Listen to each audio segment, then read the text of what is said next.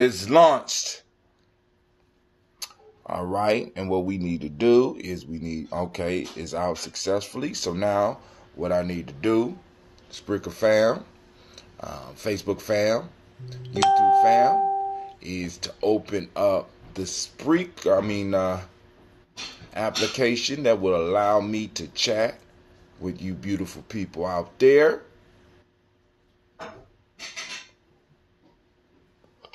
Let me know, those that's out there. Let me know if you get the signal.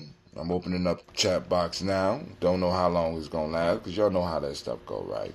We know how it all go down, right? Everything moves slow. So let me pick my hair while I'm waiting for all this to come up. Family, in the last 2 days, I feel like I've been working the Uber. You know what I'm saying? But it's things we got to do if we want to build, right? Oftentimes, the most thing I do, a lot of times, is here doing these shows for y'all. You know what I'm saying? Actually, for us. I want to thank everybody that joined us yesterday.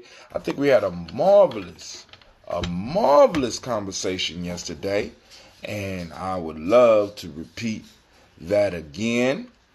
I'm still waiting for the chat to come up, so we really won't start too much. Well, actually, that gives me time to, first off, welcome, because we already did it for the Spreaker family, already got it. But family, I want to welcome you to the congregation of the mighty. This is Giami Journey Media.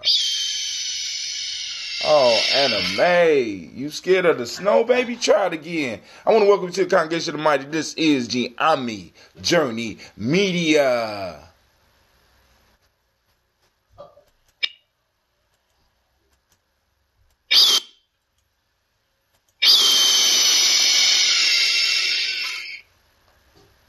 Anime, from here. Damn. This is a Heart of a Simba production. And of course, this is the Daily Toast, where we do nothing but strive to blow up your old paradigm.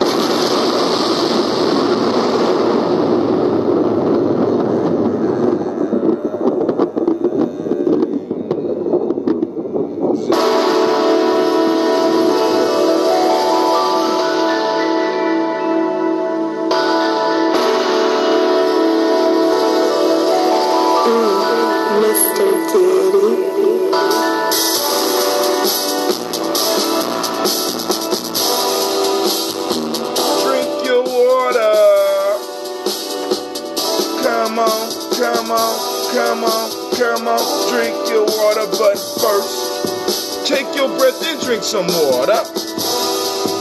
Take your breath and drink some water. Take your breath and drink some water. Take your breath. Drink.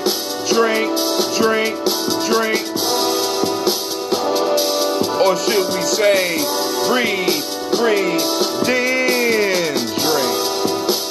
Now, come on, family, listen now. Grab your glass full of that water. Put your hand on that water. Twist your cap off that water. Now pour your water. Drink.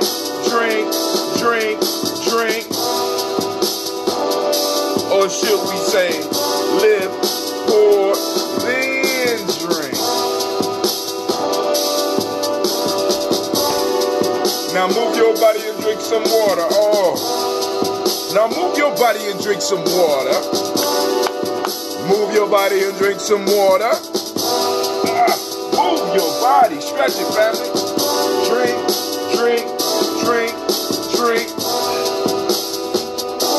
Or should we say, move, then drink.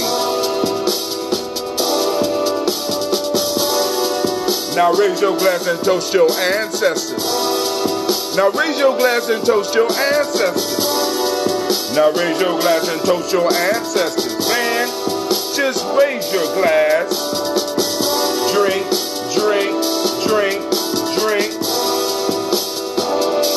Or should we say, live, toast, then drink. Man, now watch. your breath and drink some water. Lift and pour some water. Move your body, drink some water. Raise your glass and toast your ancestors. Breathe, live, move, toast. Or breathe, drink, eat, move.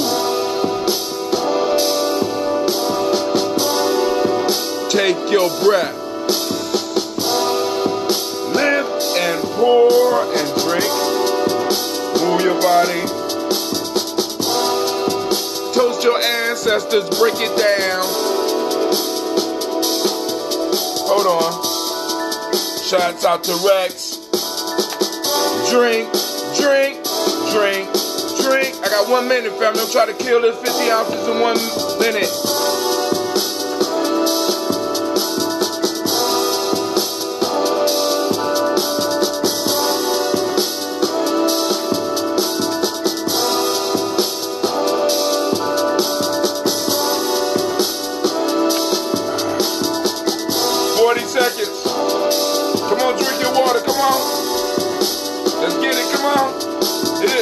This one is the second most important thing.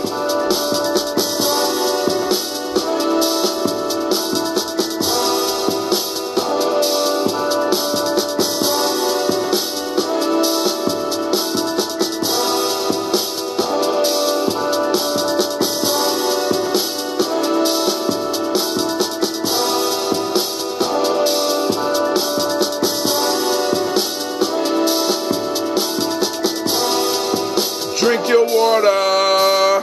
Dang! Almost did it, family. We moved up from the 30-something ounces to the 50-ounce bottle, and I have not been able to beat the bottle yet. Oh, my God. All right, family.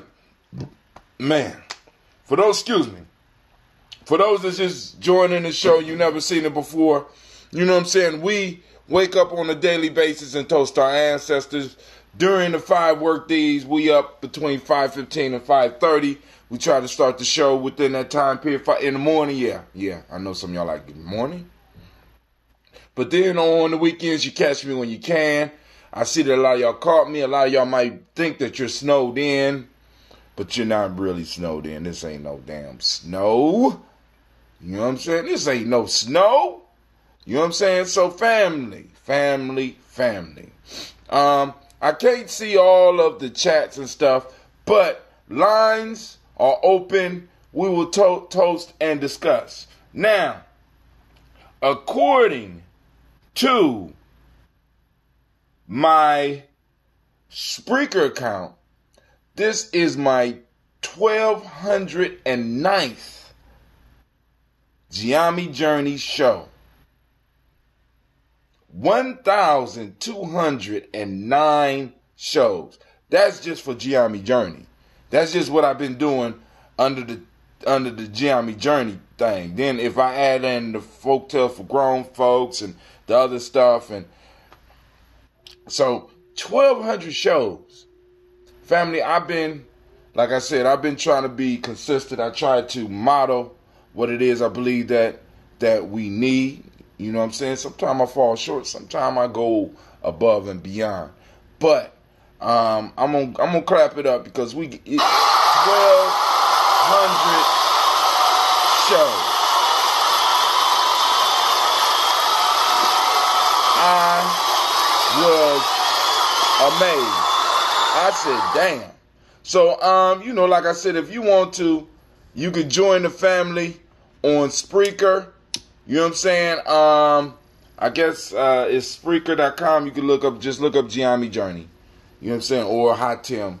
One or the other. And you could join us on that. And the beauty of that platform is that you could roll and listen, not have to worry about looking at the facial expressions and shit like that. You could just download it and you can listen. You know, you can listen directly through Spreaker. It'll ding you every time I come up. And podcasting is the thing that I originally started doing. Now I do love the Facebook piece. I love the Facebook and being able to stream. I love that stuff as well. And I want to thank all of y'all that have been supporting me over this time. So we're going to finish up this water. We're going to do the toast.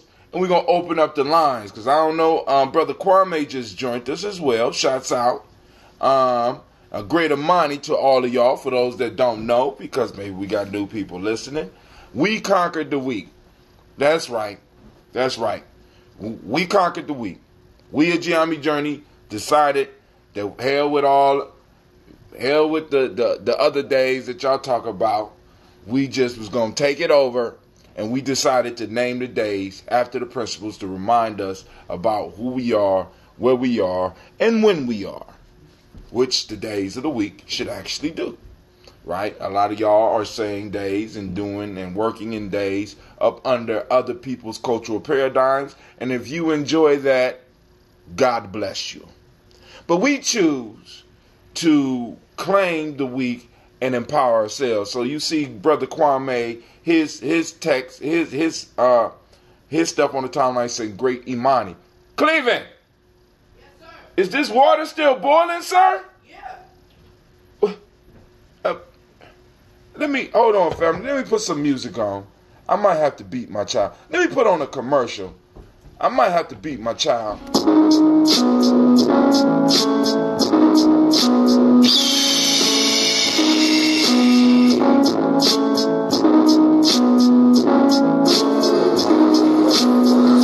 Giammi man, I was born for greatness. My greatness comes from my potent sinner. I pledge to find and connect with my sinner. I pledge to heal my spirit, mind, and body. I pledge to use my hands to build a better world for myself, my loved ones, and my community. I pledge to use my mind to think deeper, further, and higher to create a better reality for myself. I pledge to live my life and go beyond all my self-imposed limitations. I pledge to promote the principles of the Giammi warrior and to assist all those seeking the path of success. I pledge all these things first to myself, to teachers, to all my relations, and to my higher power. I am Giammi. Ashe. That is the Giammi pledge that is said by all of our true members at least once a day. Peace and welcome to our YouTube channel. Check out our videos and podcasts. Subscribe as well as join the journey. Push past your self-imposed limitations within the Giammi journey. Peace.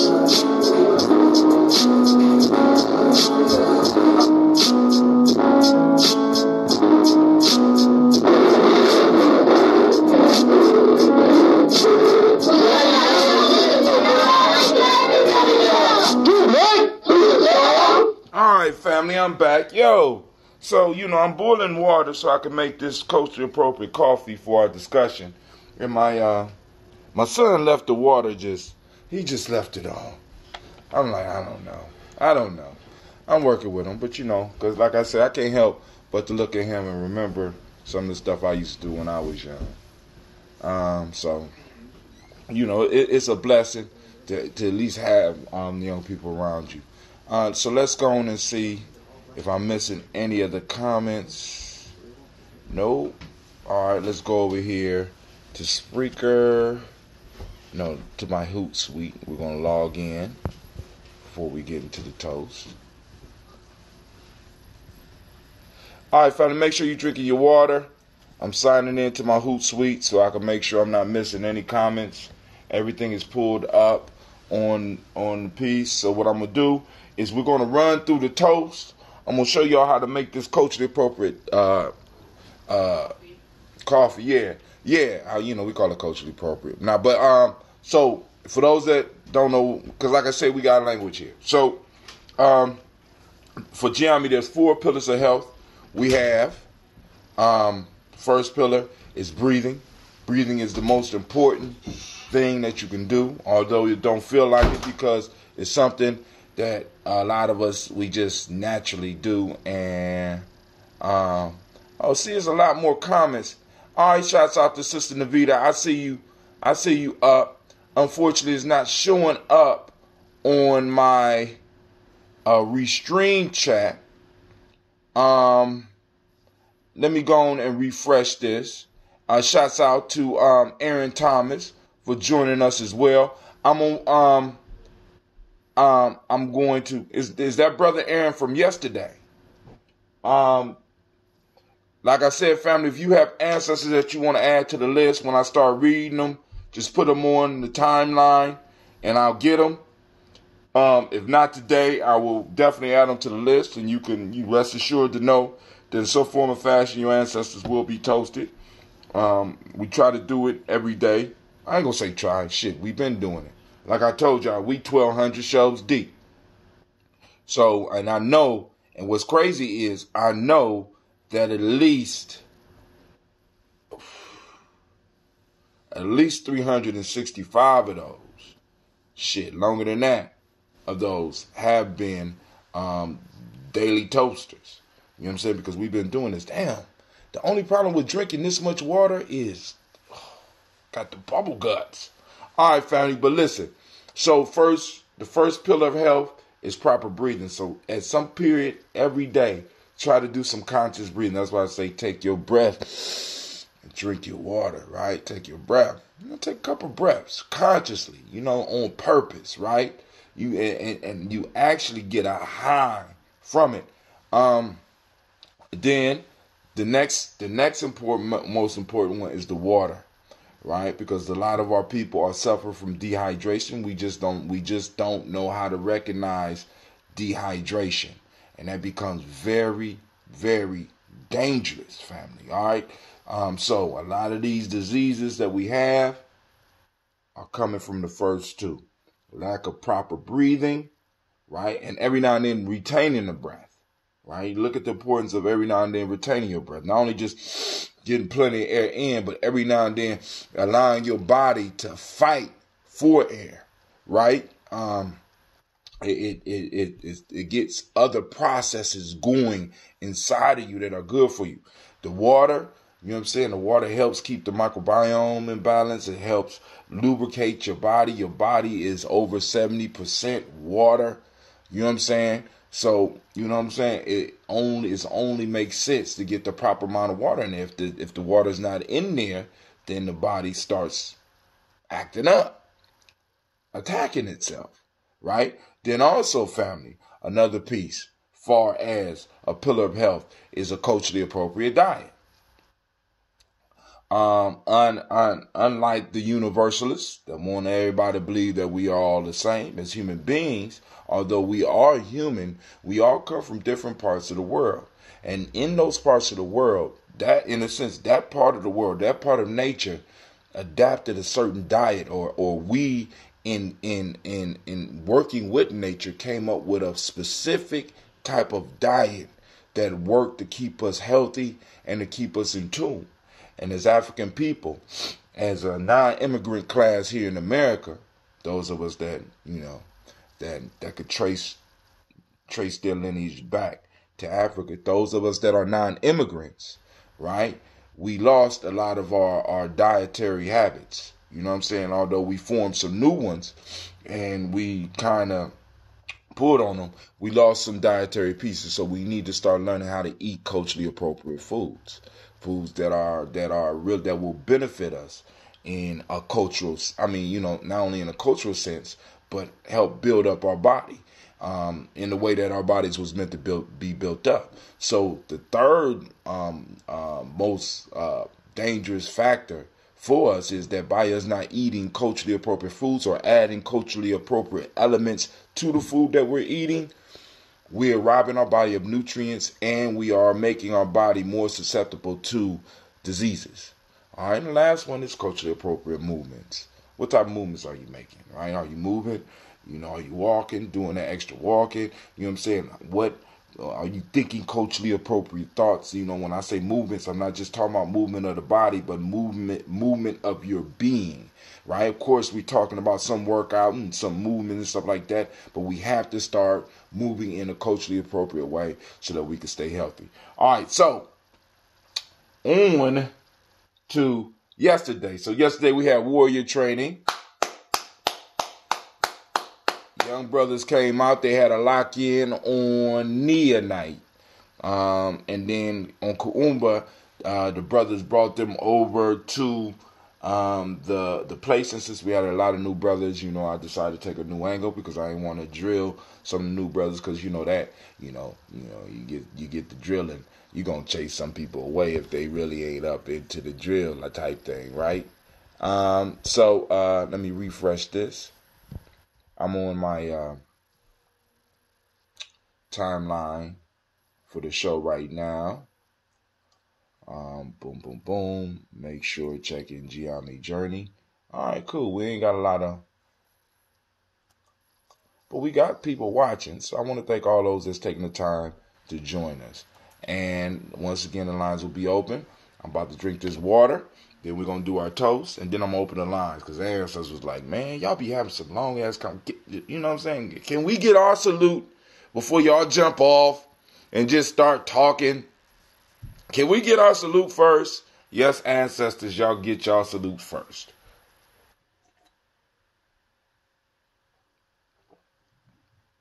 What a beautiful thing to start your day with some water. Although I started with some cranberry juice, I ain't gonna lie. I had some cranberry juice left over from yesterday. Thanks to my sister Tylese, who also supplied that cranberry juice with, it was the side to the vodka that she provided me, her and her husband. Shouts out. Oh, it's Tylese and Dwayne's wedding anniversary. So shouts out to Tylese and Dwayne, my sister, and her husband. Congratulations.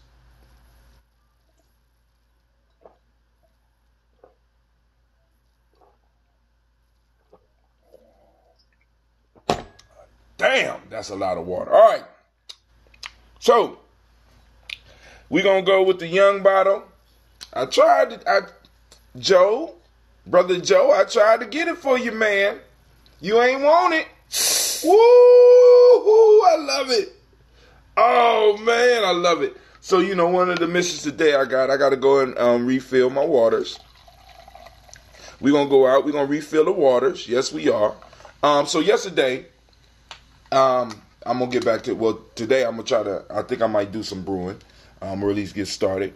But then, yesterday, one of the things that I did, we only did one thing. So when they came in, because at first it was only a few, so I said, maybe we could go see the new Dragon Ball Super movie. I said, nah. But then too many of them came and said, I'm not about to break my pockets like that. Speaking of that, I got to pay my dues to Gianni today. But anyway, So I sat down and I talked to him about, because Quates put it on my mind, myth, legend, fables, and the modern day myths, legends, and fables, since the majority of my especially young men, they love the anime. So what I did was we went through maybe about the first 3 or 4 shows of Young Justice, and I had them looking for the key elements that make up a good story, which also makes up the hero's journey, which also makes up the rites of passage that each individual goes through. And I'm trying to get them to start learning to be, in a sense, symbol literate and be able to identify the hero's journey, right? So that they know where they are in their life, and they know when they're watching a movie where they are and what messages they should be looking for. Right? Because when we put our young people in front of these devices, we need to at least get them to know, let them know, first off, we got to go and help them to start understanding there is a principled way to live. There is a culturally appropriate way to live. As African people, we have always based our existence on principle, right? Principle. These principles have to be able to be applied. You understand? And used. And when something is operating outside of the principle, we have to go and change the action, right? Now, also, when they are watching these movies, we want them to start recognizing the hero's journey or the very rites of passage piece that they're going through, because that's what makes a good story. And that's also what makes a good man and a good woman when they go through these processes, right? So what is that? You have first the call, then you have the separation, then you have the initiation, then you have the reintroduction, right? The call is when an individual first receives the challenge or the call to adventure. Very, very basic. You see this in all movies. There's some type of call, but then there's two types of hero. You have the reluctant hero, you have the hero that accepts the call. Alright? Boom, we got into discussion that. Then there's the separation, where the hero or the individual that's going on the separation separates themselves from the old world they knew and moves into a new world. Once they get into this new world, boom, the hero runs into the initiation process. And this is where the adventure starts. This is where they learn new skills and gets new things. And within the initiation and through the initiation, there is a death. Either a symbolic death or an actual death that causes a rebirth to where the hero is new, and the hero can be reintroduced to the world after they complete their adventure, after they complete the initiation. With that comes the reintroduction back into normal society where they're able to bring it, which causes another cycle of events because the people are not ready for the new information that the hero brings to the world. You know what I'm saying? You be like, brother, what that got to do with us as black people? That is the process that we develop to take our young people through. The call, you become of age. Now it's time for you to become a man. We separate you from what you knew. We reintroduce you to we introduce you to a new world. In that new world, you are initiating. You're brought into manhood, and you're given the secrets of manhood. You're given the rights of manhood, and the old you, the baby you, dies. And when you emerge as the new you, we reintroduce you into society as a positive force and a positive being in the community that's helping keep the legacy going. You understand what I'm saying? So you see why it's important for that large chunk to be taken out. You understand? Because this brings a person into the culture. So now, if you have this going on inside of a society, I want you to understand this. This goes on inside of a society. You can have one of these per culture. You understand what I'm saying? It needs to bring you into line with the culture that you exist in. So if you conquer a people, if you enslave a people, you have to cut this out of them, throw it away, and put your shit in, so that they will come through and be able to serve your society. And this is what happened to us, and this is why a lot of our young people start breaking off and start forming these little gangs and stuff like that. This is why this is why we have some of the behaviors we have, because our young people intrinsically, instinctively know that what they are being prepared for is not to their benefit. So they go and do something else. And I know some of that stuff is counterproductive, or at least we perceive it as counterproductive to the community. But they're trying, or they're looking for something that should be natural for all people, except for sick people, except for lost people. You know what I'm saying? Why are you know what I'm saying, rather looking at, damn, them is military troops. You know what I'm saying? Shit, that's the... You know what I'm saying? I'm looking at it like, goddamn, I understand. Yeah, but you doing some dumb shit, but I understand, right? So now, how do we plug that back in? And that's part of the reason we came up with Giammi Journey, and then first the underground, well, first Mac, then underground, then Giammi Journey. You know what I'm saying? Then Giammi Journey, and now Giammi Journey Media. You know what I'm saying? The constant separation, initiation, reintroduction, separation, initiation, reintroduction. Each time one of those groups was started, it was a different process or a different adventure that I was going through. Right now, we are looking for a family with cultural rituals and etc. That's exactly what they're looking for. That's exactly what they're looking for. And it has to, in a sense, make sense, because they are in a hostile environment. So how do you respond as a group to a hostile environment? I'm being raised up in an environment where it seems like everybody's against me. Now, this is another important piece, right? So in the bastards of the party, what you start to understand is that those young people got together for mutual protection. the beginning when we talk about street. I mean, because we want to blame the young people for this shit, but I want y'all to understand this that shit went back almost to the 30s, if not earlier than that. They got together for mutual protection because the West Asians were attacking them, right? And maybe even some brown folks, some of our brown cousins was attacking us, right? So we got together for mutual protection. Now, when white flight started to happen, what happened was a void was there. But yet you had these, in a sense, militarized young people. So what started to happen was the young people did what young people do. If there's nobody to fight, we'll find somebody to fight. There was no defined enemy for them, right? Because a lot of times older people turn away from the younger people because the young people are doing activities that, because we as older people don't recognize. We don't recognize a military formation, right? Because that's not part of the cultural framework we have been indoctrinated in. Oh, that's dangerous. Oh, boom. We don't understand the military, the necessity of every people to have a military. No, white man gonna protect us. They're gonna protect us, right?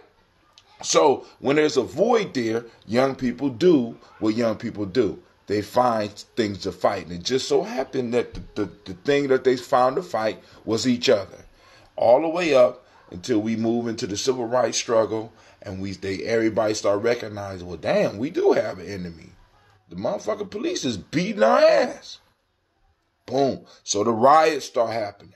And then all of a sudden, all these separate groups that was beefing amongst each other were able to be brought together. So family, one of the major things that we have to be clear on when we're working with our young people is who the enemy is. Listen to me, because this not only sparks just the warrior aspect in the fisticuffs, in the gunning and the knifing and shit. It also invigorates the warrior aspect in the mind. Can you feel? Do y'all feel me? Right? So I won't bore y'all with that right now. So one of the questions I'm throwing on the table is, as a people, for far as the call-ins, let me check, make sure nobody is up on the line right now. Nobody on the line right now. So we're gonna do the toast. But one of the questions that I want to deal with if people call in is, do we need government? Just starting some shit, because I'm ready. Do we need government? All right, because I'm seeing posts about what Marcus Garvey did, what the Nation of Islam did without government, and I want us as Giame, I want us as tribe and friends of the tribe to sit down and have this discussion so that we can go and be very clear on whether government is needed, because I have a definite view in this, and I want to share my view, and I want to hear other people's view, because I'm always I believe that we learn from each other, and the only way we're gonna learn is by asking challenging questions. Right? A lot of us, we stop asking questions, and that might be one of the issues with many of our lives, because we're not asking some of those questions. And it kind of makes us uncomfortable when we run into some young people that's asking questions, because we don't know how to respond to questions, because we're not asking them, and we don't think that they should ask them. You know what I'm saying? Oh, here go. So Jay Ross is us. Okay, so Jay Ross is on the line. Okay, I'm gonna open the lines. What's up? What's up, Roosevelt? Word? What's going on, Papa? You know what I'm saying? Shouts out to my cousin. I'm going to open the lines. Let me do the libations first, because I see you already ready to start some problems, Mr. J. Ross. Everybody give J. Ross deserves a round of applause, because she brings it when she brings it.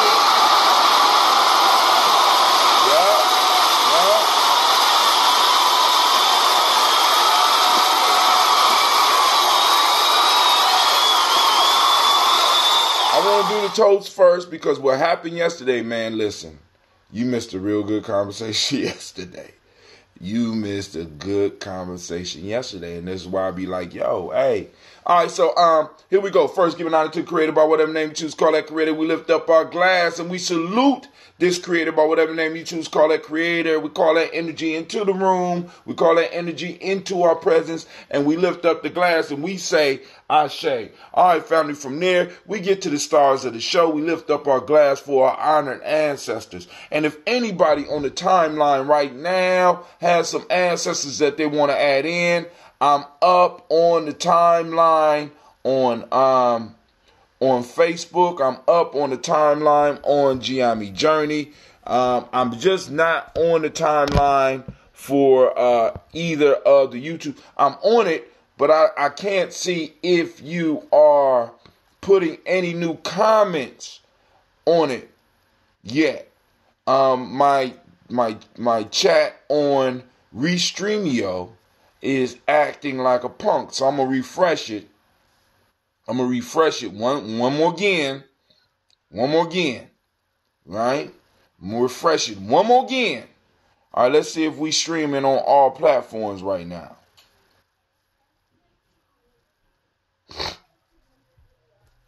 All right, but we just called the creator. Let's get the list for our ancestors. All right, we got 2 people on. See, that's what I was saying. I can't even see the comments from our family on YouTube right now. So, family on YouTube, give me a second to try to make sure that I am able to. We gotta wait for the chat to pop up. So those on YouTube now, one of the things you can do is I'm gonna open the call-in lines. You'll be able to get on the call-in line so I can hear your comments. Or you could go to our Spreaker app, or you could find Giami Journey on Facebook. All right, because we're streaming live on there, and I'm receptive for your messages, and I want to make sure that I get everybody's ancestors. Listen, family. So we're toasting those upon whom shoulder we stand. Those ancestors that made it possible for us to be where we are. Those individuals that took care of us.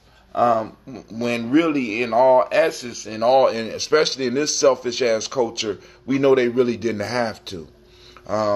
Those individuals that picked us up when we fell down. Those individuals that prayed for us when we needed. Those individuals that listened to us even when we were sounding foolish. We want to raise our glass to those individuals that gave us treats when we didn't deserve them and gave us hugs when we really didn't deserve it. Right? We want to lift our glass up to those ancestors, and I got a large list of them, family, and I thank y'all for trusting me with this service.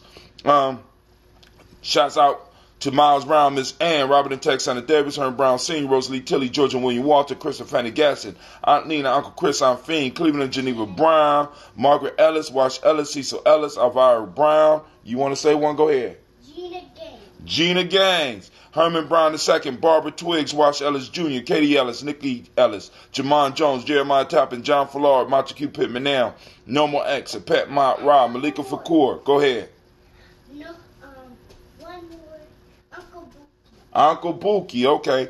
Dr. Marianne Williams, Kojo Kamal, Elder Farmer, Elder Millie Dixon, Tony Clark, Pastor Yusuf Weston, Elder Ajani, Elder Ron Coleman, Elder Robert Donaldson, Alfred Brofro, Hector Jr., Jay Edwards, Carla Harris, Grace Lundy, Inez Harris, William Bill Moss, Phyllis Rose, Sterling Lucy Wright, there, Gail Pullian, the Luxter Brothers, Miss Edith Brooks Crawley, Miss Marie Nelson, Mr. Frederick Crawley Sr., Miss Jerry Brunson, Mr. Alonzo Johnson, Miss Marie McDowell, Janet Foster, Charles Jordan, Kel Smith, Walter Smith, Richard Trigg, Francis Johnson, Mary Franklin, Jimmy Williams, Daniel Ford, George Gibson, Nana Loretta Clark, Inez McCrae, Fritz Clark, Frankie Justice, Katie Justice, Derek Renderman, Virginia Rogers, Reverend James Smith, Lois Henderson, Calvin Spratling, Mary Elizabeth Walker, Raymond Walker Sr., Sarah Jane Carter, Michael Ford Jr., Kellen D. Russell, Susie B. Smith, Teresa Clay, Melvin Dale Hodge, Melvin Dale Hodge Jr., Herman Copeland, Mildred Copeland, Jenny Clay, Bird Beatty, Sarah Well, Levita Farmer, Agosa Sue, Cheryl Harvey, Aunt Charmaine, Aunt Evelyn, I. Evelyn,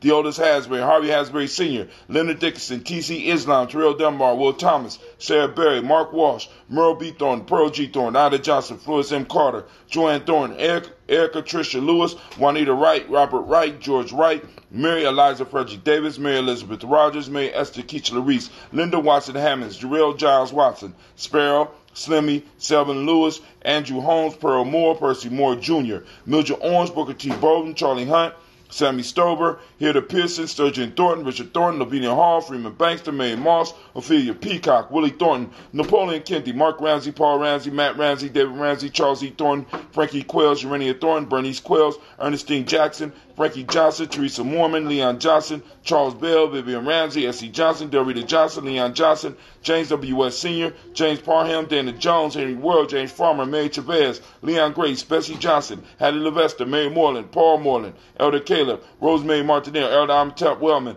Fred Douglas Triggs Sr., Delma Triggs, Thomas and Lula Berry, Lacey Eleanor Howe, Frankie Russell Davis, Fred Douglas Triggs II, Vina Triggs, Reverend Eddie Moore, Helen Fuller, Eugene Jackson Sr., Richard Ellis, Silas Alexander, Charles Maxwell, Percy May Alexander. Yes, baby. Is this yours? Yes, that's mine. Why, you want it? Okay. I can have it? Yes. Come here. Let me set it up for you. Okay. Whoa, already. All right. You just put it in the microwave like this. Put it on for 3 minutes. Okay, 3 minutes. I'm going to start at David Ramsey, Charles E. Thornton, Frankie Quells, Urania Thornton, Bernice Quells. Make it 4 minutes. 4 minutes, Sasha. Ernestine Jackson. 4 minutes, yes. Frankie Johnson, Teresa Mormon, Leon Johnson's Real Life Here, GMB Journey. Charles Bell, Vivian Ramsey, S.E. Johnson, Dorita Johnson, Leon Johnson, James W. West Sr., James Parham, Dana Jones, Henry World, James Farmer, Mary Chavez, Leon Grace, Bessie Johnson, Hattie Levester, Mary Moreland, Paul Moreland, Elder Caleb, Rosemary Martinez, Elder Amitep Wellman, Fred Douglas Triggs Sr., Delma Triggs, Thomas and Lula Berry, Lacey Eleanor Howe, Frankie Russell and Davis, Fred Douglas Triggs II, Vina Triggs, Reverend Eddie Moore, Helen Fuller, Eugene Jackson Sr., Richard Ellis, Silas Alexander, Charles Maxwell, Percy May Alexander, Arthur Reynolds, Stanley Lockhart, Ricky Lockhart, William Lockhart, Woodrow Lockhart, Brenda Porter, Deacon Hargrove, Carla Sawyer, Andrew Parker, Doris Donald, Ellis Murphy, D'Amico Russell, Dillimon Ayers, Jean and Ruth Jones, Jana Callahan, William Walter West, Nigella Parrish,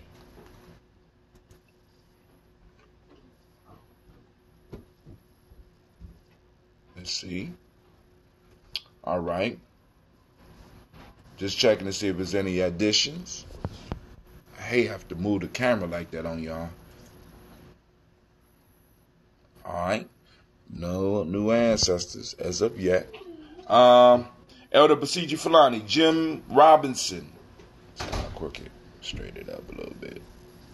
Jim Robinson, Gladys Johnson, Valerie Clark, John and Mary Sullivan, Dirk Johnson, Antonio Johnson, Delise Waters, DeFridas Hines, Inez Bostic, Edna Bostic, Winifred Scantleberry, Wilson Hadley, Elma Hines, Phyllis Lee, Eugene Spratling, Calvin Spratling, Charles Wooden, Penny Brown, Roy Lee Printup Jr., Miriam Johnson, Wilbur Longmire, Edith Catney, Janice Carter, Michael Carter, Leon Pina Carter, Margaret Carter, William Carter, Lisa Jordan, Charles Lee Mosley, Dorothy R. Blair, Ransom Evans Sr., Sam Evans Sr., Nalon Blair Sr., Edward Stevens. Ladies, after you get there and eat, you need to take a bath.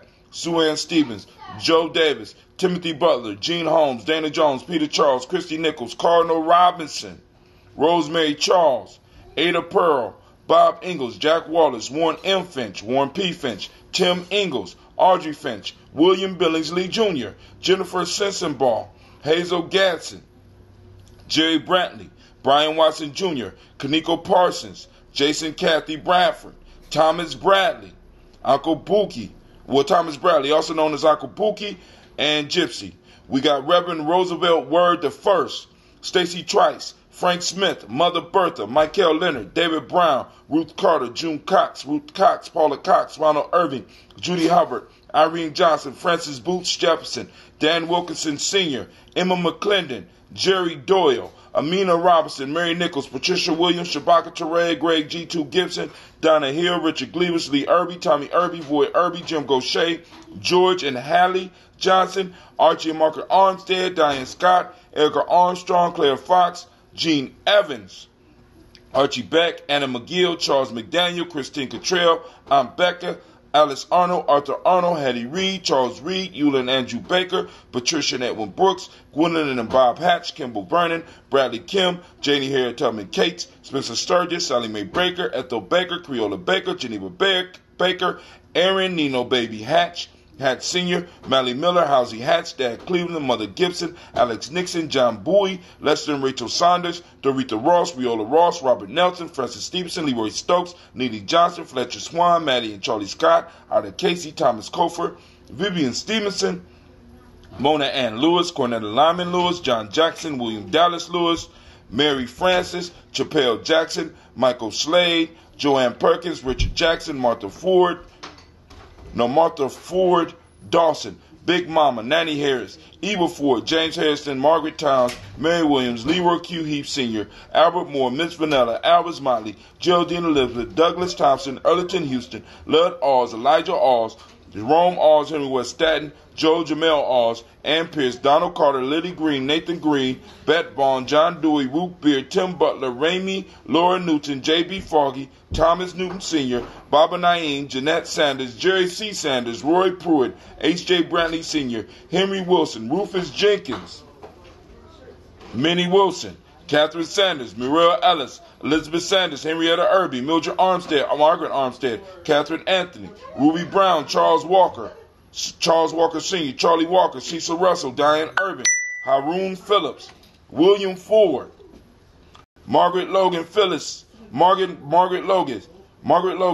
Barnett, Lee Urban Sr., Michael Urban, Ozella Watson, Hugo Watson, John Caldwell Sr., Robbie Lee Caldwell, Nevaeh Mitchell, Ron McCormick Sr., Sabrina Easley, Rayshawn Easley, Javea McCormick, Barbara Ann Reed, Dorothy Ann Reed, John Reed, Shekum Aha Reed Jr., John Reed Jr., Patricia Reed, Edward R. Benson Sr., Ethel H. McNair, Lois Fernandez, Jacqueline Broadus, Reginald Oliver, Mazarine Colford, George Swan, Imani Grayson, Charles Scott, Charles H. Scott, Michael Morgan, Charlene Morgan, Sybil Edwards McNabb, Annie Ferguson, William Ferguson, Shelby McClendon. Why is my damn door open?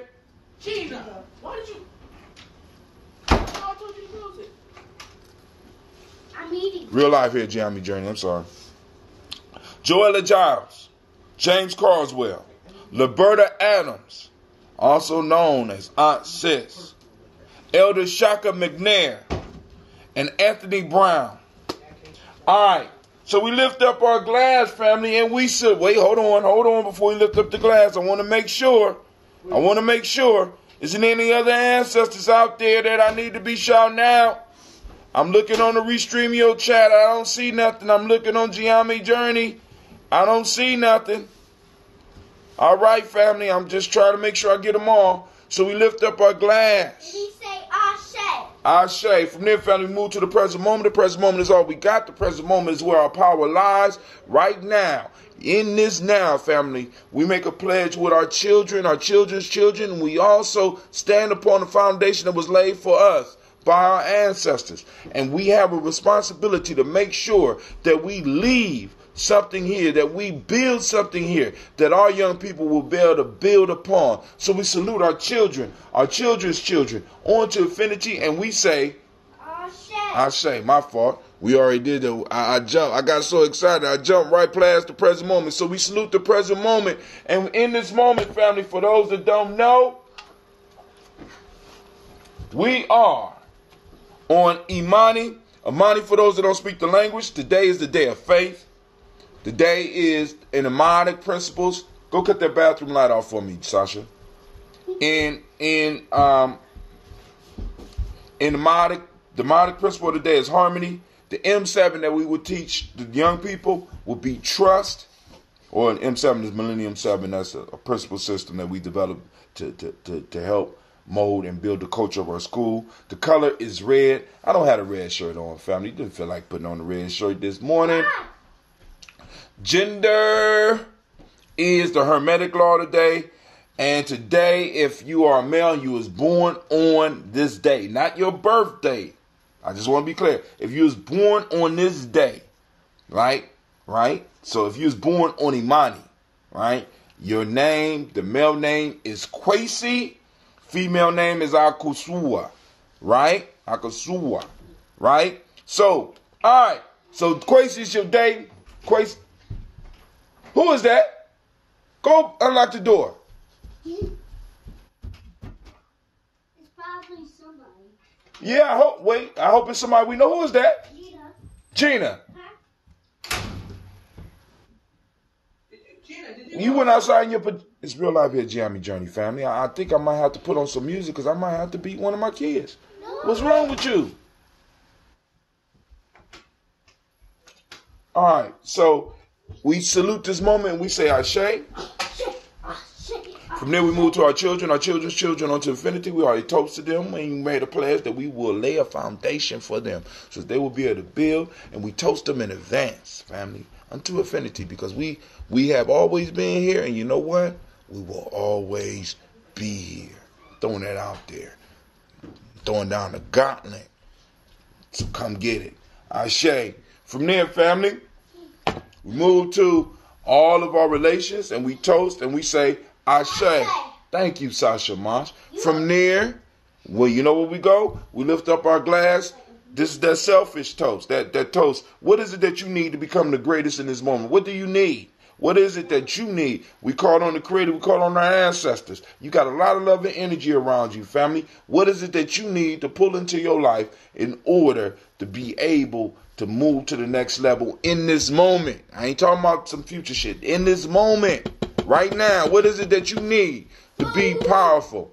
We lift up our glass. Sasha said food. All right, so we throw up, and last but not least, I want to toast the most beautiful, most powerful, most inspiring, most uplifting individual in the room. And don't be looking around. I'm talking about you. I'm toasting you, and I say Ashe, Ashe, Ashe. All right, let me take a sip.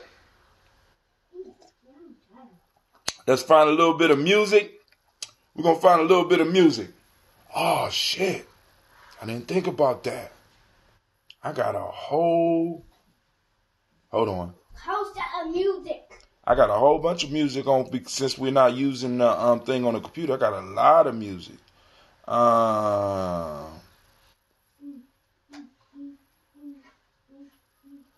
right. All right, cool. So I'm going to keep on talking for a second. I'm going to stall y'all for a second. I'm stalling y'all out for a second. Hold on. Because I can see the chats for Spreaker. And what I want to do is, boom, we're going to go, for those that don't know, Spreaker is streaming. I want to use the web console. Boom. Click it. Bringing up the web console. Oh, shit. They won't let me use the web console unless... Oh, that's so messed up. Oh, man. All right, I don't want to do that. Because then I would have to broadcast, so I don't want to do that. So, we just going to find us a tune. One of the old ones that y'all done heard. Let's see.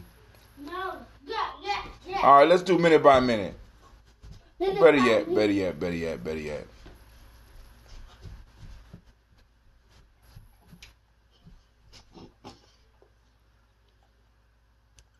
Yeah. I thought I had Shechem shit on here. We're gonna play. What is this? All right, we're gonna play Ashibu. Brothers and sisters, take a little time to really look at one another, then ask yourself, can you bring me a can we really afford to lose one another? We must understand that we are all we got. We're forgetting our past, blinded by crack and gun smoke. We must turn that mess around and make the other man show. Go ahead, Ashibu. He was about 19.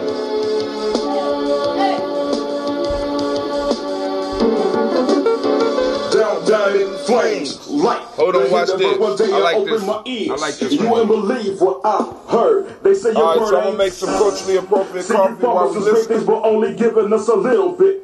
I keep your Star Stripe hat This as a is souvenir. a The French uncle press. is dead, but I'm not even gonna shed a tear. See, right now you're the big fish, but I'm the genie in the land, and you get no wish. Clearing out all the Usually coffee. you get 3, but I'm taking 1 plus the 2 that you owe me. It's so hard to feel proud. Now, While I said it to you, coconut oil. you're still talking loud. I'll Culturally never get on the boat with the Just man. gonna make it. Boom. Because it reminds Throw a me little of bit that up in great there. master plan. Oh, I haven't forgotten the last cruise we took. We ended up picking cotton. You tried to bring gonna me throw down a little like a bit of sucker, ambrosia in there, but right? I survived to take back what's mine, your That mother. ambrosia coffee. So repay your debt to us. Mama so light, cause all the nuts that you busted, you violated our blood and plagued us with acne. So who's the real savage race? Please tell me, what race is really your mind state? So the mess you bumped up is the mess you're gonna have to face. See why I'm so upset? Because you brainwash my people, talking up the side of your neck. So I just sit back and light up a stand so to deal with the pains and the rage in the ghetto.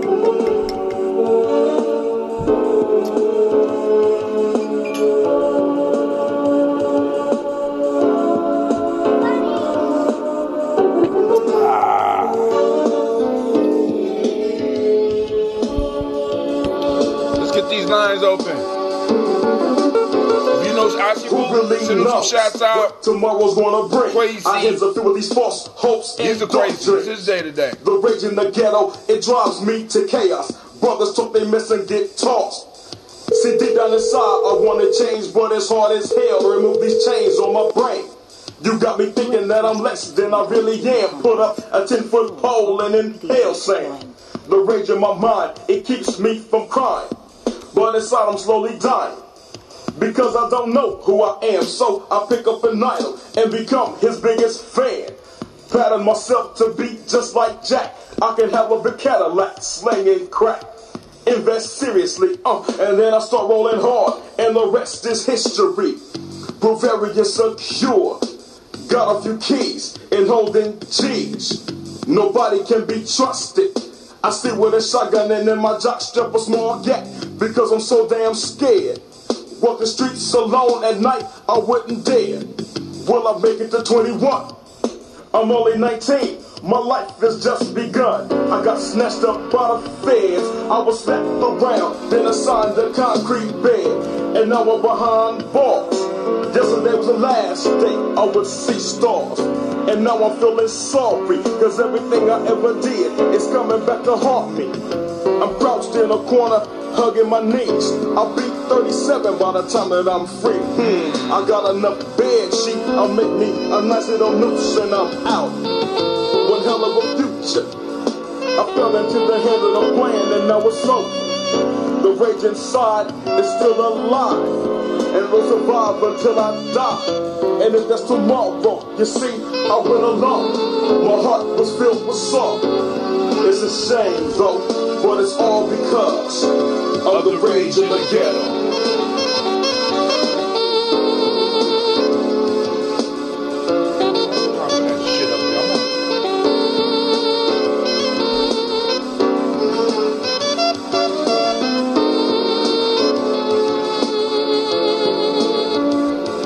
We did this shit when they still hot.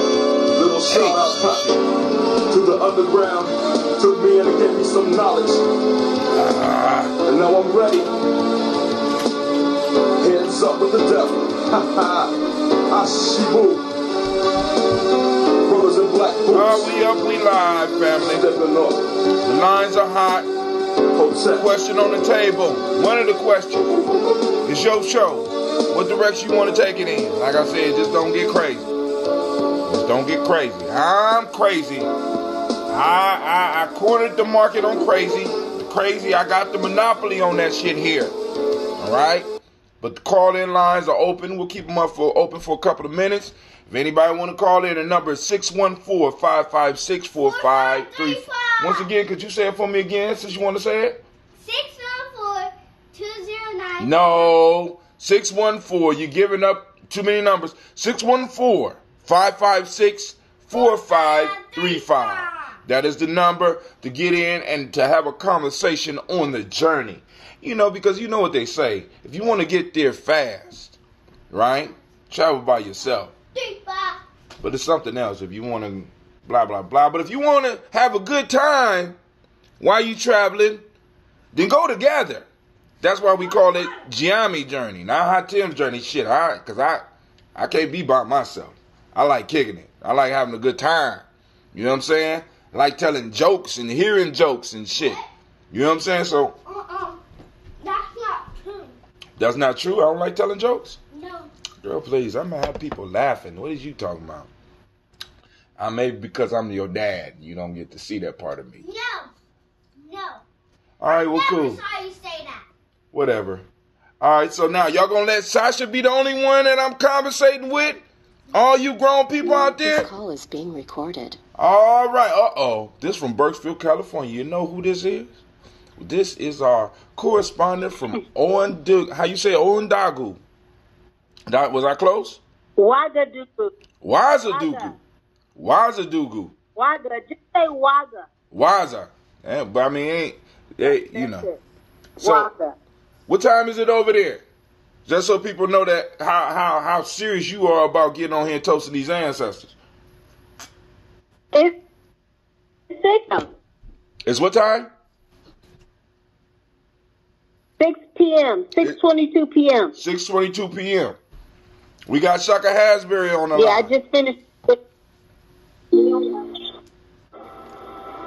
So, but now, and I did get the message that you sent me, and I'm gonna find a way to share that so that people can get that on our timeline. I gotta, it's hard for me to read on the screen, so I'm gonna have to print that out to read it. But while you here, while you here, can you tell the people a little bit about what you sent me? Oh, I'm so happy to do that. Okay, can I tell you the backstory? Yes, I mean. So, I'm a teacher. You know, I work here in Ouagadougou, and I was talking with a substitute teacher, and it's so funny because my daughter is also a teacher. She works in the States as a teacher. She's a young, college-educated kid. And so I was talking to her, and I was like, yeah, I was talking to a substitute at my school. And she goes, oh, my God, what kind of substitutes would they have in Ouagadougou? I said, well, this substitute teacher happened to be educated at Yale University. And I had a very intelligent conversation with them about the environment. They have a degree in environmental studies from Yale.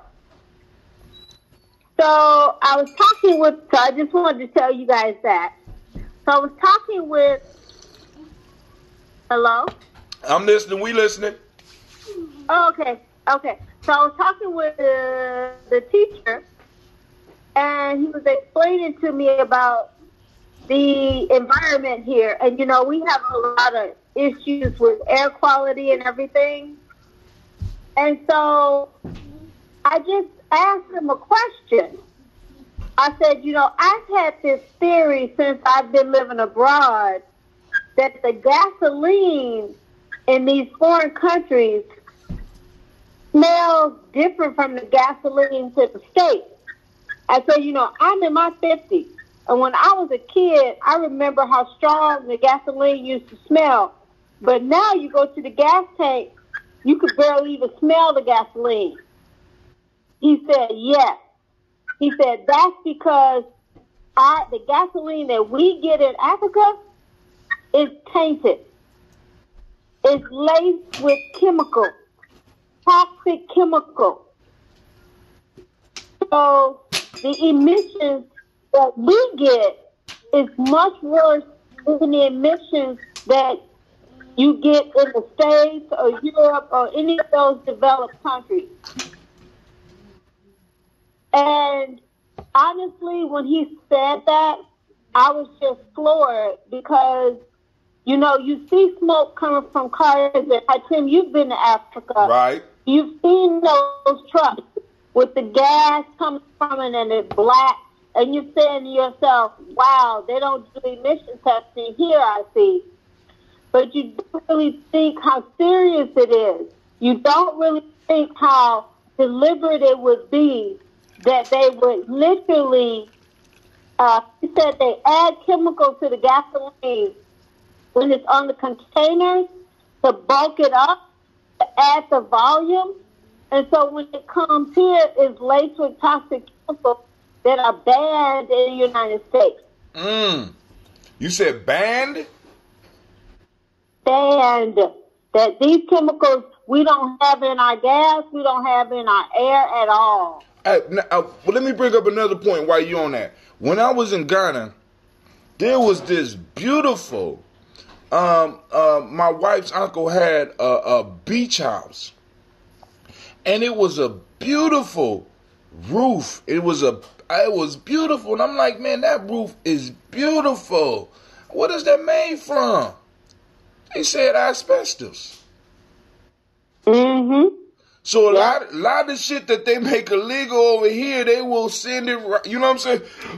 They will send it right over to our folk family. It's like a lot. So this just going, I just wanted to stress that because them putting illegal chemicals in the gas is not surprising. And we know that, like I said, in order to have a successful civilization, somebody else outside that civilization have to fail. Or even better, if you have people inside of the civilization that can accept failure and not rebel, that's even better. But go ahead, keep on going. No, I'm glad you mentioned that because that's kind of like me. You know, I go to different places, make observations, but we don't have the evidence to substantiate it. We just be like, that's interesting. And again, I was in Malaysia, same thing. There was a classroom that they used asbestos tile. Yeah. In the classroom. They look good, don't they? And they were saying, yeah. You know, they were saying, yeah, we're using asbestos. This is good. And so we're like, no. No, it's From not. my point of view, that's actually very bad. Right. But to me, you know, air is something that you can't protect yourself from air. You can't, I don't care how much money you have, you can't shield yourself from the air you breathe. So for them to dump these chemicals here, when if they didn't do that, the air quality in Africa will be good because, to be honest, they don't have a lot of industry. So if you don't have a lot of industry, you shouldn't have a problem with air quality. True. I mean, that makes too much sense, though, right? Yeah, but at the same time, look what we have. And then I was talking to another guy. I hate to talk too much, but I was talking to another gentleman today. I ran into a man, and he had lived in the United States for 40 years. And so I was just talking to him, and he's here, retired, and he was basically saying that pretty much all the vegetables, the fruits and the vegetables, the watermelons, the carrots, the potatoes, the onions, pretty much they're all GMO. They're all genetically modified. All the seeds are genetically modified. Wait, stop. Say that again. Say that again? Yeah, no, really. Pretty much all the produce, like the carrots, the tomatoes, the potatoes, the things that you eat that are kind of like standard Western vegetables that are also a part of African foods are all genetically modified seeds. Damn. Even a yam? No, see, that's local. Okay. All the stuff that come in. Okay, all right. Tomatoes. But now, you know, African food has changed a lot. So they eat carrots, they eat potatoes, they put tomatoes, they put all that in their food. They eat that just Right. like people eat it anywhere else. But and it's all genetically modified. And I had a hunch. Again, you know, not knowing the data, not taking the time to research it, because I lived in Mauritania also. I was in Mauritania for 4 years. And Mauritania, if you don't know, is it's a Sahara country. So it's pretty much in the Sahara, but it's also on the west coast of Africa. And they don't have a lot of farming and things like that. So a lot of their food comes from Morocco or Senegal. And the carrots that I was eating in Mauritania were literally as orange as a crayon. They were so orange. And I was like, this is not normal. And now I understand these are genetically modified. GMO. Yep. All right, family. So now this is, and now I am trying at this present time to find what she sent me. She sent me an email, and what I want to do is be able to upload it. So now this is one of the benefits of not only getting the black signal, but also being able to get on the black line. The black line, I am able to share information. But, you know, because Shaka been working with it a little bit more than me, so Shaka might know how to pull up and drop something in there, because on the black line, we can actually, while people are on a conference call, if you are linked in through your internet device, far as like Uber conference /Giami journey, you can go in. You can go in and you can actually download information that we are able to put up on here. So as we start getting better at what we're doing, and because it's important that we start sharing information from around the world, because family, y'all got to understand, we don't have just a local or even a national piece no more. We have officially become international. You know what I'm saying? Because she's the second person that started communicating with us from outside of the States. So what we're doing is reaching internationally. So now, one of the issues that they're dealing over there in the continent is, we know that they're getting our leftover shit that has been deregulated over here, and they can't use over here. They ship it straight over to black folks over in Africa, because they can't get it to black folks here because it's illegal, right? Which brings us right to my discussion. Do we need government? And then they tamper with the gasoline that they are giving to people over there. Shaka, you still on the line, my man? I'm here. All right. So I'm sitting up here like, yo, so the question that I'm asking today, the challenge that I'm throwing out today, I think I'm going to change the email address for them to get to Giami Journey. But the challenge that I'm throwing out today is connected. Boom, boom, boom.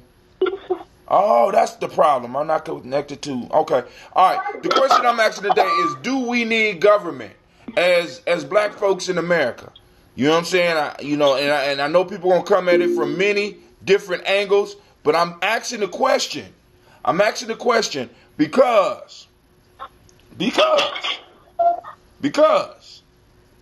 I'm seeing a lot of text from people and stuff like, Marcus Garvey was able to do it without government. Elijah Muhammad was able to do it without government. We have, boom, to pull yourself up by the bootstrap. So we need to really have a discussion on whether or not those of us that's coming from the tribe of Giami Journey, do we need government or don't we need government? I mean, have we? Well, you say who? I was about to jump all the way into it. I too. But let me slow down a little bit. Let me ask you this. Oh, but hold on, Shaka. Let me send shots out to you real quick. You ready? Yeah. Man. Yeah. Dude, you carried the torch over the finish line for us old dudes, because I sure fell asleep on Friday. and you was throwing some education down, and I can't do nothing but thank you, brother, because oh, dang. I said, oh, wow, my dog. Y'all heard that? See, this is a generational thing. So, Yeah, Shaka, I heard it. So, Shaka, I want to thank you for that because you carried it over the top, man. But go ahead. Well, what you was about to say. Oh, man. All right. So, first of all, when we look at all of struggling class America, 1 out of 10, Hatem, how many of us do you feel are so pharmaceutically and technologically dependent that without those vices, we would be able to do? For real, 1 out of 10, how many of us deal with I ain't even gonna look. You said pharmaceutically or technologically dependent? Yeah. And you asking 1 out of 10? Dog, listen. That's 9.3 on both. Listen. Hold on. Now, technologically, 9.3. Pharmaceutically, I would say I would give that a 7.5. Okay. So, and I didn't say black folk. I said struggling class America. So that, you understand what? I understand. I understand where you're going. When the lights go out, have we as a people prepared for the moment to be able to rebuild something that allows us to sustain the quality of life that we have even now with the system, with the government, with the government's assistance to live? You understand? Listen to what I'm saying. With the government assistance, because it's a lot of us that say that we're struggling out here, that we broke in all of that game, but at the end of the day, I mean, we surviving off the hands of or the assistance and the support of the government. Let's be for real. We want. You understand how many Hotep revolutionaries out there? It's like, yeah, anti-system, but hey, but I got the hookup on those food stamps right now. Hey, I got you. Hey, man, you better watch who you call her Hoteppers, man. I don't play that shit, man.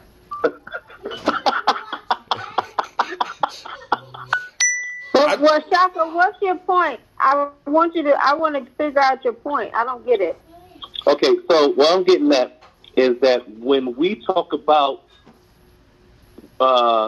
government or no government, if we are people that have prepared for the moment that the lights go out to be able to rebuild and to have the organization to be able to rebuild our communities as substantial or more substantial than what we're dealing with, then I would say no government. But we're looking at a people that when the lights go out, we'll come together to be able to. I mean, because when the lights go out, it's only 7 days before everybody's pirating from everyone. So without loyalty, honor, and sacrifice, do we really have a tribe that's going to move on to be able to build together in that chaos? Now, Shaka, I want to take it. I want to. Oops! I just dropped it on. Sorry. Are you okay? I dropped it. But now, family, because this the reason I'm asking the question. Because Shaka, you went a little bit deeper. You even taking it to like if the lights go out and there's needs out there and the people got.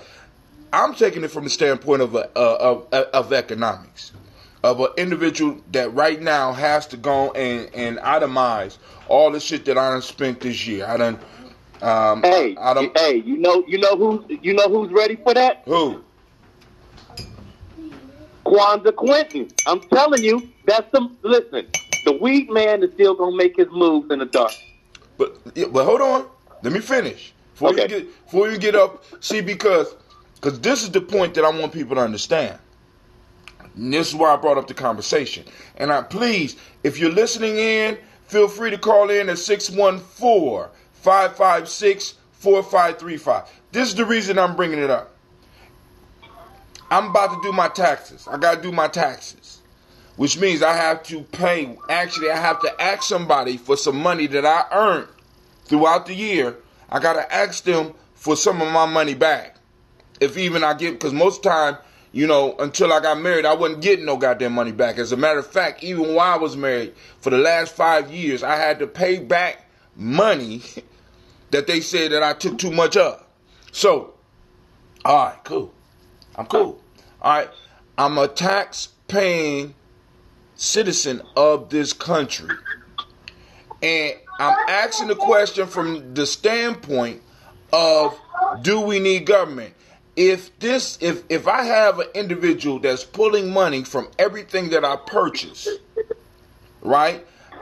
Those individuals, I believe, are beholden to me.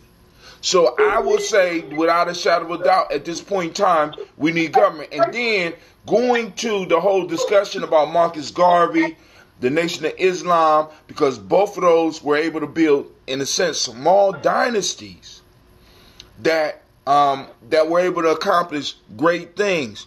But the one thing that I am sure of is that both of those had government interference that stopped them from being able to take shit to another level. So when it comes to us and our movements, I'd say unapologetically that in some form or fashion, we have to have some involvement with government. Because 40% of our income... I agree. I agree. I mean, I think it's how much government. I mean, government to me is a baseline. I think how much government. We need government. Government needs us. Government uses us. It's reciprocal. It should be. Yeah. I mean, you know what? I feel like sometimes it's just a matter of repositioning ourselves and reestablishing or reaffirming a role with each other, because what I'm hearing is that if we moved as an entity, and an entity based out of, state, commerce, we moved as one EIN, then we move like a lot of folks out here. They just don't call it tribes. They're organizations and corporations. You know what I mean? So are we saying that we move as a corporation with the government? Now, I ain't saying now. Now, understand this. Not necessarily even moving with government in that fashion. But what government does, government opens up opportunities. Like, for example, if you look at like the whole internet shit, that shit was opened up by the government. The land grants that they gave to West Asians, that shit was opened up by the government. They had the protection and the permission of the government to get out and do shit. Now, I'm not saying that we can't set up our own councils and in a sense our own government and we all move as one. But if we have an entity that's leeching off of us and we're paying them and we're not holding them responsible for the services that they should have, because one of the major reasons that I don't think a lot of people understand, when you look at Marcus Garvey's movement, one of the major things that brought Marcus Garvey's movement down was the interaction between them and the federal government. The federal government decided that they should not exist, and in a sense did everything within their powers, legal and illegal, to destroy them. Now, if, for example, the 2 million members of Malcolm had people in place in politics to be like, yo, this is coming down the pike. Y'all need to prepare for such and such. You know what I'm saying? Boom, boom, boom. All right, boom. Well, you can send somebody up to Washington with a brown paper bag, and you get some stuff done, blah, blah, blah, because this is how it works. So when we got people screaming, we don't need government, government will shut down every goddamn thing you do if you are not prepared to deal with government. Even if we talk about Neely Fuller, who brought forth the concept of white supremacy. In the 9 areas of life, politics is one of them. You got to be able to deal with government, and in a sense, you got to make the government either understand either you can work with us or you better not work against us. That's all I'm saying. But go ahead. I'm sorry. Y'all know y'all can't let me just start talking. No, I agree. I agree with you. I think that, to be honest, I think part of our problems as a people, we don't put enough pressure on government. I think we allow the white rhetoric in the United States, talking about less government and independence, work ethic, and all that nonsense. We allow that to infiltrate us, and so then we're kind of weak in our push to have the government do support the people the way they're supposed to. That's where I see we are that's a fault to us, because I think that we should push government to do a lot more than government is doing. A lot. Sister Kim, I got a question. I got a question for you, real quick, before we move forward, because I want people to have access to this file. Do you remember what was the title of the file? It's a PDF. I don't remember. Don't worry about it. I'll find it. I'm gonna go somewhere else because I'm about to put it up on the Uber conference, and anybody who wants to get it, you go to Uber conference /Giami Journey, and you'll be able to pull it down on this conversation so that you can go and check that out, because I think it's a very important piece for us, so we can start recognizing that the oppression that we are feeling is spilling out from us onto other people. You know what I'm saying? And if we don't start taking action over here first, we're not going, you know what I'm saying? We got to put on our oxygen mask, because we got to understand. So even if we go over to other countries and we say, I'm done with America, and we move, we still going to have to deal with, because where is the oil and the gas coming from? Where's the refineries at? But I'm sorry, I think, was it Shock? Somebody was talking, was it Shock? Okay, Yes. Yeah, it's public. It's called Public Eye Dirty Diesel. Dirty Diesel. All right, let me go and look and see if I can find that. See if we can find it. Go ahead, Shaka. So I want to paint a picture for you to understand not only a mentality, but our circumstance to a degree where it will make sense. Are you all familiar with role-playing games like RPGs? These, that's basically what they call a lot of the video games out there right now, where they're role-playing games, right?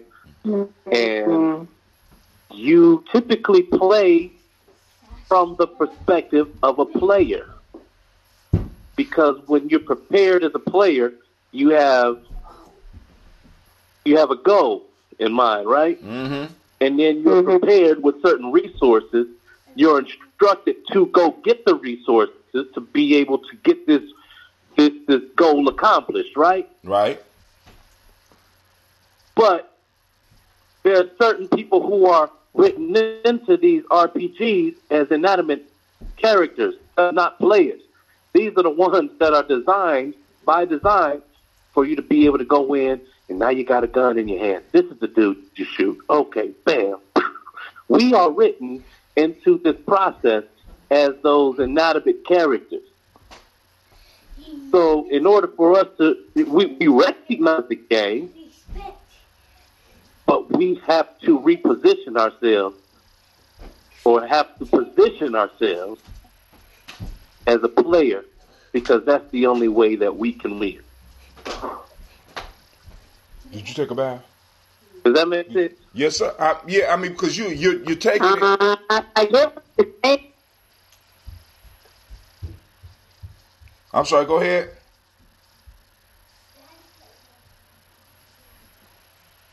Hello?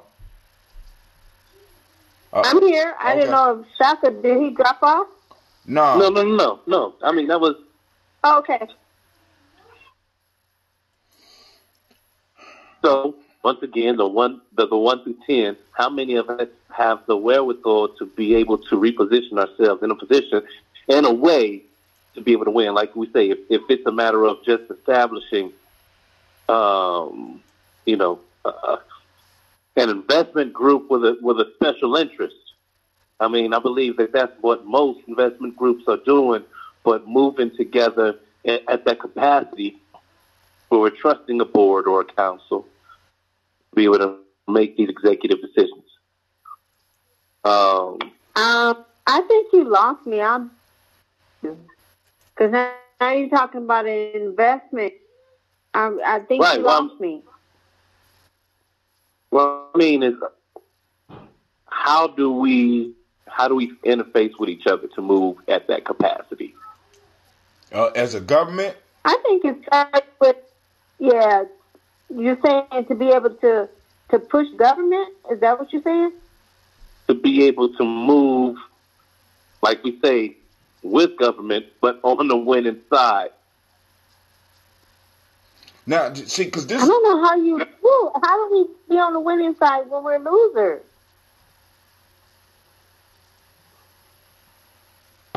How do you do that? We're losers. So that's the from what to what. The from what is from losing. The to what is to winning. So if we're in a strategy that moving together as an entity would strengthen our position, then how do we motivate that so that it is a catalyst that moves us along to where we need to be? I mean, Tim can say, but I think that this is a start. Communicating with people who have the same mindset is a big start. Because one thing we don't have is I see us as having a communication breakdown in our community. A lot of people cannot talk to each other. So this is a big step forward. It may not seem like much. I know a lot of times on these talk shows, like I watch Yvette Carnell, and she has callers in, and a lot of times people call in and say, you just keep talking. Well, you know what? Right now, that's what we don't have. We don't have people who know how to really have an intelligent or even a halfway decent conversation without using profanity, without insulting someone, without moving to violence. We have a lot of people who can't do that without doing those things. So being able to talk is a step, because through these discussions, people make decisions and do things. So I think this is a big step. I don't think it's small. I mean, now, one, being able to talk about it. Two, being able to recognize that we have a lot of vested interest in these conversations. And at least driving the conversation, I believe. You know what I'm saying? And it's like, a lot of times we don't even recognize, damn, I can't find this file. Why is that? And I'm just like, yo, we need I'm just saying, if a motherfucker, excuse my language, because I know she just got there saying, having unintelligent. If somebody is taking money from me on a regular basis, right, and talking about, oh, we're the servant of the people and I'm one of the people, I think that in some form or fashion, we have to be able to rally up the forces to start, one, pushing them in the right direction, and two, selecting or at least being part of the selection process that individuals need to be able to go through in order to even be able to say that. So if, like in Columbus, if we live in a certain area, there should be no city council people that where we hold a majority, if we hold any majorities in Columbus, there should be no city council people coming out of a black community without a mindset of being able to address the aspect of reparations in Columbus. You know what I'm saying? I mean, it's like, and it's like we have to be able to set get the mechanism to start working for us. You know what I'm saying? And even like what Kim's saying, because right now we're in a position of losing, but we're in a position of losing because in many ways, because of some of the push for this pull yourself up by your own bootstrap that was weaponized against us. And that's what a lot of us don't understand. That shit was taken by the Nixon people and they weaponized that shit against us. And we got to understand because it wasn't weaponized against us when the Honorable Booker T. Washington was using it. Booker T. Washington had a great idea and all that, but it wasn't weaponized against us. It became weaponized when West Asians grabbed hold of that concept and start using it in the way that we currently doing it. Because right now, we're saying that we are responsible for the position we are in America, not really realizing the historical aspects and the historical occurrences that led us to this present place.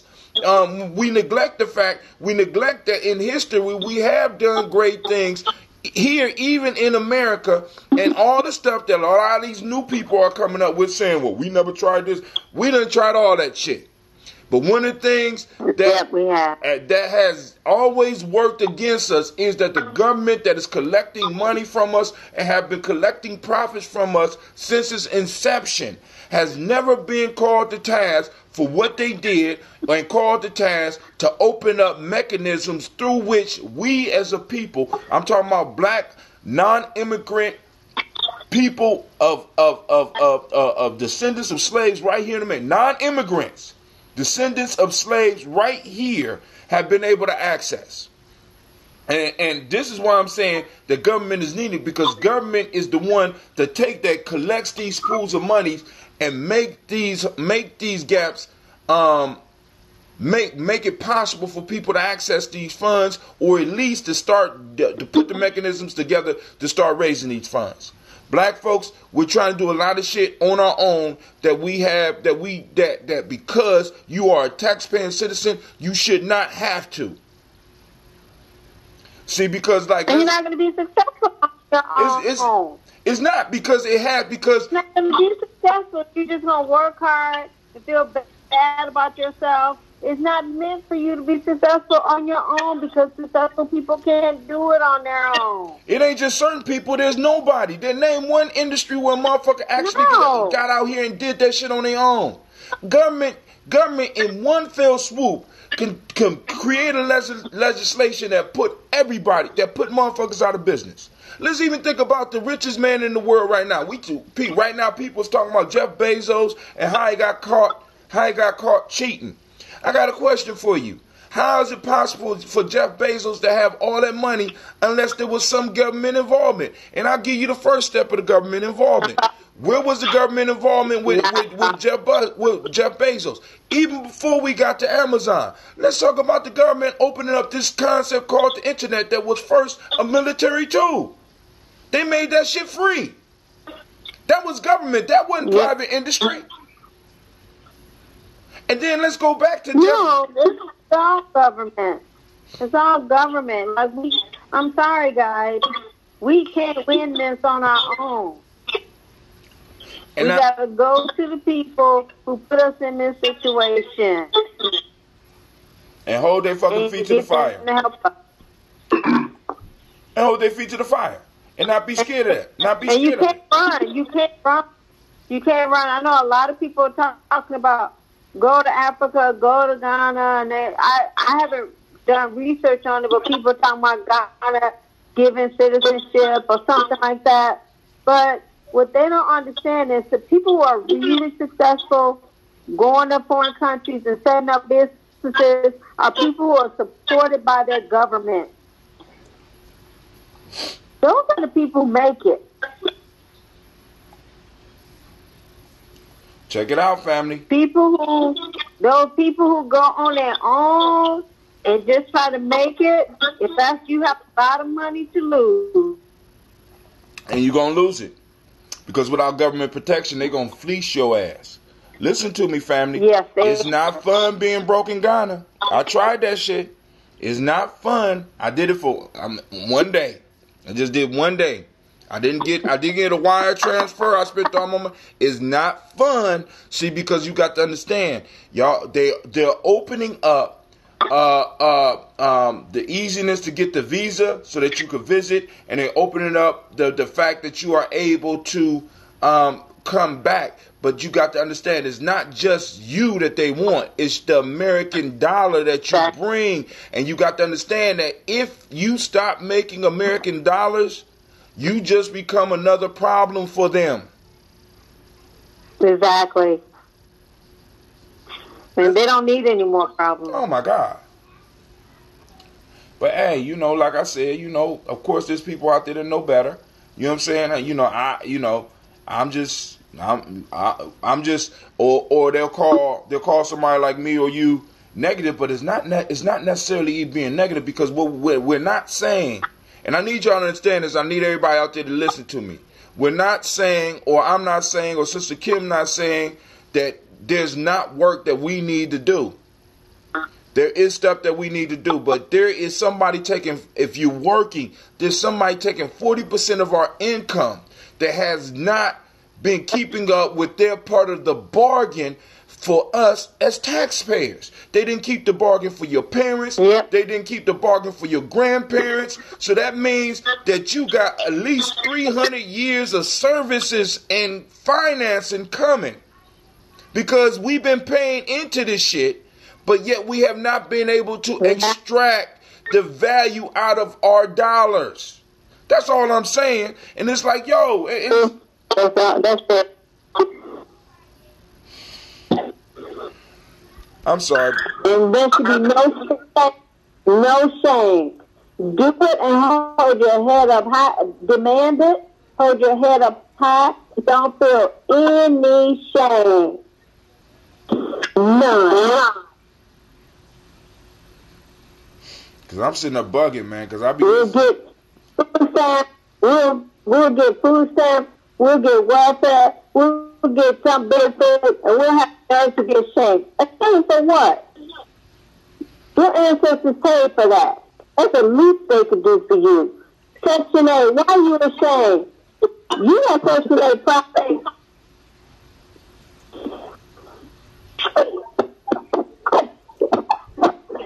She said.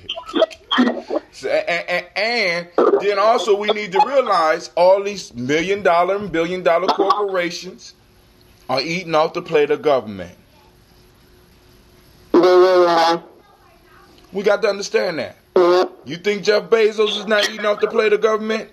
You think Bill Gates and his company is not eating? What about Walmart? Let's just talk about how Walmart hustle the government. They pay their people so little money that they need to go and get certain services from the United States government. Now, when the United States government do I got a question. Go ahead. There is a difference between eating off the plate of government and eating out of master's hand. Or that. You understand what I mean? Now, eating out of master's hands. Now, master is somebody in the sense that was forced on you, and you are all right, cool. I hear you. What is the difference? Shaka, you got a child, do you not? Yeah. Yeah. If your child was hungry and you was not able to provide him with food, and you had somebody next door to you named Master that was willing to help you out, would you take some money? Would you take something from him? What about if the master that was living next door to you and you living in the little place you living in is living in your ancestral home, right? And you know that he owe you, and he's offering to help you. Would you do it? Not even offering. You go and demand, say, you know what? You living in my mama's house. You right. Would you not take some assistance from them?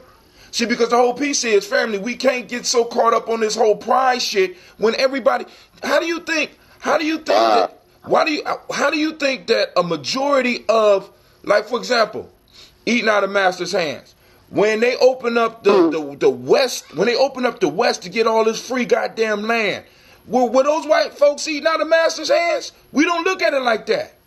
When Walmart is able to turn over all their fucking employees to go and have to get Medicaid in order to be taken care of, we don't look at that as them eating out of master's hands. But when it comes to us, I'm supposed to stop and be like, I feel guilty because I'm eating out of master's hands. Fuck that. I'm gonna take what I can, and if I can take that motherfucker's hands, I will try that too. I mean, because as a people, we have to realize that everybody's been doing this shit. Everybody. What about even as fucked up as this sounds, what about the reservation lands that the Native Americans have? Has anybody made it look like they're eating out of master's hands? When they turned around and gave them back pieces of land that they murdered them for? But as black people, how about the Irish? Shit, how about some of the people coming over here right now? How about some of the Mexicans and Latins? What about the benefits they getting from them? Is anybody making them feel bad for eating out of master's hands? Nigga, listen. The only reason that master is because I'm here, goddammit. If you want to call him that, the only reason they're able to do that shit You can't be a master if you don't enslave somebody. You can't be a master if you don't enslave someone. So the master did the crime first. And then try to make me feel guilty because I'm saying, hey, I need this shit to be a little bit more. I need equity. I need equity. They gave us dirt floors, Shaka. They gave us slop. We went out and we worked for free. We worked for free and we built this whole shit up where everybody can come in for free. And right now the whole argument is, all this gender shit and all this border shit. You know what I'm saying? And all these are arguments to water down what it is that we did for this continent, for what we did for this country, for what it was. Because think about this. Do you know that they paid taxes on every last one of us? And the work that we did, the government collected taxes legally. And then they turned around and made it possible for these motherfuckers to reinvest by borrowing from a bank that the government put in place so that they and protect that bank, that they could go on and take another loan to go out and buy some more of my cousins. What they eat? Is Massa eating out of Massa's hands? Right. Why nobody made them feel bad? Come on now. You know what I'm saying? Because, dude, I've been thinking about this shit for a long time. Because for a long time I was like that. You know, this whole throwing up this pride shit, but not getting all the benefits of what these motherfuckers say every day in the Pledge of Allegiance. And my grandfather went and fought in World War II and still got red line. The fuck? Right. You know what I'm saying? Is that fair to us? Is that fair to our children? Am I going to sit up here and struggle so that because I'm proud and let my children have to suffer because I'm proud? I'm prouder than everybody else. I'm prouder than the motherfuckers came over and killed all the Native Americans and established a government that protected their rights to go out and further oppress those Native Americans and steal food from them in the wintertime and then go on and expand on the territory and then come over from England and other places and get and put land patents on shit that they never even owned, declaring this you know what I'm saying? Nobody talk about them eating out of the hand of government. Then these motherfuckers discovered that they could grow tobacco. And when the government started funding them to grow tobacco and giving them a certain amount and they paying taxes on their shit and they figured out that they could work us until we die rather than dealing with motherfucking indentured service and they was getting protection by the government, nobody talked about eating out of hand of master. You know what I'm saying? I could go take you all the way back. And every time we stood up to try to get what was ours, they did some shit to us and we had to not just shuffle away because we were ashamed. Nah, because I'm proud.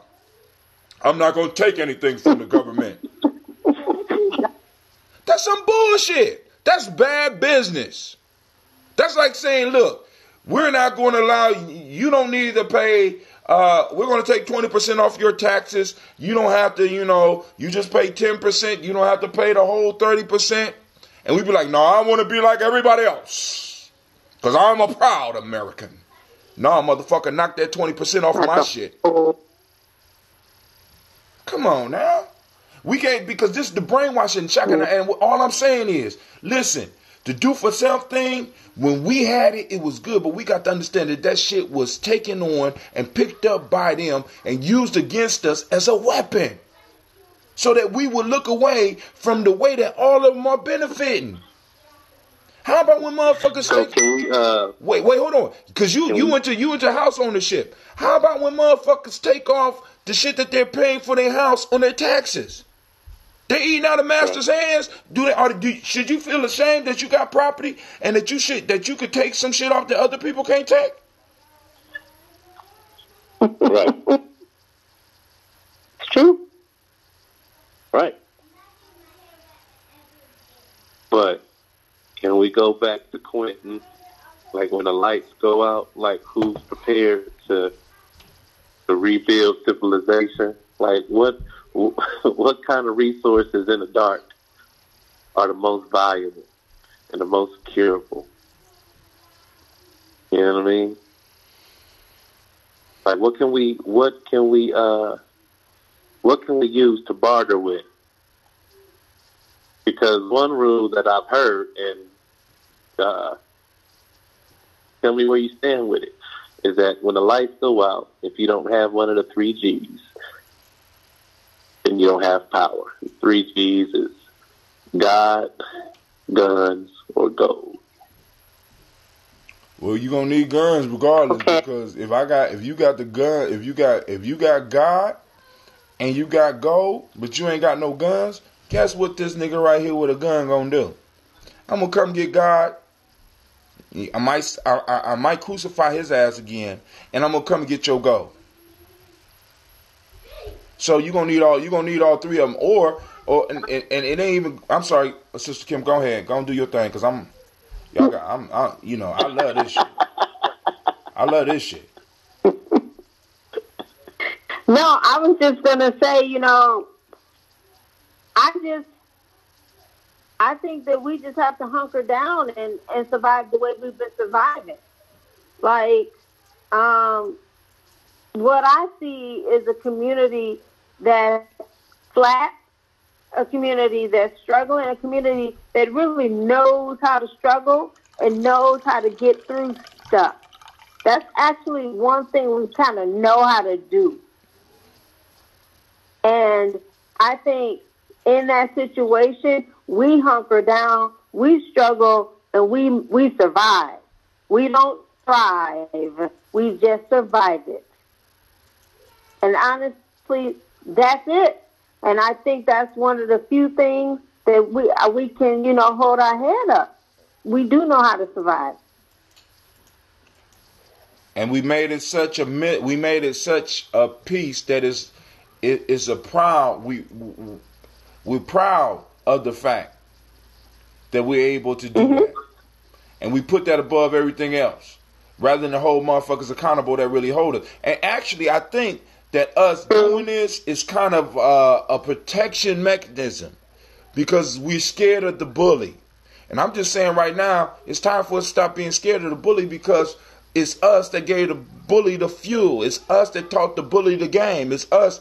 It's because of us. And it's like it's almost by us not, because the way you put it, we got to stand up to the bully and be like, motherfucker, you gonna pay my rent. We got to bitch the bully. You understand what I'm saying? That is true. We got to bitch the bully. And I think a lot of us go into this self-help piece and blaming ourselves because we too scared to start pointing a finger at who the bad guy really is. And I'm too old for that shit now. I got kids that's coming up, and I don't want to. They've done a job on us when it comes to that. They've done a job on us.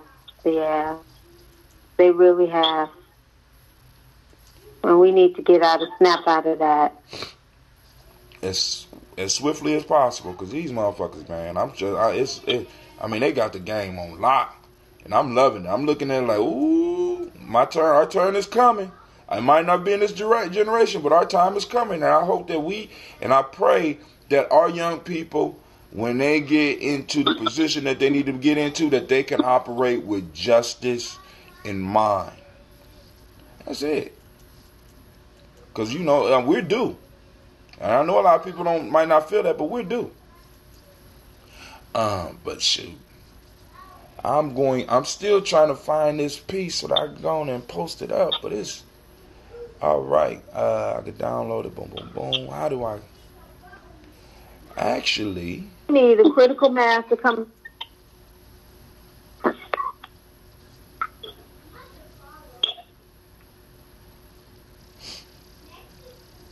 All right, let me copy this. Open with, get shareable link, locate. All right, I'm sorry, family. I'm just trying to, because I'm going to get a shareable link. I'm going to drop that link. Link sharing all. Private, not shared. I'm going to turn it on. So I have a link. I'm going to drop a link into our Uber conference for this article. Well, actually, I'm going to drop it on Gianni Journey. A shareable link that you could get, and you can look at the report that that was shared with us. It's a long report, so, and you know it's hard for me to read off screen, but you know I'm like, yo, but I'm gonna share it on my timeline. I'm also gonna share it on Gianni Journey. So no, I'm gonna share it on the show timeline. Because I can't find it on Uber Conference. And I think I'm going to stick around after we get done talking and try to find it so that I can post it up on there. So that it's in the place that it needs to be. In the place to be. All right, family lines are 614-556-4535. You know, those that don't agree with me, don't, come on now. Let me hear you. You know what I'm saying? Let's hear it. You know, like I said, I don't have the answers. You know, I have my opinions. And that's all I got. You know, just like with Shaka and everybody else, we all have our own opinions. And sometimes we agree on stuff. Sometimes we don't. But that's what Gianni Journey is for. So I shared the link on on my timeline, and I'm also gonna share it on Gianni Journey as well. And also, I hope that I didn't. Okay, I need to go to this chat because I know I got other people probably commenting. So before we do anything else, we're going to make sure that we get to the chat. And I'm sorry, family. But go ahead, Shaka. I don't know if you had anything. Oh, we got some. Kwame said at 1337. That was 137. Damn. For those who say that Honorable Marcus Garvey didn't need government, I have to ask how they define government. And I would ask the same for those who speak of the nation under Elijah Muhammad. Somebody else just came in. Hold on, we got a bunch of stuff. It was being weaponized before Nixon. Martin Luther King Jr. gave a talk speaking on the land allotment, giving white people for personal farms and colleges and universities to teach them how to farm for free, while telling us to pull ourselves up. Ooh, good one. Somebody said social welfare takes the least amount of tax dollars. Corporate welfare eats up folks' tax dollar. That's from Gianni Journey. I'm assuming that Sister Navita is polying in that. But somebody else just joined us on the line, and that's, of course, Sister Navita, the lady that's having a birthday. You got it. Go ahead. What's going on, Navita? No, I was just wanting to say, I remember some years back I was watching a video on YouTube about farm subsidies, and that whole hustle piece right there is like phenomenal. The tax dollars that they get for land that isn't even farmed, you know, and and I think like social welfare was 1% maybe of your tax dollars, and the corporate welfare was kind of like it was in double digits because it includes things like you said Enron. Bank bailouts, that's all corporate welfare. That's all a form of welfare. And I don't think a lot of people realize that. And I think sometimes as a people, we're so downtrodden sometimes that it just makes us feel good in some kind of way to be able to look down on somebody else because we're so used to being looked down on. And it's unfortunate we got to try to get out of that because when, like you said, when they look at the people who are on social welfare programs such as SNAP, Section 8, etc., when they look at those people, it you know, they makes them feel like they're somehow better. Right. But a lot of us, you know, even if you don't, this is how, first of all, the government, like you said, I feel like this when it comes to any money you can get from them, they never gave us reparations like they were supposed to, so that's owed to us anyway. So I don't care, get what you can get. That's how I feel about it. Also, I just think that sometimes I look at some people who took that government money and they doing better than I am. And guess what they get to do? They get to sit home and not deal with the stress I just had to do when I go in and have to deal with these white folks every day. And I'm only a paycheck or two away from being out the door my damn self. So how am I going to look? Because you got your money from this white entity and I get mine from another white entity. How does that make me any better? Ooh, sister, ooh. And then also, you know, Sister Navita, you know what they don't also count as in the sense, welfare, corporate welfare? What about all the goddamn tax breaks that these motherfuckers get to take because they're doing business locally and internationally? Like, for example, with the whole Amazon shit, do y'all not realize that they're basically building these motherfuckers a place far as government, your local government? They're building a place, and then they saying, listen, you don't have to pay taxes for 30 years. They're telling one of the top earning companies in the world, when they come to your city, if you come to our city, we will give you a tax abatement. Who pays for that shit? That's welfare. You don't see Amazon on their knees talking about eating out of hand the master. No. No. We got that shit fucked up. We got to break that shit, because what's going on now is that these motherfuckers, because Tone Talks describe it like this. He says they done took all of the shit. They done took all the shit that they could take, and what they're going to do now is they're going to leave us. They're going to leave us with this slavery. They're going to leave us with the cost of slavery. That's what they doing. When they leave you out and they leave our kids out, they're leaving us with the cost of slavery. Because in order for capitalism to be able to thrive, somebody has to be on the bottom, family. Somebody. Yeah. And they just happen to build. America got it better than everybody else because America has a population that they can identify and keep at the bottom. Because and with this mass incarceration piece, man, they make a billion. I found out, I thought it was $1 million industry, but last night I found out it was $1 billion. Well, that was Friday, $1 billion industry. You know, because they're making furniture, they're doing telemarketing for companies, they're working for Amazon. You know, they're doing all of this stuff now. They can't afford to not incarcerate people, so you know who's going to go there. What about the subsidies to even build the goddamn prison, Navita? These are private companies that are housing individuals for the government as part of a pittance that these individuals have to pay for a crime. Government should be building their own prisons, but no, they will contract out and give motherfuckers tax breaks for building prisons for them. You know, eating out of here in the massa. And you know, I don't see them corporations. I used to work for one of them motherfuckers, and they was making billions. Look at that shit. I say unfucking believable. So what they do is they'll funnel when they're working in the cities, working with kids, charging the government and the county for working with these goddamn kids. Come on, family. Come on now. See, and I think a lot of people are upset. That's why I say their greatest weapon is deception. Deception is their greatest weapon.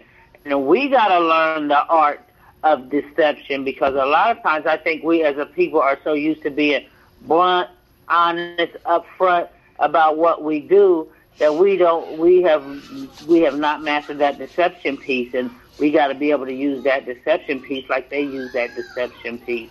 And be able to recognize that shit. Right? Because now... that's it. Right now... That's it, Hot Tim. We're not recognizing it. You know what I'm saying? We're going... We're so mad about what happened to us historically that we don't see where we are, when we are, and why we are. This is why I keep saying that shit. We don't understand it.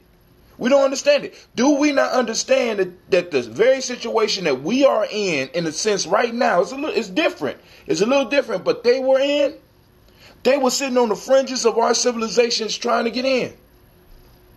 You know what I'm saying? The whole border conversation was going on in Kemet. It was going on in all of our civilizations, because about letting the outsiders in. This is not a new conversation. The shit that's going on is not new. And we got to understand that. We got to understand that you can't have a nation without borders. And Once you start letting motherfuckers come in, what that start to do is starts to water down the membership of your club called the nation. And it starts to compromise. Yeah, that's compromises. Just like, I'm not going to say any particular names, but I was helping somebody with a particular festival, and this particular festival was allotted some money for something, and there was a person who was not of us, a part of the village, not that of was us, allowed in. Right. And when this stuff started going south, the person who wasn't a part of the village called the entities to say they didn't do this, they didn't do that, so that we would have to send all the money back. And the entity said, who had the money, was like, we didn't even care what you did with the money like that. All you had to do was send us some pictures that showed us you was working with children. But now that this person has said this, you have to now send the money back because it puts us on the spot. And That's what I'm saying. You should have never had her. I complained about her in the beginning and along with some other brothers, Brother Renee, whatever, and y'all had to have her in what happened? Who you say y'all? Hey, I came in late. Not you. You wouldn't even know. I told you, the particular people who are ahead, the person who was the head figure of it insisted that this person be in there. On the board. You know why? Because now let me, and not being insulting, but the person that was in charge of that is deeply rooted in an illusion and don't really know where we are and when we are. I don't give a fuck how many dashikis you got. I don't give a fuck, because you got to understand, we have a whole group of black folks that came through and honestly think that they made it on their own. They don't realize that they're standing on the bodies of their ancestors that came before them, and they had the audacity to turn around and be like, I did this shit all by myself. And because I did this shit all by myself and I had this wealth stacked up, you know what I'm saying? I could do what I want, and I'm just like everybody else. So we open up the gate so that everybody could get in, and now everybody is eating off our motherfucking plate because our people think that, oh, we made it on our own. Nigga, you made it because you stand on the body of ancestors, and they were forced politically to open up certain doors for you, and now those doors are slowly shutting, and because you caught up in illusion, you can't even see the goddamn door being shut. Right.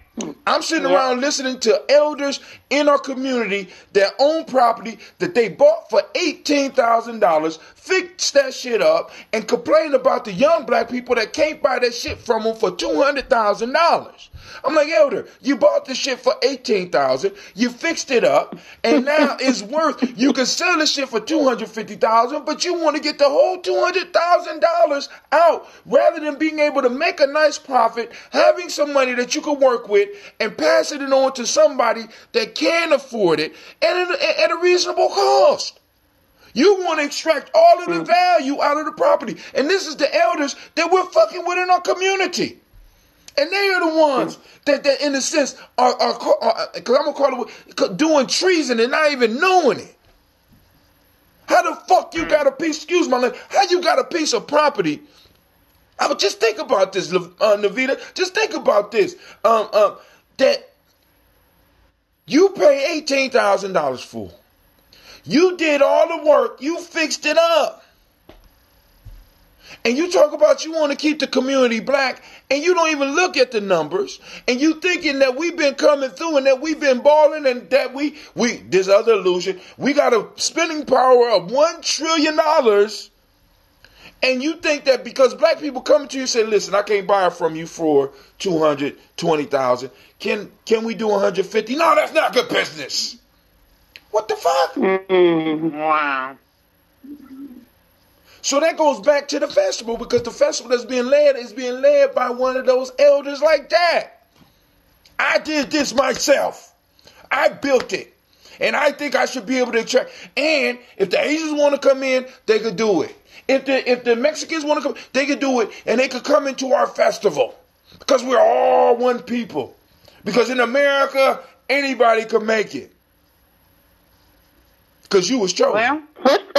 Well, what festival are you guys talking about? Oh, we ain't gonna put out the festival, but I can't put it. Yeah, I ain't gonna put it out there, but no problem. You know, I said too much. That was a shocker for me. That was my first time, And honestly, I think that was my last time. I think mainly my thing for future focus is a festival a year, maybe two. And I want to blow this Malcolm X Revolutionary Festival up. Say it again. We come back, 10 years from now, and this thing is a full-fledged, big, festival that people are coming from all over the place to see what we're going to do in honor of Malcolm X this year. So, because family, but yeah, that was kind of disappointing. But I wanted to also add, when you were talking about the young people, we started this book in Aztec Study Group this week called From Preschool to the Penitentiary. We just started. I'm reading the introduction right now. Excuse me. And Brother Kwame was in the class, but I noticed the book, and this is the introduction, so I don't know where it's going to go from here, but in the introduction, the book, there was a ball dropped somewhere when it comes to our younger people today. And what that ball dropping consists of, we haven't gotten that far to, say what the writer is trying to say. And he could be talking about the effects of white supremacy and how they have caused this condition, or the people who came before and how they kind of didn't do what they needed to do to keep the youth piece where it should be. But when I say that to say, I know a lot of people were offended in class when they thought that the brother or the elder was saying that the generation before has dropped the ball when it comes to our youth. And I was just wondering, does anybody have what is their thought on that?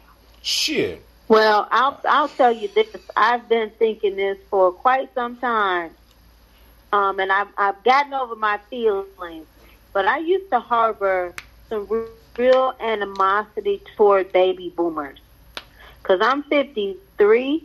I'm kind of like not a baby boomer. Yeah, you was not still really Gen X. I'm it was kind of mixed like up for you. In between. You in like a twilight zone. And so, yeah. So I saw the baby boomers and all their F up. And for the longest, it took me quite some time that I didn't have real anger towards them, because I saw baby boomers as the first generation of Black Americans to have the opportunity to go to full education. Like they had schools that they could go through kindergarten through 12th grade. A lot of their parents didn't have that. They were in the South. They didn't have K to 12th grade schools as a aggregate, as a community. Baby boomers did. Baby boomers had union wage jobs that they went into. Baby boomers came from stable homes. Baby boomers had more than any generation of Africans and African Americans ever had. The baby boomers had that, and they got it and acted like it was no big deal. It was, we can just dance, we can just sing, we can just party, we could do cocaine. Can basically act like we white. And then they let that stuff go, and look at where we are now. So when it comes to baby boomers, I've just gotten to a point where I'm not angry at them. But for years, I was legit angry at them. So what do you think? Because I know some of the people who were, I guess, baby boomers in the room, they were very offended by that he would even possibly suggest that the ball was dropped. That's the arrogantness. That's the arrogantness. My anger is coming out. That's their arrogantness. They should be offended. They should be ashamed. Their parents came from being on farms. Most of them went up to school to the 3rd grade or maybe the 8th grade. And here y'all in cities, Chicago, New York, Detroit, Columbus, Cleveland, you going to these good high schools. At that time, the government put money into their high schools. You going to high schools, you getting a good education, you getting a factory job, a union job with benefits. You should be ashamed. You should be ashamed. You got. We will never get what those. We may never get what the baby boomers got. They should be completely ashamed. And so what did they do that was ball dropping? Can you give me? Can you pinpoint something that they did? It's the divorce rate. Baby boomers had an increase in everything: divorce rate, drugs, alcoholism, teenage pregnancy. All those rates shot up with them. They all shot up. Before the baby boomers, I find that interesting because I've heard them say that about that shot up with our generation. No, you were the same we got age. that shit from them. These motherfuckers, listen. We got it from them. Yeah, and I hear them say the complete, that, look at y'all. They put, look at y'all. This is happening with y'all. And okay. And see, because now, and if you think about it, the baby boomers are the major ones that's on that bootstrap shit. Because they honestly believe that they did that shit. They are. They honestly believe they did that shit. And a lot of them will be like, y'all not trying hard enough. You're not pushing the grind. You know what I'm saying? And it's like, you should be where I'm at, not even realizing that they are in the golden spot for black folks. They were. The golden spot. If we was gonna take over historically, during that period between 1948 and 1964, after they came to maturity, was the time. Naveed, I want you to think about this, because you my age and Sister Kim is a little bit older than us, right? We all remember still being able to go to school and remember trades programs still being in the high school. Thank you. We still remember that. And that shit phased out right after we graduated. I want you to think about that shit. Now, I want you to think about that shit. I was just telling my daughter that. So is that our fault? No! It's not our fault. It's our parents' generation, because they thought that they had made it. They believed that they became Americans, and then all you got to do is work hard, and your dreams will come true. We lost contact with our ancestors, and we stopped really getting into the history. We started kicking it every Friday night, and the weekends became party time, and you know what I'm saying? We fell for all this universal shit, and before they knew it, they in retirement, and all of this shit. And think about all of the shit in the 60s. All of the shit in the 60s should have carried over politically, economically, socially into the 70s and the 80s, but instead the shit started dying off. And it wasn't because there wasn't no financing there. Come on now. We got baby boomers. And they sit on top of that. I'm sorry. Baby boomers, they sit on top of all that. They sit on top of it. Because nobody had it like that for them, but them. Nobody had it like that but them. So you think they received a lot of assistance? Oh shit, yeah. Navita.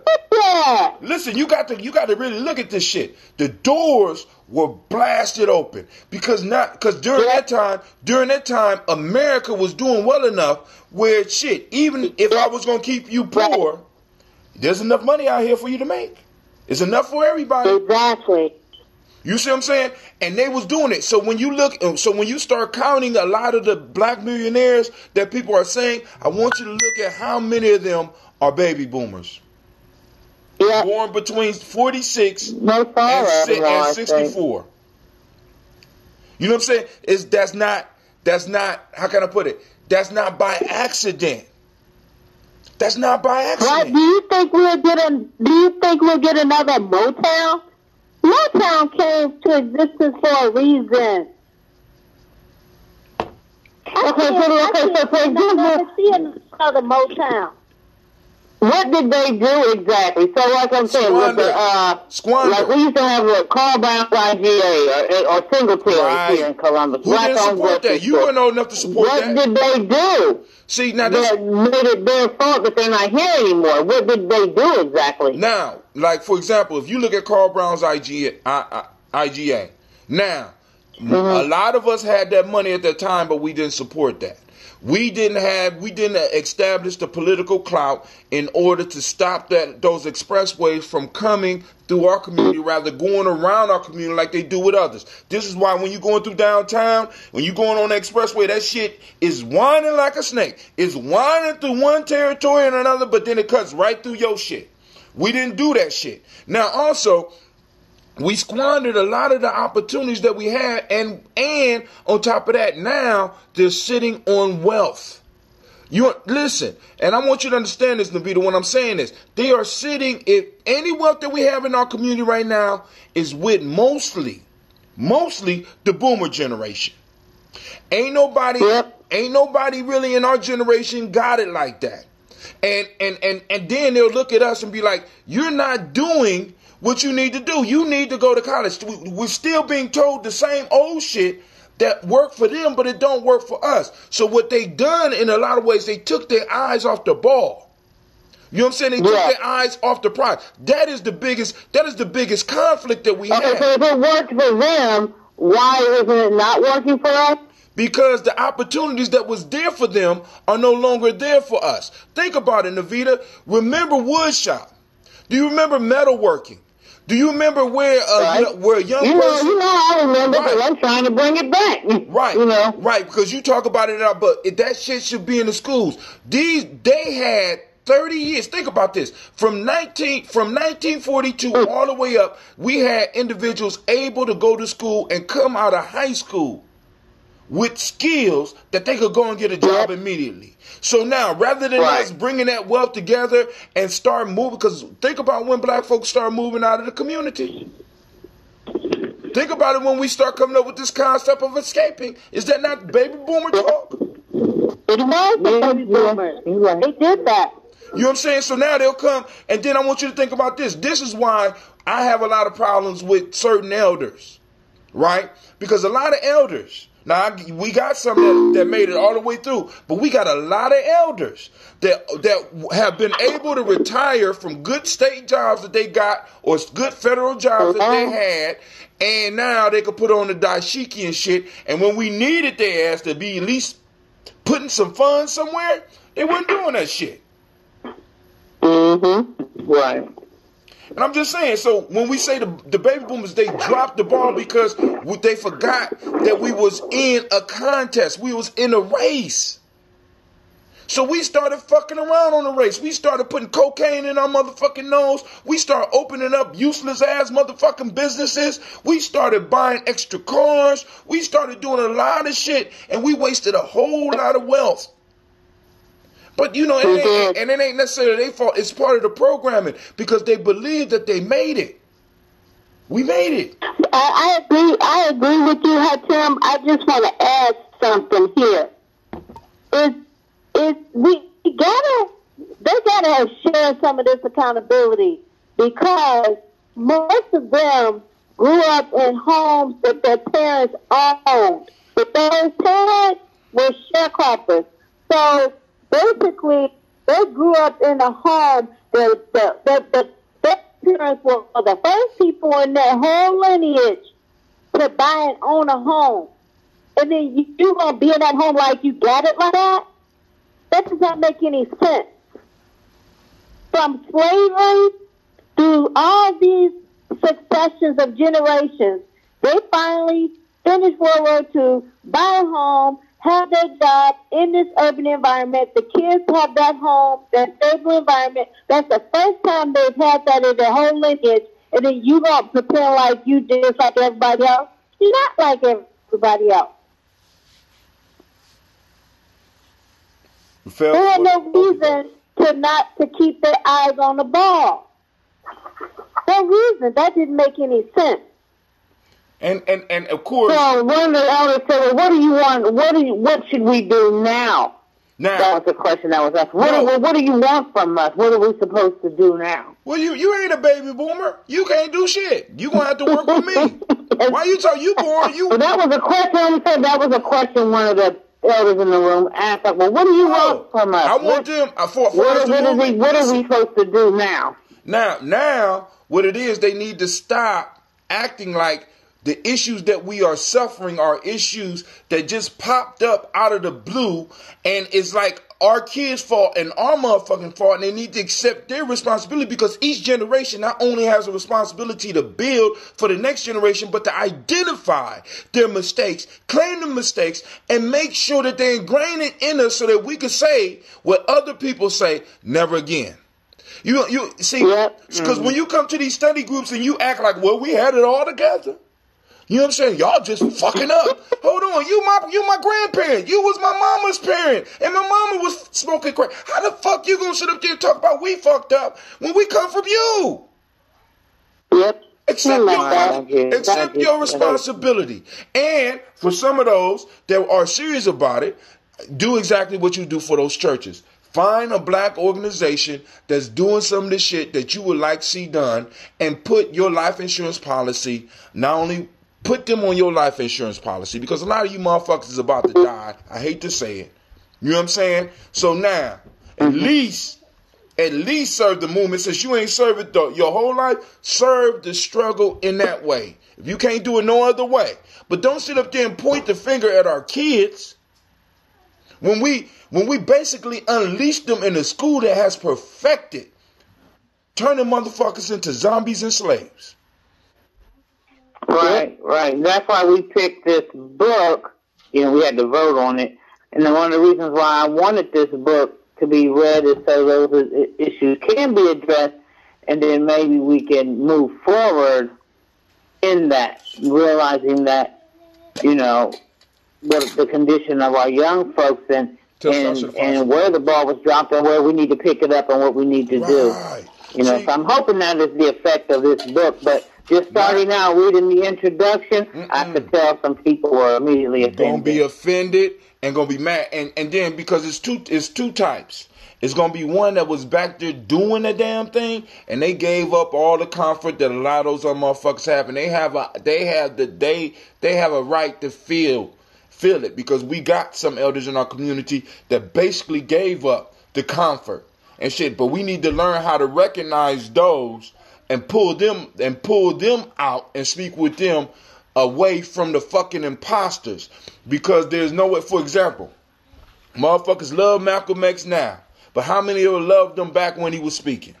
Yeah, he was. I remember he was a troublemaker. Exactly. And all of that crazy, Muslim stuff. Right. But now that he dead, and we 40, 50, 60 years removed, now all of a sudden I was with him. I understood what he said.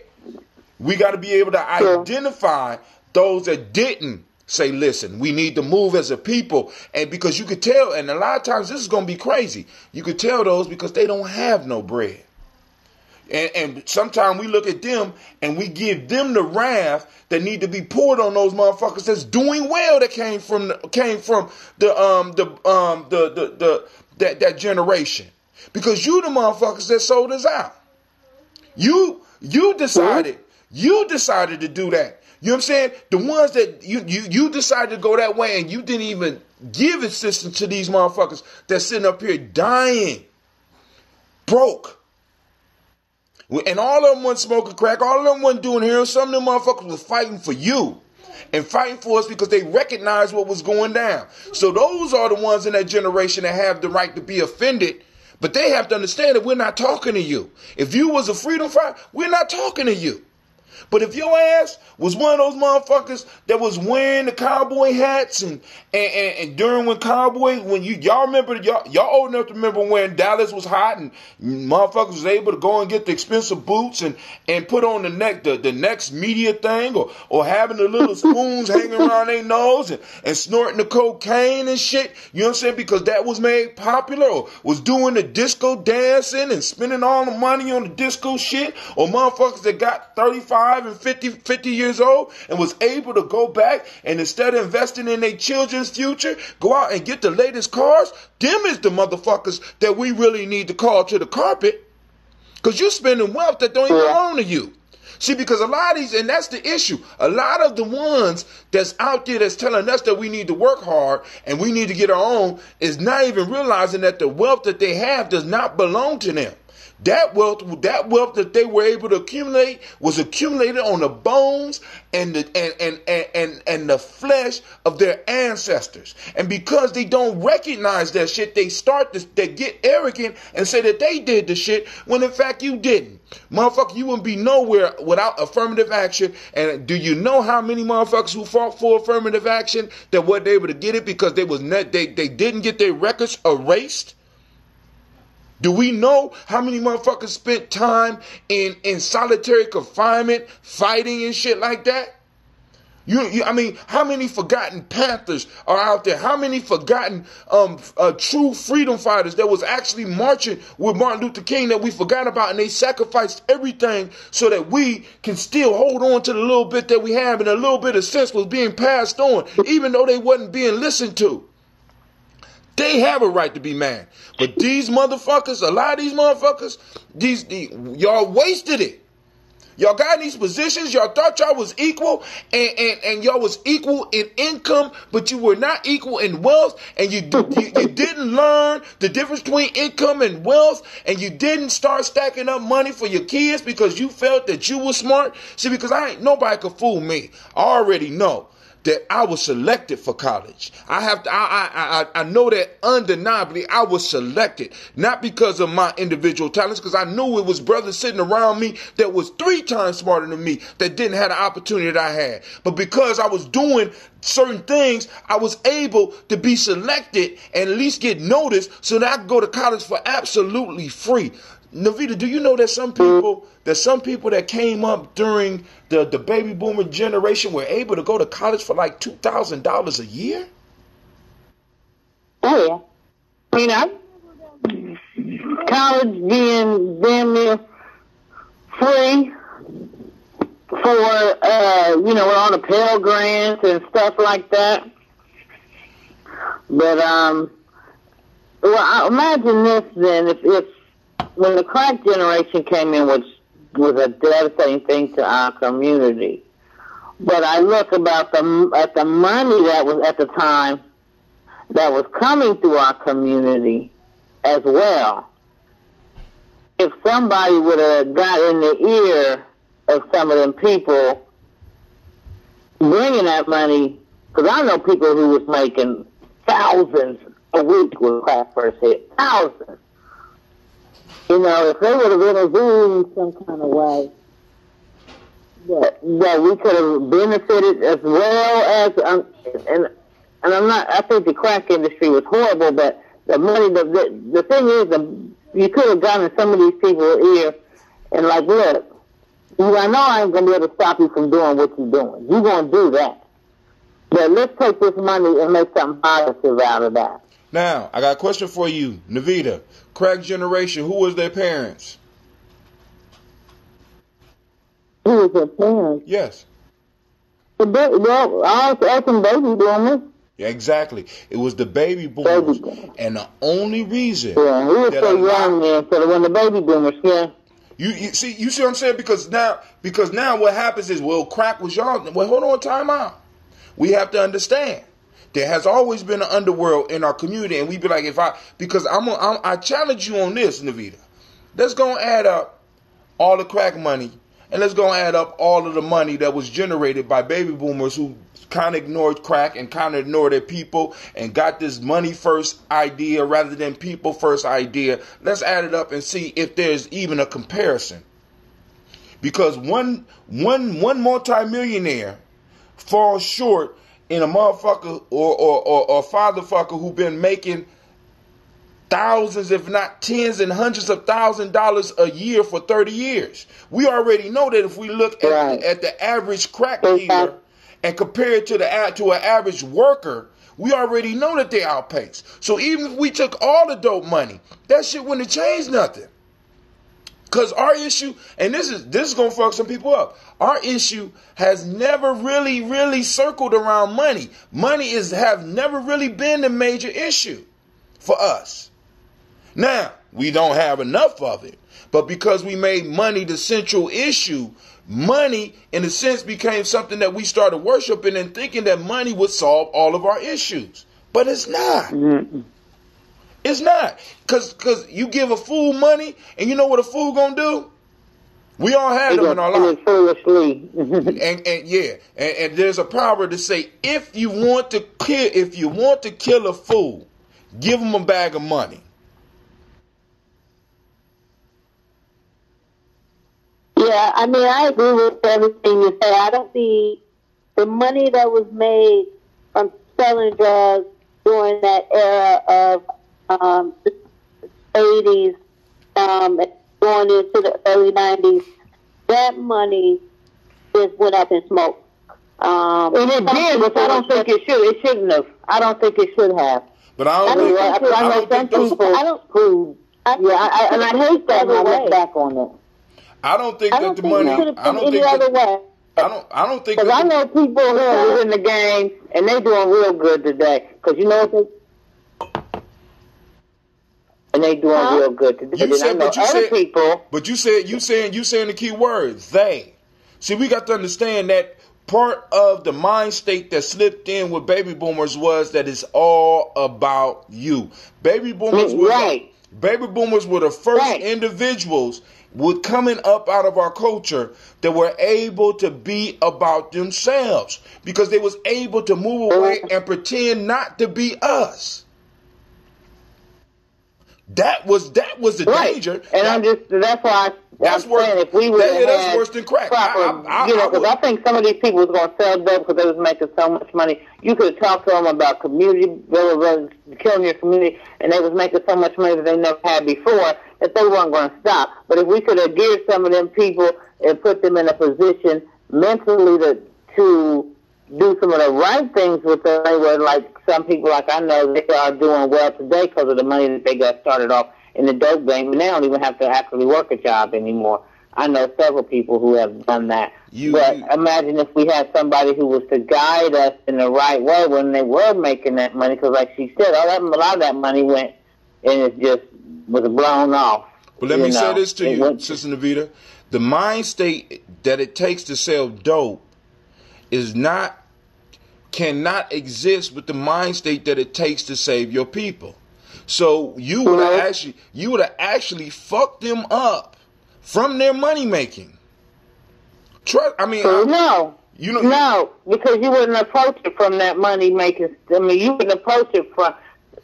Navita, you could take a person who sold dope, because I know we all probably know a little bit about it, or some of us do. I don't know what you're talking about. If somebody would have came and said, yo, if you go take this right here and you do this with it right here, you can invest this and this right here, and it's going to be, and you will have something for you later on. No one ever came to some of the people in that mind, in that context, so the money just got blown.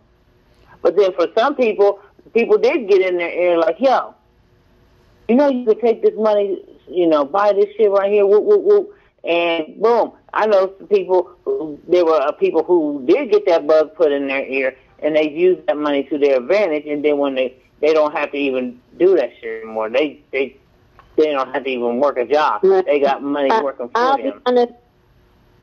I'll be honest with you. I came from a drug dealing family. Hey, don't be that honest. My father sold drugs.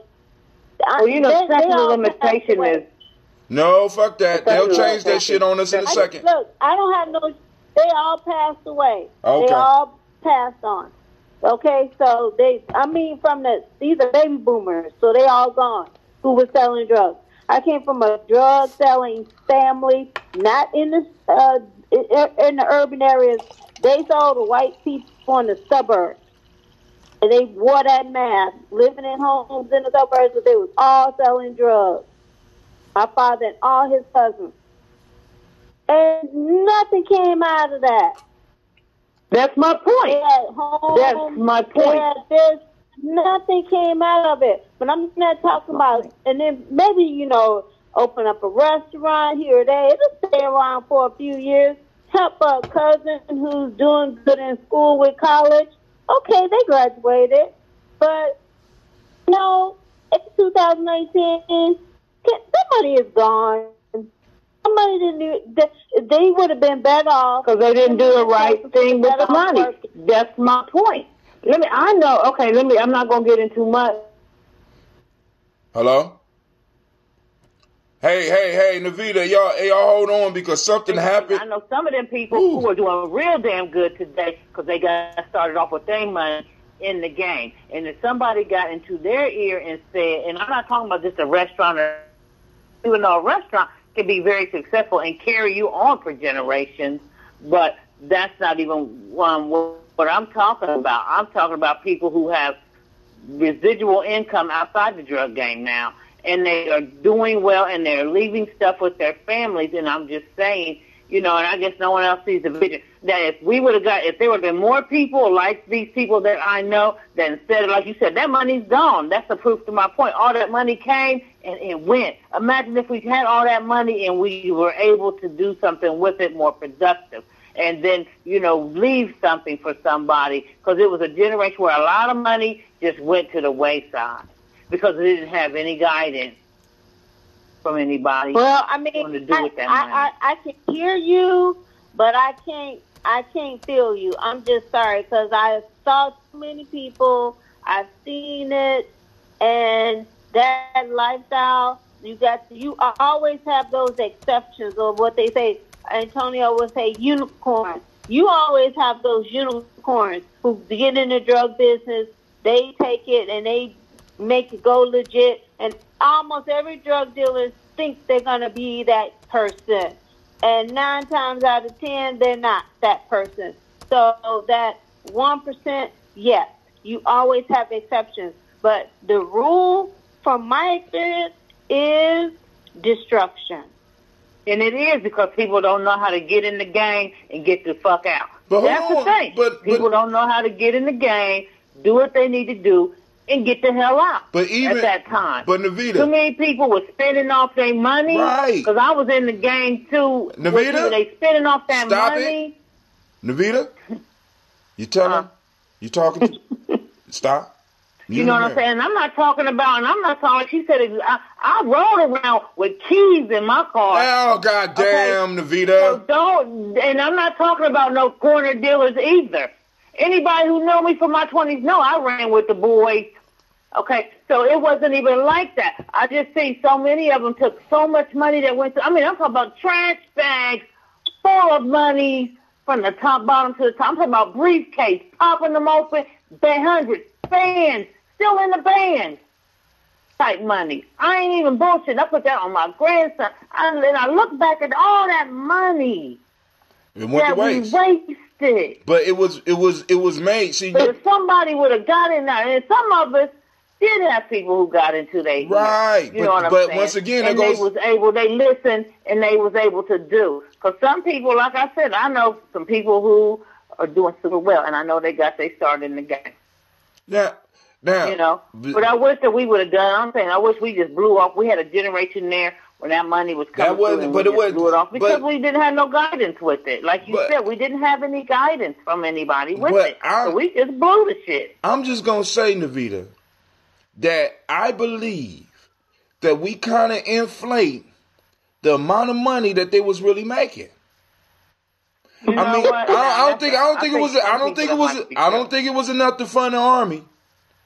You understand what I'm saying? I mean, it's like, you know what I'm saying? Because if we look back and we look at all the shit they was buying, and then we compare it to some of the billionaires and shit right now that we got today. I mean, even if we was to go on and extrapolate and get it down to the dollars that it was compared to today, with the value, would that amount of money be enough for us to be free and to actually be totally independent? No. All right, but not as a whole. When I do believe they exaggerated the numbers, I definitely believe that. But I think I just wish there was some people, like, I look back on me. I'll just use me as the example. And all the money that went through my hands. And I remember once wanting to buy this crib over on Wilson. And and my grandparents raised me. They were gone by then. I wasn't raised by my mother. And I needed somebody to help me, because I said, hey, I got this money. I'm thinking about purchasing this right here. You know what the elder told me? Don't buy a house. You too young for that kind of responsibility. Right. You don't need to be buying no houses, because I was only like 23. So, it scared me off from getting involved in anything like that. So what did I do with the money I had? I blew it. And I wish somebody would have stepped in on me. People seen me. They knew I had a little bit of money going on. And no one ever once stopped to say, hey, yo, you know what? You could really do something with that. That way you'll be straight a little bit later on. But what did I do? Bump it. I guess I'm just supposed to spend it. And that's just what I did. I just spent it. Well, nobody from the baby boomer generation came in and tried to help me manage that money at all. And not even, we're going to take even the drug money part off the table, because I had a good job as well. That's a whole different story. I was working for this, I made a lot of money. So I had lots of money go through my hands when I was younger, in my 20s. I made more money probably in my 20s than I make now. And the thing about it is, I was looking for somebody to help me, to tell me what to do with this, and no one gave me any guidance. So I blew it. Hi, everybody. What's up, Sha? What's up, Quasi? I was waiting for you to come in, man. You can't. I've been on the phone for like 20 minutes. I know. Get it in, because I'm going to have to get off of here anyway, because I got my hair on, I got dye in my hair, and I've been talking to y'all. I'm probably bald-headed now. So I just want to say something real quick. I just want to plant a seed of idea that I've been having. I know I be a little aggressive sometimes when I say things. I ain't selling no crack, Quasi. But go ahead. All right, well, never mind then. Shit. No. Now, check this out. I was saying something about, somebody said something, I think it was Sister Kim said something one time about money, and I said, well, what if we just said fuck money altogether? You know what I mean? So what if we started thinking like this? Okay, every year we set a goal of like reducing our dependency on money by 5%, because we can never win if we're allowing money to be the standard of our economic welfare. Money is imposed on us. Money is not our idea, at least not greenbacks, at least not that shit with these dead-ass presidents on it. So what if every year we decided that we're going to reduce our dependency on money by 5 years, or by 5%? That means in 20 years, we will be 100% off of money, because all we need is food, water, shelter, right? That's all we need. Clothes. We need stuff. We don't need money. So it's very much feasible. It's at least thinkable to conceive the idea of not depending on money. But I need a goddamn cell phone and some internet access. You just said food, clothing, shelter.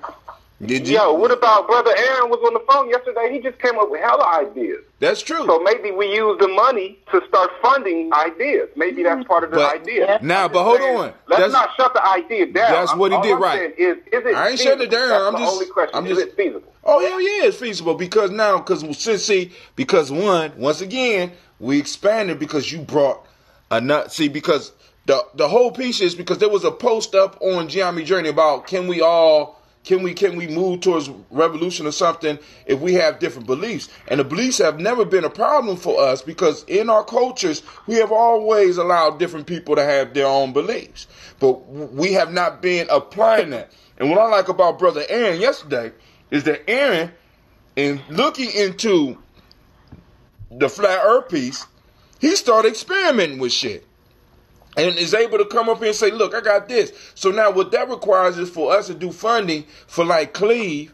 We get one of these garages, Cleve and our young boys and girls that have that inclination to want to do science experiments and be like, look, this brother gave me these instructions. See if this shit works. Because you know what that's called, Quasi?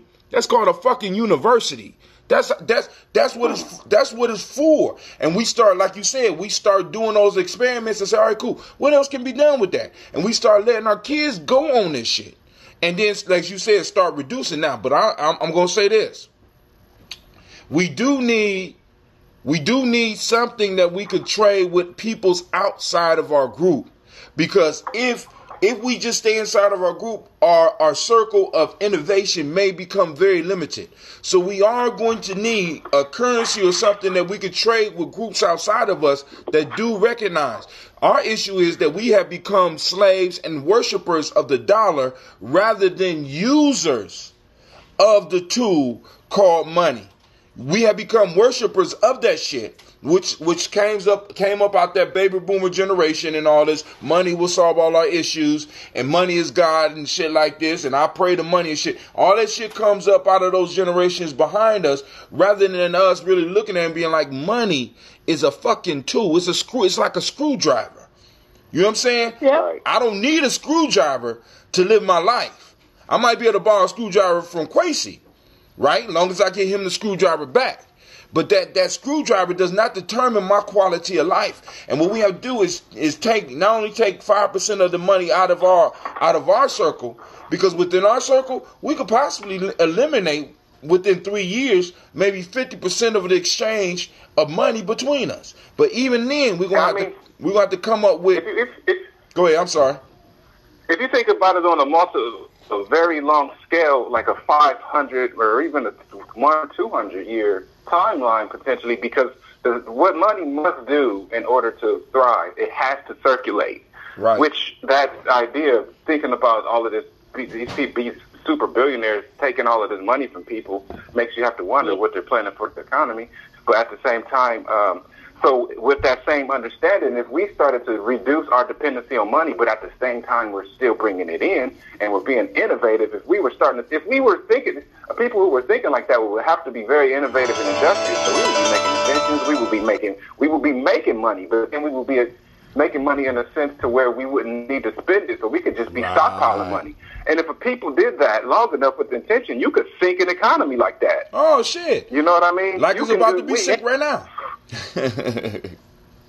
Because you brought up the plan because money is the blood of a society, and when that money starts being stuck in certain positions in certain places, that means that the body is sick. So for us to be able to move into a billionaire and move into a trillionaire economy, what this means is that too few people are getting too much money, and what that does is that drowns or that chokes off certain aspects of the society, which means that a collapse is on its way. Period. You know what I'm saying? And we have to understand that. That gets to what Shaq was talking about when the lights go out.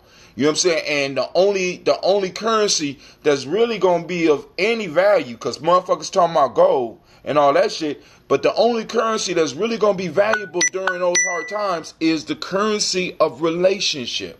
This is why we constantly talk about tribe, because because a motherfucker could run up on 10 of us with a gun, and he might get 2. You know what I'm saying? He might get 2. But if we a tribe, nobody could take shit from us in those emergency situations. And the same thing is if the shit don't collapse, if we're raising our kids and, like, for example, say, Cleve, all right, you 21 now, you old enough to run for city council. Well, I don't want to run. Shut up. The family needs you to run for, because you ain't been in no trouble. Quasi done smoked too much weed. Everybody know that I've been smoking a lot of weed. We got, boom, boom, boom. You gonna run for the city council, and your cousin is gonna run for the city council. He's gonna run for one area that you speak of. I haven't heard of it. Y'all know what I'm saying. You know what I'm saying? But the point that I'm saying is, so either way, we're prepared because we got the relationships. So either we could take advantage of this motherfucker while it's running, and if the motherfucker shut down, we're able to take advantage of it. So we got to have a multi-pronged piece about it. And what Quasi is saying is, as far as pulling our dependency, like, for example, Quasi, what you're talking about is basically, if you look at what I'm telling people is that we need a staple in our community, and we need cultural stabilizing events in our community is to kind of pull us off of the money and start getting us to start finding ways to take control of some of our necessities, because this culture is able to maintain its power over us because it controls the consumption and the use of all the necessities that we have. Right now it's snowing in Columbus. Every last one of us got this heat on fire right now. You know what I'm saying? And we got to pay them for the gas. You know what I'm saying? And every month we got to pay the electric bill, but every culture has staples. And us as a people, we have not established a staple yet. What does a staple mean? A staple mean? A staple is something that people in the culture will only buy from the people in the culture. Where that it allows the culture to survive in case it's a necessity, it's not a want.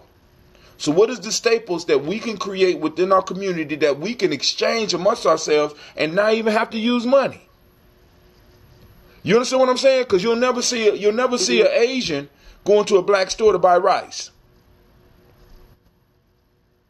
Or I agree. I agree. We don't have staples, and I'm just gonna say it. I think we don't have staples because we are the staple. I was thinking the same thing. Our staple is our culture, our very essence. So how do you monetize that? Well, we need something material that we can exchange for. I'm just saying. Because the piece is we got to see, because think about this. A culture is a body. A body depends on circulation. Now, a culture don't circulate physical blood, but there is some type of flow going on within that culture so that the body of the culture can grow and prosper. And what the staple allows is for it to be exchanged. So, for example, my wife eats these things called African yams. You know what I'm saying? Or we need shea butter because we over here and over here in North America we ash up like a motherfucker. So we can we get hydroponics or aeroponics going to where we are able to buy our greens or a certain type of green? What is a staple that we could use within our communities that people, if all the lights shut off and we had 1,000 pounds of this shit, we'll be able to make it till all the lights come back on? You know what I'm saying? I'm trying to think back. I totally understand what you're saying in terms of a staple. But have we ever had a staple as black people in America, black Americans? No, because you got to understand, because America recognized staples and they tax that shit or they take total control of that shit. Check this out. This is why we have a Department of Alcohol, Drugs, and Guns. Because they regulate tobacco. Tobacco was a staple of the Native Americans until white folks got involved with it and figured out what they could do with it, and they started sending that shit over, and they made that because do you not know that Virginia was built up on tobacco? This one crop, they measured, it would be like, I wouldn't pay you. Think about this. I didn't pay you in pounds. Not the British pound. I paid you in pounds of tobacco. Nigga, I'll give you 50 pounds of tobacco for that shit. That was the medium of exchange, right? Because that was something that was unique to America and something unique to that group that they could take control of and they could take from the Indians. And what we got to understand is, as a black people, if you are dominated, you are not allowed to have any staples. Like, for example, let's think about India. Do y'all remember that the major march, y'all need to reflect, the major march that Gandhi did was a march to go and get salt from the sea because the British made it illegal for the Indians to make salt because salt was a staple. So they needed to tax that shit. Yeah. Just like it's illegal for us possibly to grow tobacco. That's why it's illegal for us to grow our own marijuana. And it's some crops. And it really is almost illegal for us to make large amounts of alcohol or alcohol containing substances. Because alcohol for many cultures have been a staple. Even though Adrian Bronner didn't prove it last night, I think one of our staples is eating ass. Is what? I think we're pretty physically dominant people. One of our staples is beating people's ass. I think that we have the ability to physically put other less bone dense species or human people on the human spectrum. We can physically dominate them a lot of time. I think that the invention of the gun really fucked us up. Kind of took the whole order of nature out of whack. You know what I mean? So I don't think that necessarily has as much relevance as it used to when Shaka Zulu was doing his thing. Right. You know what I mean? But check it out, Quasi. Going using that to prove my point. What is the major 3-letter group that be fucking up our organizations? The FBI. Not the FBI, but also for a lot of the ones that was making dope money. DEA, what does that stand for? Drug Enforcement Agency. Then you had the alcohol, tobacco, and firearms. Don't they have a whole department for that shit? Yeah. Because they have to control that shit. See, because if we was to start really learning how to use guns in the way that we need to learn how to use that shit, they have to regulate that shit. They have to regulate that, guns, and tobacco. Those are staples. A gun, because with guns I could take shit from you. I could take shit from anybody. You know, nigga, go and kill me. I got 3 niggas that's coming behind me. With guns is a staple. So that's why they limit who can make guns, how you make gun shit. They even monitor if you making bullets. We got to understand that you know a staple in a society when you could go to that government and you can see that these motherfuckers either overtax it or they control who can produce the shit. How many companies in America produce alcohol? You know, it's funny that you say that about the producing of the bullets, because there was a piece on the Walking Dead some seasons ago. You know, we supposed to be in an apocalyptic state, but they found one dude who knew how to make bullets. And nobody liked this asshole. But guess what? He knew how to make bullets. So that made him the man. Resting with Walking Dead, I rest my case. See, because cultures are built up on staples, and you expand from that staple to one. The staple help people get their needs satisfied, the basic needs for existence, and then after that, you can expand to getting the people's wants. As a people, when we were brought under subjugation, everything that we got was basically needs. Fuck the wants. And then on top of that, we lost control of our culture because there was no staple that we were allowed to even build on. This is why when you had little small towns looking like they was independent, they'll burn that shit down. Because that's, you know, they got a staple over there. They don't need to come here and buy shit from us. These motherfuckers got chickens producing their own eggs. These motherfuckers got. I'm sorry, go ahead. I just got to thinking about how the saying, like, you don't fail until you stop trying, basically, right. That idea. Right. And it's typically related to a person, like an individual.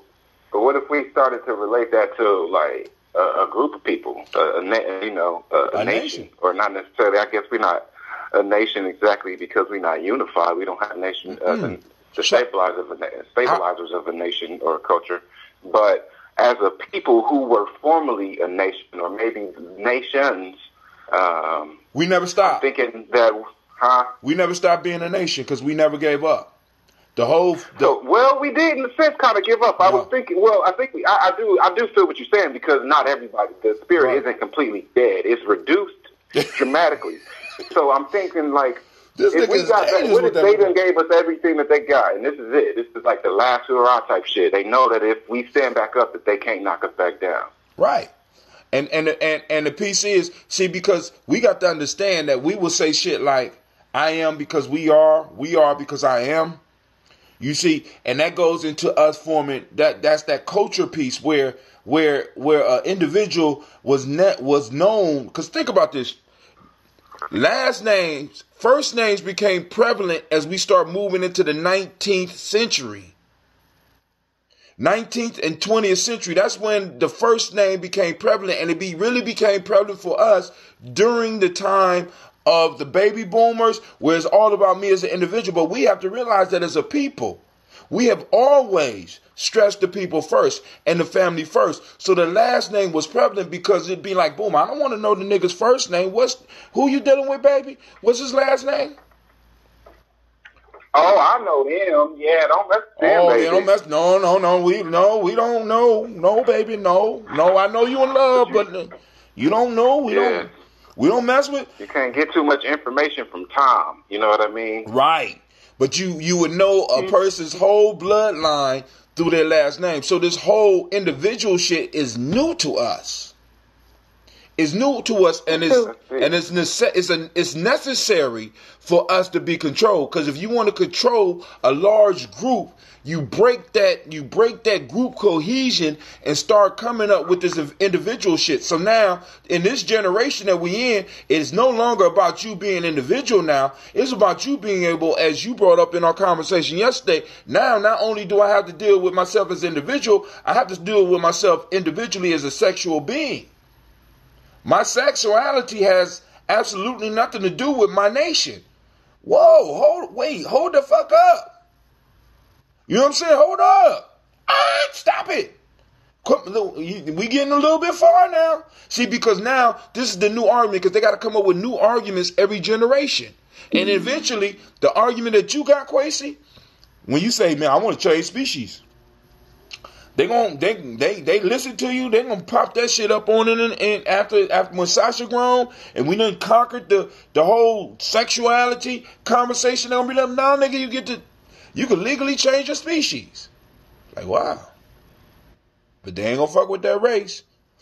Shouts out to Illuminated on I can't remember the name of that, but Illuminated, I see you. Brother Kwame, look at Chubbtown in Georgia. What's your name and who's your people? That's the question we used to ask. Illuminated said, can you sort me out some crack, homie? I don't know, so we're going to look at the Illuminated and check him out. But he's on stream.me. So shouts out to those listening on stream.me. Those that are on YouTube, I don't know if we are connected because I haven't got any messages from YouTube. But please understand, you are welcome. The call-in lines are open. I heard somebody drop. We got room for up to 100 people. So 100 people get up online and argue if y'all want, or, we can sort it out. As long as you ain't getting too crazy, I won't block your ass, because I can block. I just choose not to. So, Sister Navita still online. Brother Kwesi still online. We are moving into an hour and 86 minutes. Oh, we the bomb, family. We the bomb. Using a snow day to do some nation building. Look at that shit. Wait till tomorrow. We're going to use Martin Luther King's Day to do some nation building. 2 hours and 9 minutes, family, for those that can't count and shit. So, yo, it's the first day of Aquarius season. Is it? It's your... Yes, sir. Oh, Aquarius. Ain't today happy Deshaun's birthday? Deshaun's birthday might be tomorrow. I think Deshaun is an Aquarius? Yep. Wow. I think Deshaun's birthday might be tomorrow. I know you're on the cusp, whatever it is. Well, if you're on the cusp, then it would have been yesterday. You might not be exactly on the cusp, but I was looking it up. I didn't want to be wrong, but apparently it changes. It might be different next year. It might be the 21st next year. This year's the 20th. I don't know. Well, I mean, because I don't know. It's Aquarius. It's got to be difficult. We got to make everything. Difficult. We can't just let everything be simple. Pisces has two real good friends, Aquarius and Virgos.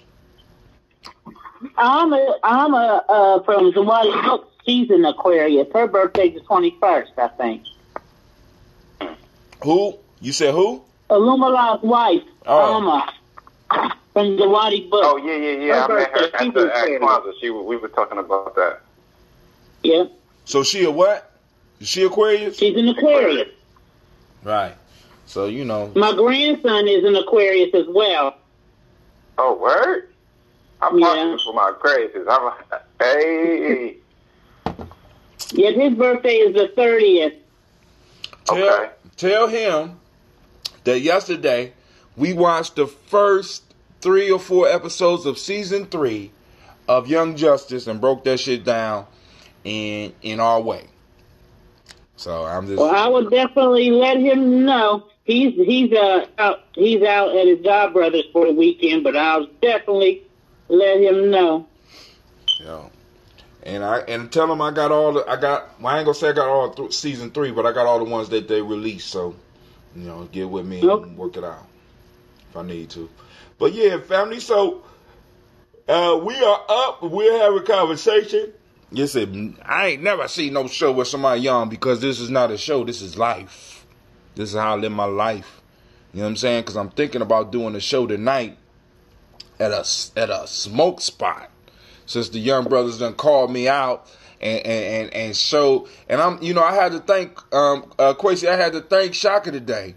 Because Shaka saved the old brothers, because I started conking out. Because Shaka get up later. Him and the son stay. They be up late as hell. So they go to bed, and and he came in right on time, dog. Because my battery start going low, and you would ask me something, and I'd be like, well, the culture, the Shaka. I said, thank you, God damn it, thank you, Shaka. I appreciate you and your late.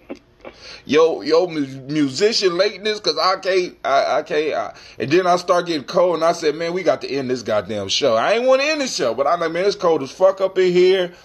We need to end this damn. I love y'all, but we got to go. Where was y'all at? Where were y'all at yesterday? It was Cigars. That was on Friday. Right, the house. You owe me some push up. House of Cigars. The House of Cigars. You know what I'm saying? Maybe I might go to the hookah spot, because I do still. G-Ship? Yeah, I think I know I know who own it. You know what I'm saying? And actually, what's crazy is that I started taking you over there in your early 20s, and the dudes that's running it now in their early 20s. Wow, god damn! I've been hookahing a long time. To a hookah, man, that was a whole experience. Like, man. It's incredible how much my life done changed, man. I posted one of my friends in Milwaukee from the League of Young Voters. Somebody I never would have knew if it wasn't for this very thing I'm talking about right now. Posted something on her wall. Shout out to Ebony Newsom. She posted something on her wall. If you have a fond memory of me or something like that, then just talk about it, and I'll respond with a fond memory I have of you. So I gave her a memory, and then I reposted it. This dude that I used to run with out west, when I was living out west, reminded me of some experience that we had, man. Where it was like my life has changed so much, man. Riding around in a rental, like not a rental that you get from budget either. A rental that you get on a budget. You see what I'm saying? Right. If you don't know, then you don't need to know. But and it later come to find out that it was stolen. It was a conversion van, a full-size conversion van. We driving down the street. We leave the damn gas station, getting some beer, and run out of gas. Sitting there with a 24-pack of beer. So I'm sitting there. It's me and my dude, and these two girls. I crack a beer, because we sitting there. We was like, well, we about to try to figure out something. I don't know. I'm going to think over a beer. I'm telling you, as soon as I crack this beer, a cop pulls up. I look over, and the cop looks at me. I'm about to take a sip of the beer. He said something. I get out of the damn van, lean into the car window, and said something. He was like, pour the beer out. I'm going to drive around the corner. When I get back, you better be gone. I hop back in the van, and we looking around the van. For some reason, we just looking. There's a switch. It has a reserve tank. Hit the switch. The gas meter goes to full. Turn the van on and ride out. Yeah. If I would have did that shit today, I would have got my ass shot. Right. Hopping out of a damn car, leaning in a cop car. Man, let me tell you something, family. It's shit has changed so much, and I think about, because when I was at Ohio, I mean it has changed, and there was a certain mystery about us, far as being a magical people. I'm just because I mean I would run up into total white bars and beat up a motherfucker, and be able to come out unscathed and shit, jump in the car and just drive slowly away. You know what I'm saying? Chase cars down on campus because I heard the word nigga being used, and beat motherfuckers up and just walk away. No problems. And I'm sitting up here like, we in a different time. We in a way different time now. I'm just amazed that. And, because when I left Ohio State and I started hearing about brothers getting beat up on Ohio State, I was perplexed. I couldn't understand it.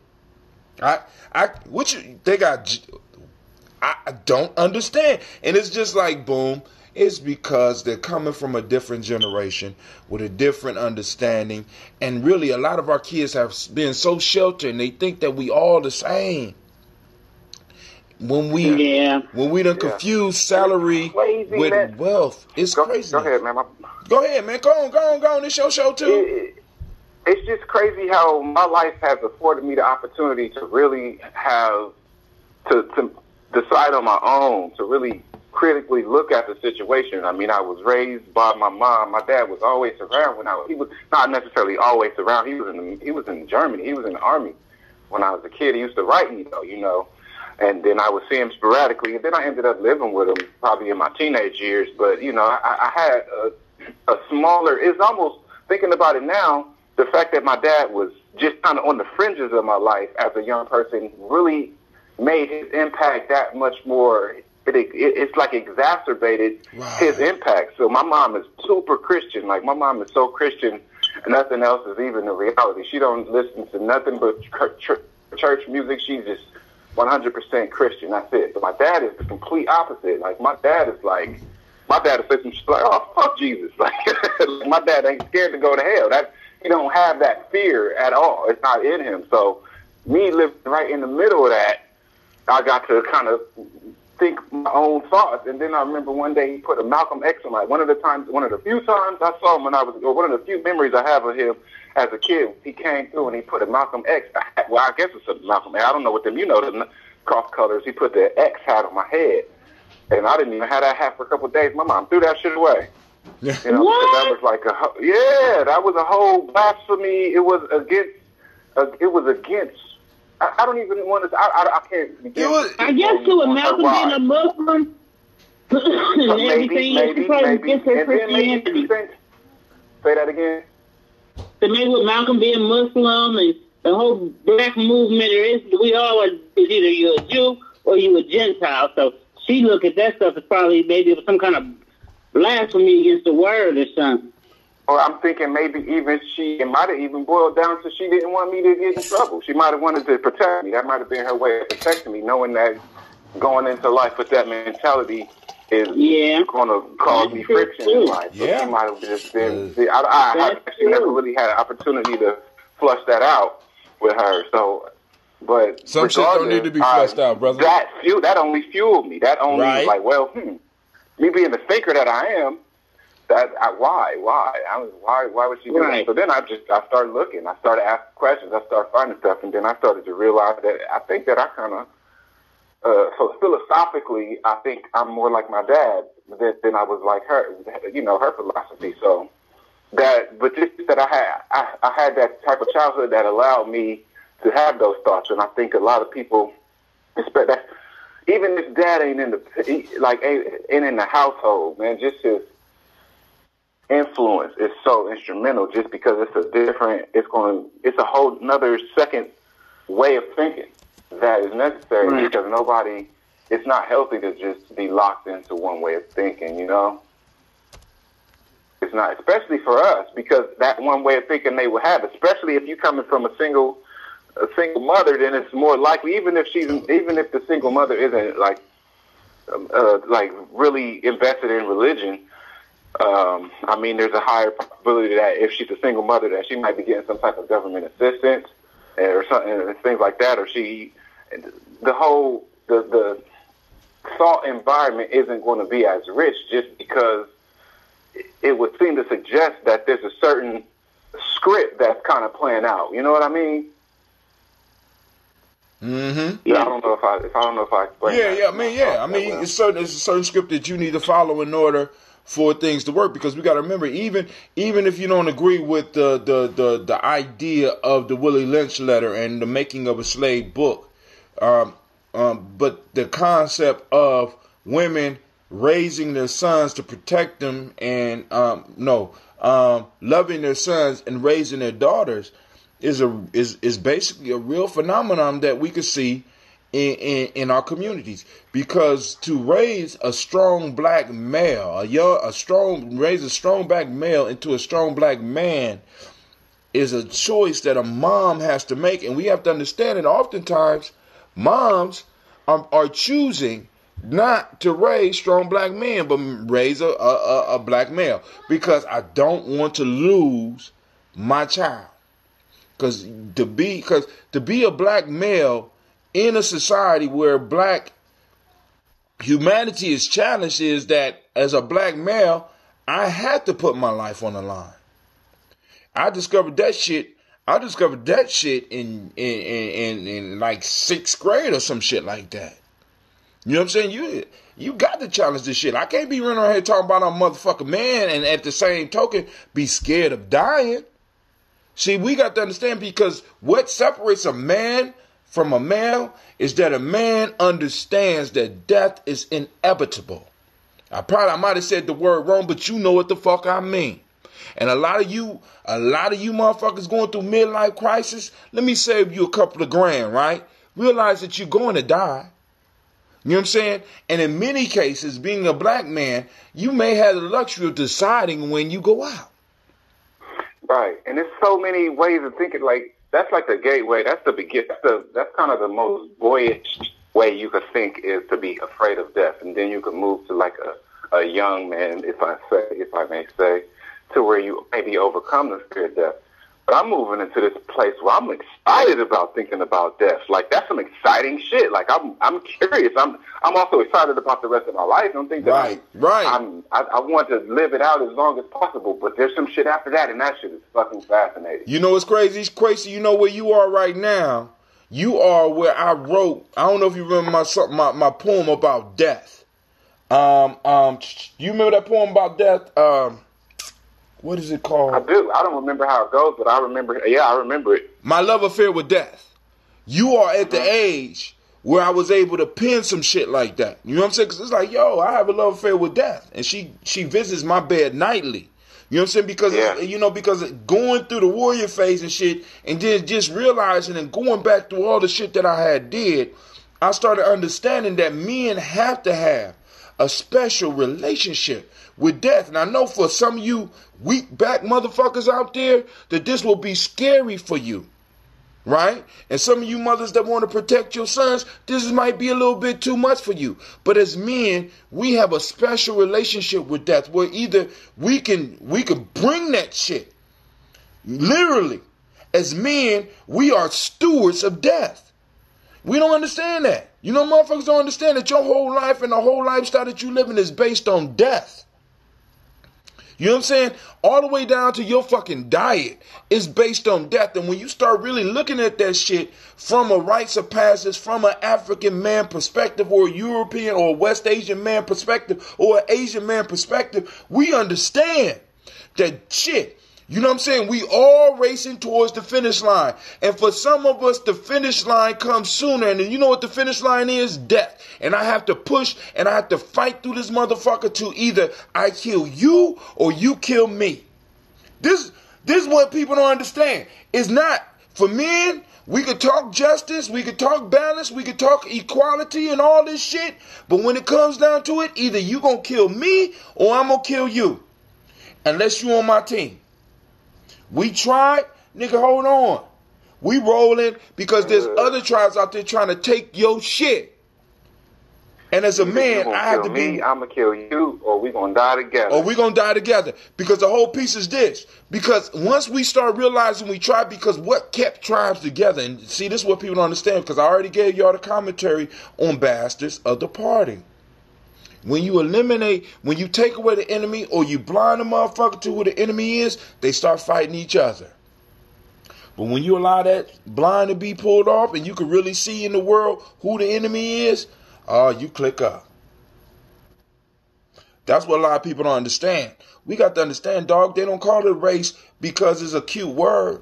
They call it race because it's that. And part of the race is not a foot race where we're running to the end. The race that we're doing is a race to see if we can get to the finish line and how many motherfuckers you might have to leave laying stinking and climbing over their ass to get to that finish line. White people have been very proficient at that shit. They set up the game.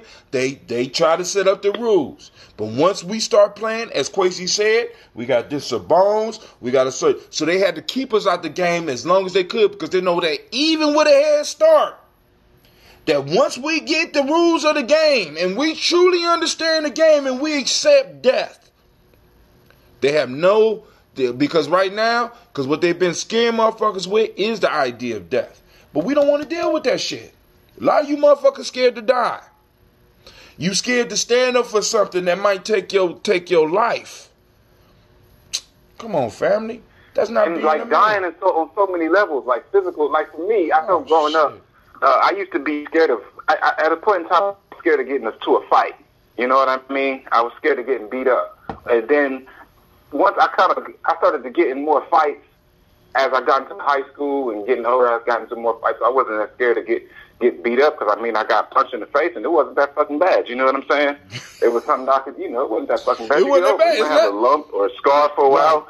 But see, then I started to realize, okay, I started to kind of be ashamed of the fact that at the point in time I was afraid of fighting. So that was my next kind of battle that I had to deal with. It's like, feeling like a whole ass nigga at a certain point in my life. When I would back down from fights, it's like, okay, but now I don't give a fuck about none of that shit. I don't care what a motherfucker think about. Fight me now. You see what I'm saying?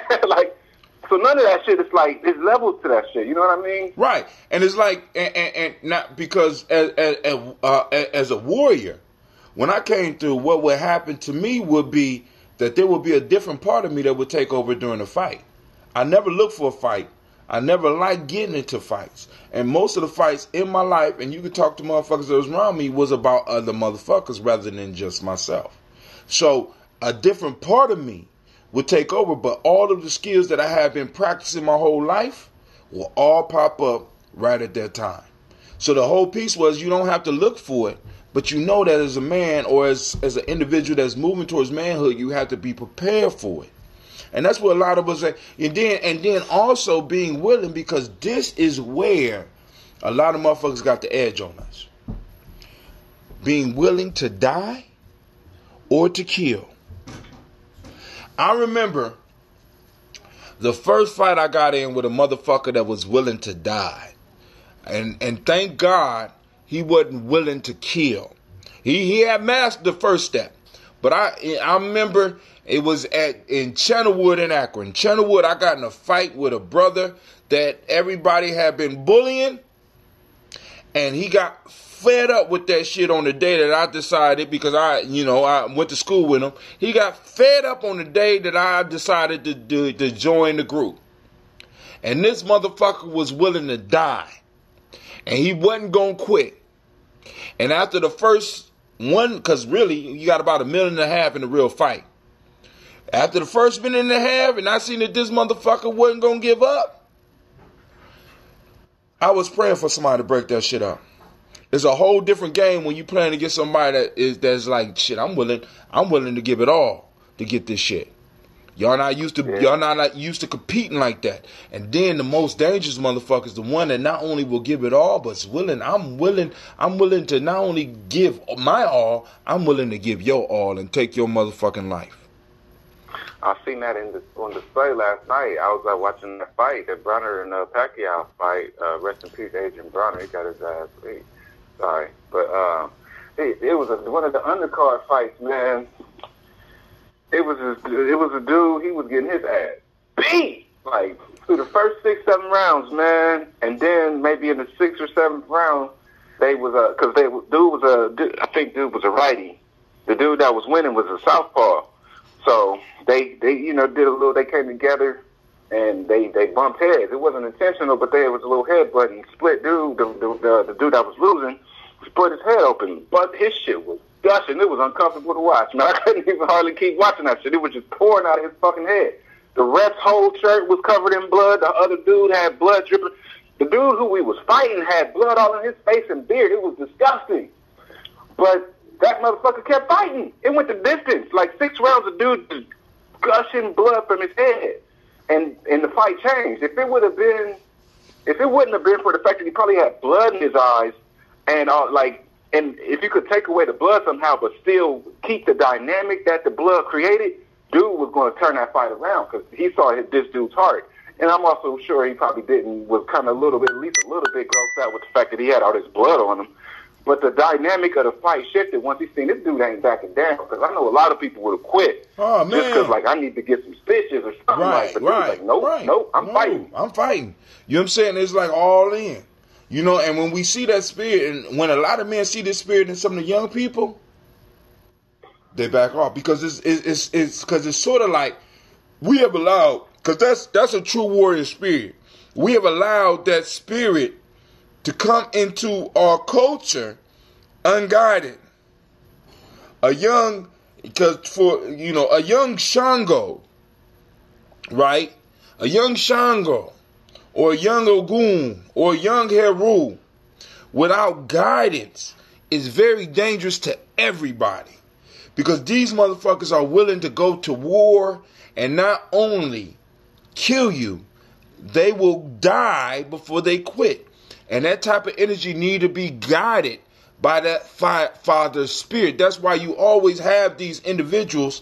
You have some type of father calming spirit with them so that they will not self-implode and destroy everybody around them, and that energy can be directed. And that's what's going on with our gangs. When we look at that shit, we have to really understand that these are motherfuckers that's willing to go the distance.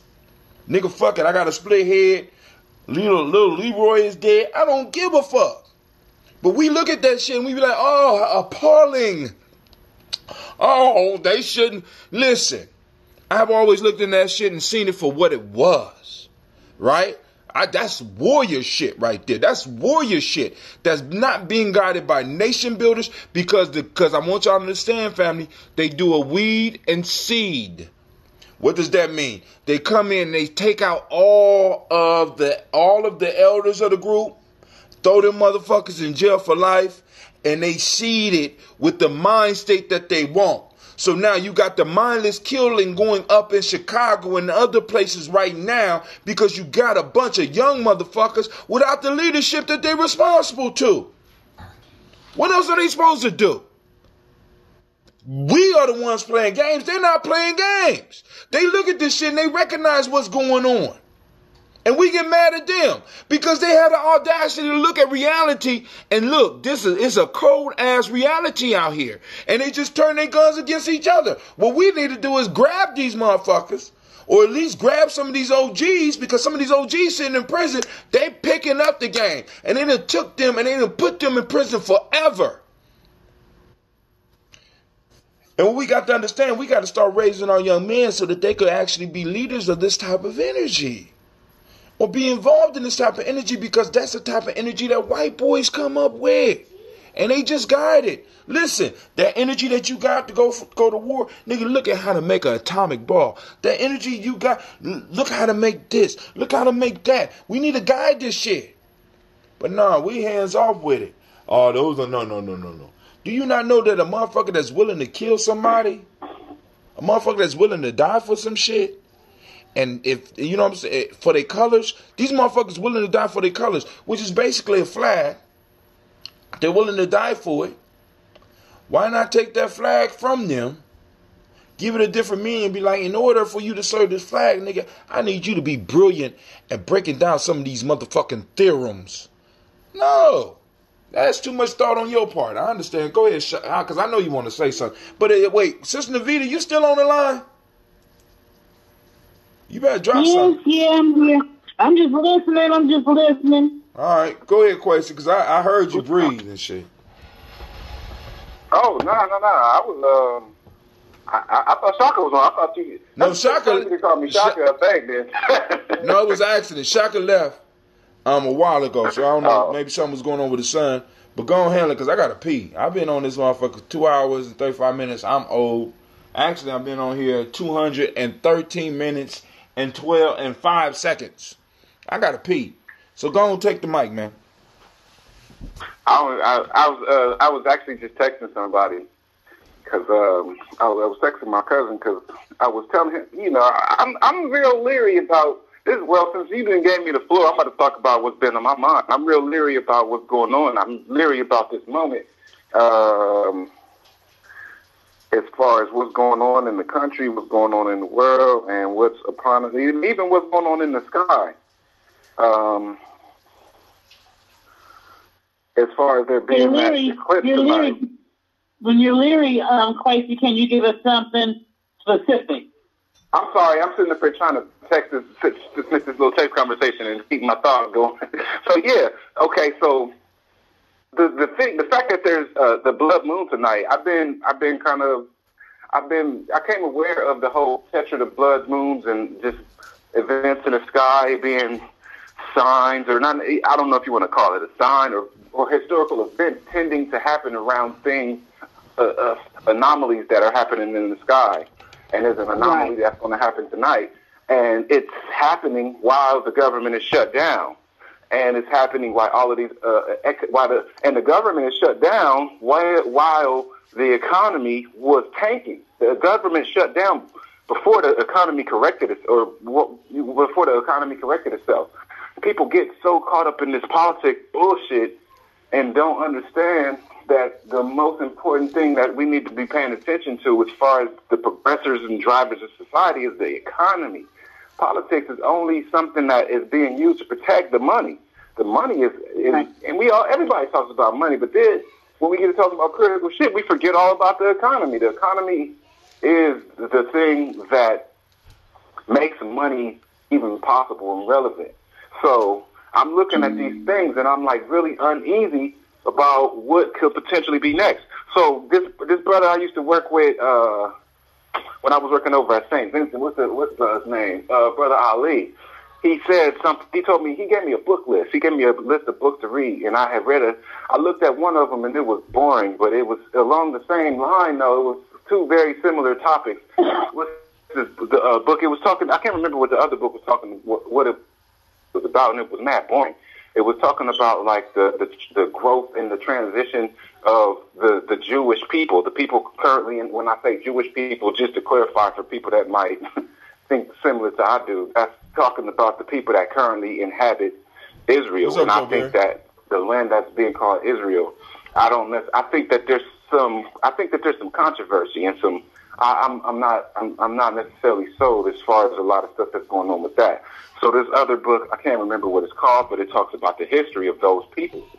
So but it's boring. The way it's written is very boring and dry and just, it's very historical. These people did that, then they did this, and then this, and then that. It's just very historical events of movements of people, and it's real hard to follow.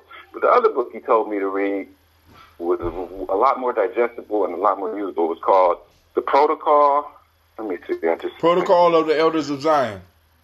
The Protocol of the Elders of Zion. And what that book talks about is, I kind of compare it to the Willie Lynch letter in that on one level, because people say that the Willie Lynch letter was just a made up stuff. Right.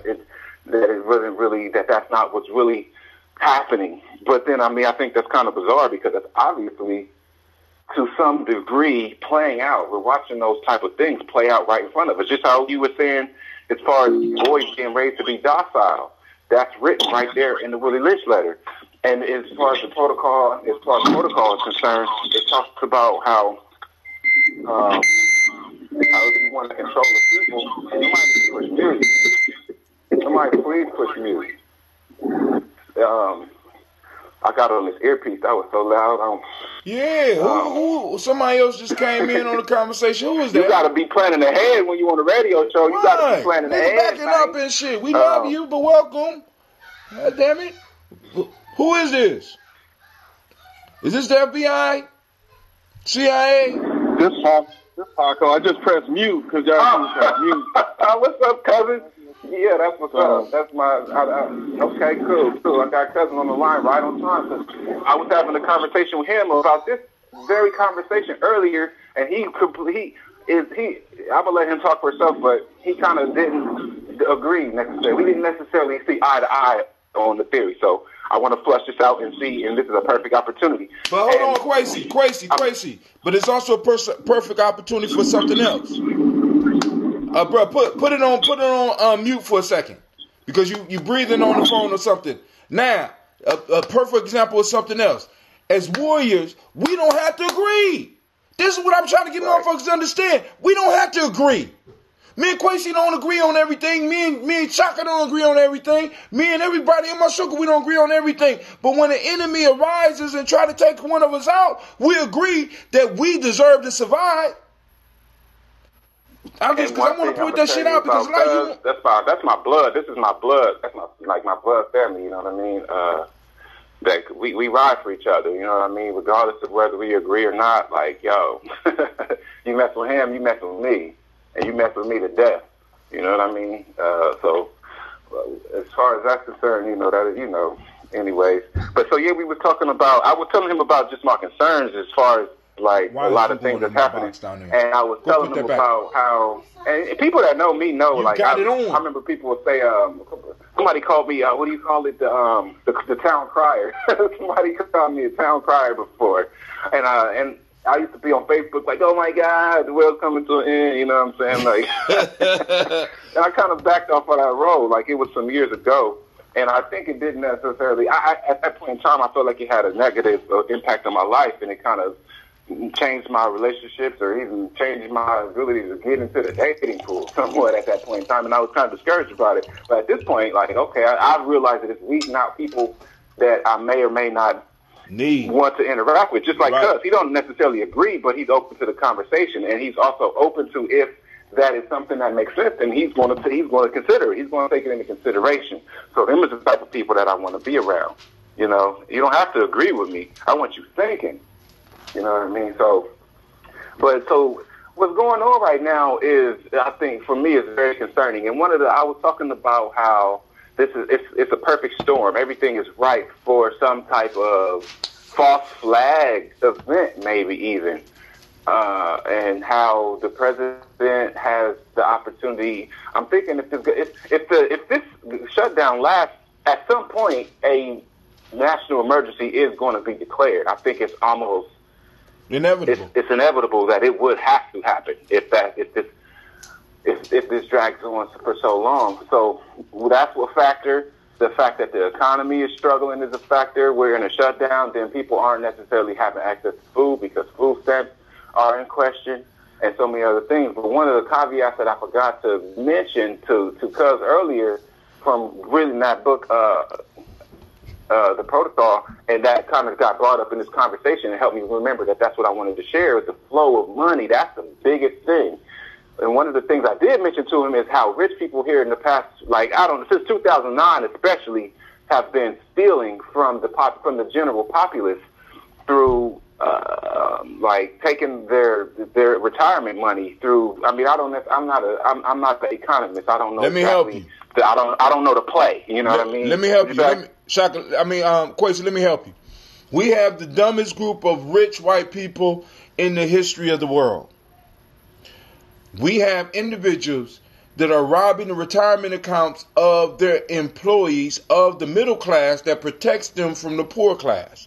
So they have allowed themselves to stack so much wealth that they are so far above the individuals that was protecting them from the people who are below the individuals that was protecting them. So now that everybody's the same, so now it's coming down to only having two classes. We have poor and we have extreme, not just rich, extremely rich. What white people in the past let me have some pushback on that. Go ahead. No, go ahead. I was just going to say that I think there's, even if the middle class is dissolving and turning into poor, but there's still a third class though, because you got the uber rich, you got the billionaires, right? But then you got a growing class of just regular millionaires who are also gaining power. So they're becoming a bigger threat to the uber rich. So they're more worried about them now.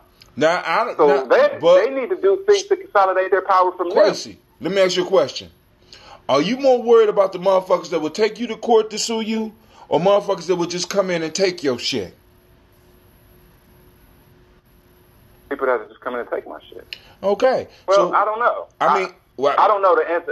I guess me personally, what am I more worried about? People that can come in and take my shit. Because if they come in and try to take my shit, then they're willing to take my life. There you go. See, poor people don't have the mechanisms that the rich have. So we have the ultra rich. See, because you got to understand, the middle class was designed as a buffer between the poor and the rich. And the rich will get rich But they would make sure that this buffer class was able to make enough money and slide the poor just enough so that they will be able to survive. But what we have now is we had a super uber rich group that's coming along, and right up under them we have rich people that are millionaires that have lost any connection with the street. And as you well know, when you start losing connection with your poor, with your actual individuals that's out there on the battlefield, you become very, very susceptible to very small changes that you had no way of even understanding was happening. So this is why I'm saying we are dealing with a group of the dumbest West Asians in the history of West Asianism. These motherfuckers is dumb. You know what I'm saying? It's dumb. How the fuck can you let somebody become a motherfucking trillionaire when you live in a country where there's a certain large percentage of motherfuckers that are broke, and now everybody knows how much motherfucking money people got? I want you to understand this. It wasn't until our time that we really understood how much money Rockefeller made after they broke up Rockefeller Oil. We didn't know this shit until the 21st century. So this motherfucker could have been balling and his children, but we didn't know how much he had because we thought it was a possibility, or some of the white people thought that it was a possibility they could get that shit. But now what they have done is they have shown to not only to us as black people and brown and yellow and even white, you'll never be able to achieve this shit. So now the question is, what's going to stop me from coming to get your shit?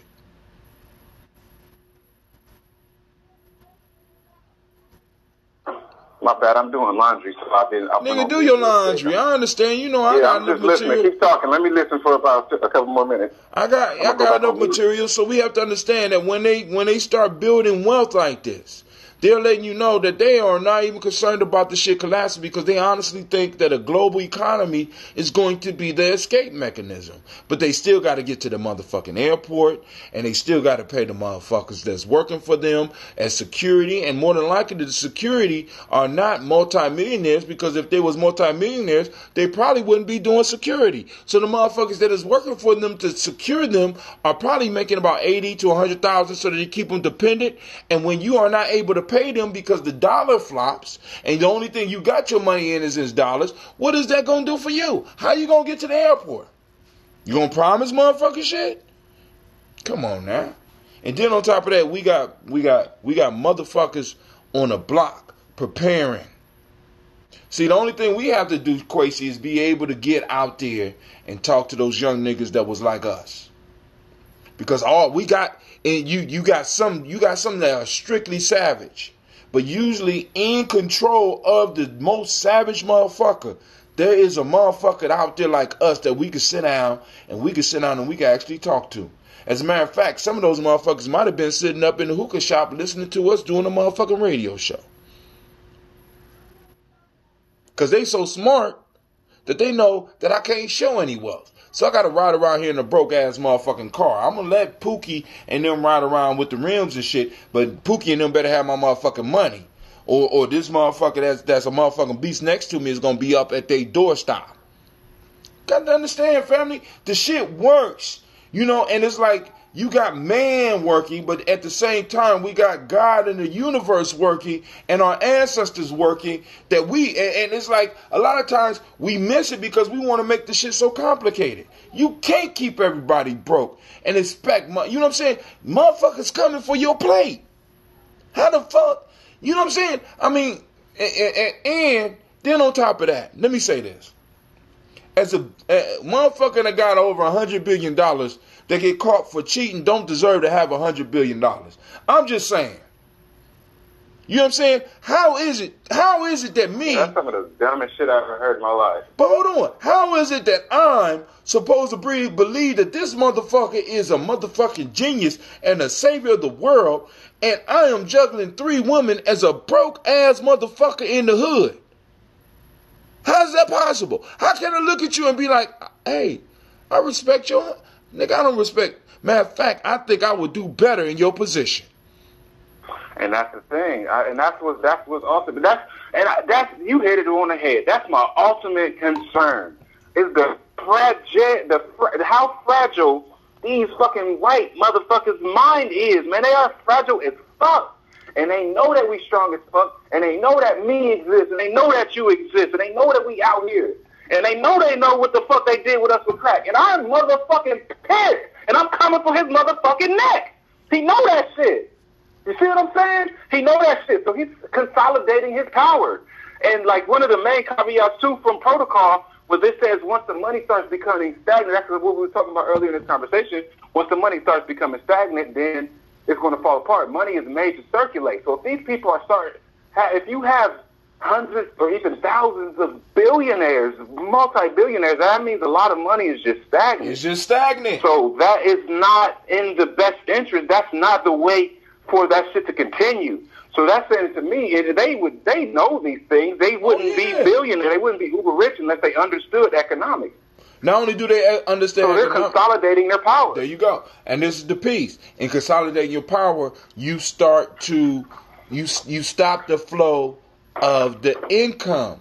And the income is the blood, but what starts to happen is that the body start getting weak because the body becomes sick because the blood is not circulating. Money is blood. Do you not understand that? Family, we got to understand we got to become symbol literate. When the money starts flowing, and just think about it in hood terms, right? What happens to the kingpin when a motherfucker frees all his accounts and he can't pay nobody? Is he a kingpin anymore? Or is he a victim of the next motherfucker that can make shit move? It's the same shit. We thinking that these motherfuckers operating on some higher plane shit when they just basically following the fucking laws of the jungle. And they just make it sound so complicated that you can't get into it, Pookie. But Pookie, wake your punk ass up. Pookie, get up. Understand. These motherfuckers are fucking themselves because you already know that your boys got to eat. Because if you don't eat, they coming for your plate. So the thing of it is they know these things and they want to continue to have power. No, we got to understand. They know that it's going to happen. They know that the way that they're going to maintain their power has changed. No. And it's in transition. Transition is the most dangerous time. Oh, man. Like working with kids teach you that more than anything. Like you got kids and you have them in different areas. Walking through the hallway is the biggest time where it's going to be fights, where it's going to be people acting crazy, people doing transitions are the most volatile times. So we're transitioning from one era of economic stability or of the economic movement being defined in a certain way. The definition is changing. So in that moment of time, it's a very perilous moment for them, but for us, it's a very right moment. There you go. See, and that's what I want to make sure you got, because within difficulty comes the jewel. As a matter of fact, the last proverb that we had, see, I told y'all need to follow Giambi Journey, because now what the young brothers allow us to do and what Carlin allow us to do is to pull this shit together. Hold on. The last proverb we had, Bruce Lee stated on day 56, we just covered this last week. In the middle of difficulty lies opportunity. You have to be, and usually the motherfuckers that's able to see opportunity are those that are hungry. See, y'all need to understand they have complicated shit to a point where you think that you need a degree to understand this shit, but what the drug dealers showed us, if they ain't, because they ain't make that, they ain't make as much cash as we want to attribute to them.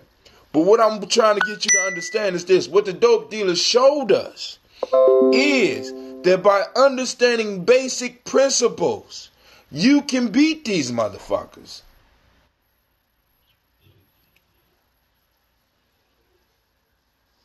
And it's crazy that Floyd Mayweather.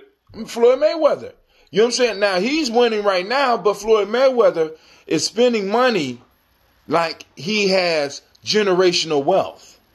See, Floyd Mayweather, that's the thing too. Floyd Mayweather need to understand that he has income. He don't have generational wealth. So as much as it may be. As much as it may be. income comes to an end. Generational wealth could go on. Because I want you to understand, imagine having $100 million that's been earning interest over 50 years. And you trying to spend money with a motherfucker like that. It don't work. The math don't work. Look, this is what we do. I think it's quite possible that Floyd Mayweather has quite possibly made more money in a shorter amount of time than any other human being ever lived. This motherfucker made $100 million in an hour. No. I can give you somebody right now in history like now that did more than that. I give you so he's in a very elite list. He's on it. Yeah, I agree with you on that. He's in an elite company. Right. Go ahead. So he's he's not a great money. He's not great with money though. He's great with them hands. He ain't great with money. Great with that money. He got to have a team that's great with that money. And what Europeans do, or West Asians do, they surround their motherfuckers that are good at making money with motherfuckers that's good at keeping money and building armies to protect those that are good at keeping money so that the thugs won't come in and take that shit from them. Because white folks basically use thug economics. If I can't beat you with my rules, I'm going to beat you with the thugs that I send to your motherfucking crib. Nigga, you beat them, I'll send the army. I send the National Guard. You beat them, nigga, I'll send the army. See, this is why America has... Motherfuckers don't even understand that it's not the technical skills of America that's been allowing them to dominate for the last 100 years. It's been the military might of America that allows them to bully motherfuckers into... And that's called thug shit. That's basically thug shit. It's not economics. Motherfucker, listen. We want that shit that you have under the dirt in your land. Okay, cool. Well, we will go to the nation of the United Nations, and we will protest and blah blah blah. And then all of a sudden you got a change of heart and motherfuckers is mining over there and shit. And that's some thug shit. We think that these motherfuckers actually handle shit civilized, and this is the trick that they play on you because they get your ass going to court on some civil shit when they coming at you like gangsters. Nigga, if I can't get you legally, I'm gonna just take your shit. Hold on, family. You still on the line, Paco? And I want you to understand, Godfather 3, I hate the movie, but I keep bringing this quote up. They say, economics is a gun, politics is knowing where to point the gun, and I added that. Where to point the gun and where to pull the trigger. God damn it. That's it. That's all it is. And when you look at it like that, shit. Yeah, we can hear you. Go ahead, bro. You got something you want to share? Because y'all got me running my goddamn mouth. This ambrosia ain't helping either. Shit. But yeah, I mean, I didn't want you to necessarily force you to feel like you had to say something. I just was wondering if you were still there. Right, he's still here. I can tell you because I'm gonna give you access to it so that you can pull it up on your shit. And actually, you could use because the conference call for those that are interested. I have a show specifically for the conference calls called The Line, and I just figured out why people weren't able to use the line. And the line is if you have a show that you want Gianni Journey to promote, you call into the line. And you can make some statements, and it will record that shit.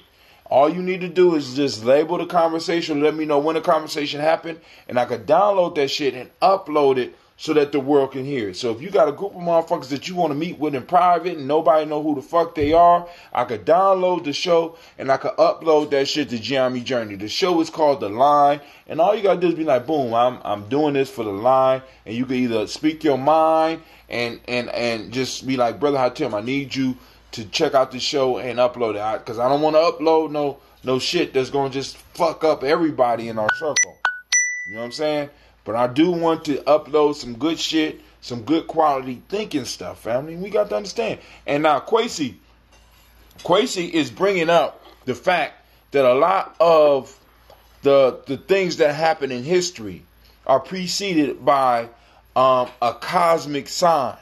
And his biggest concern is the fact that a cosmic sign will be here tonight. He said it's a blood moon, and usually I'm up on this shit. But Quasi, do you want to fill the people in on a blood moon?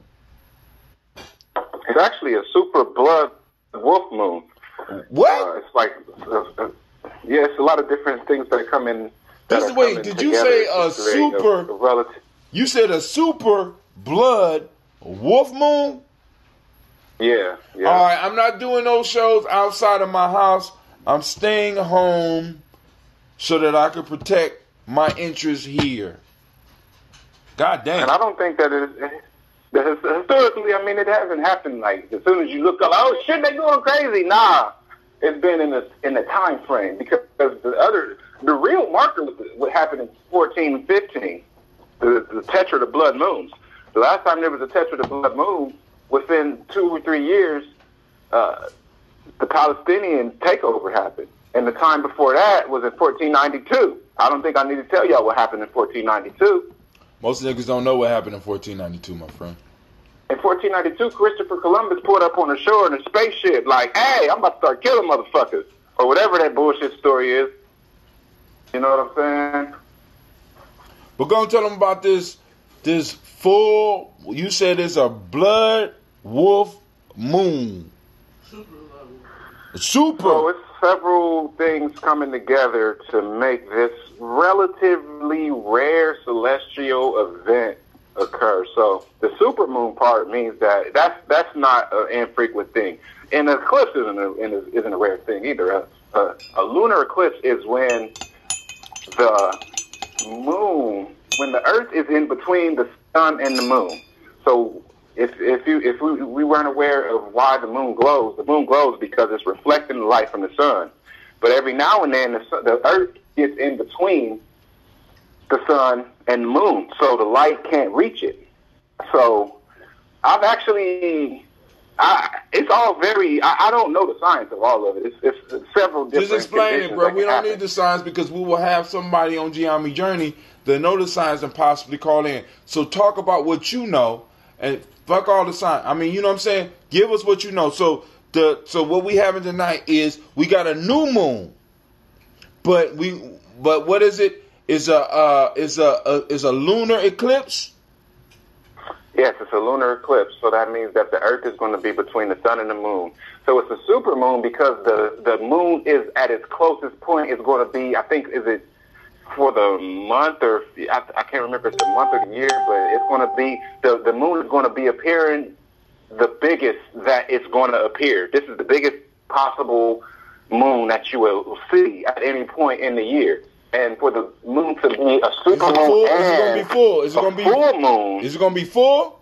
Is rare, but then it's a super moon, it's a full moon, and it's a blood moon. So these three things are all coming together, and it's just something that doesn't happen very often. So it's like when they, and it's I think I read somewhere else it's a blue moon. I don't even know what the hell that means. Like blue moon is like blue moon is a rare event where two moons happen in a month. Two full moons happen in a month. So family, check this out. Getting past all of the scary shit. You need to get out tonight, and if it's not cloudy, you need to bathe yourself. It's a clear sky.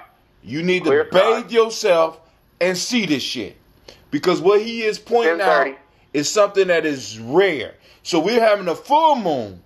And at the same time we're having a full moon, we're having a lunar eclipse where the Earth is in between the sun and the moon. And the moon is going to be blood red. Right? And then on top of that, you ain't break down this whole wolf moon shit.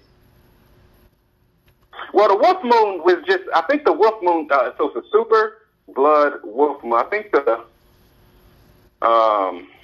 super part is, so the super is the blood.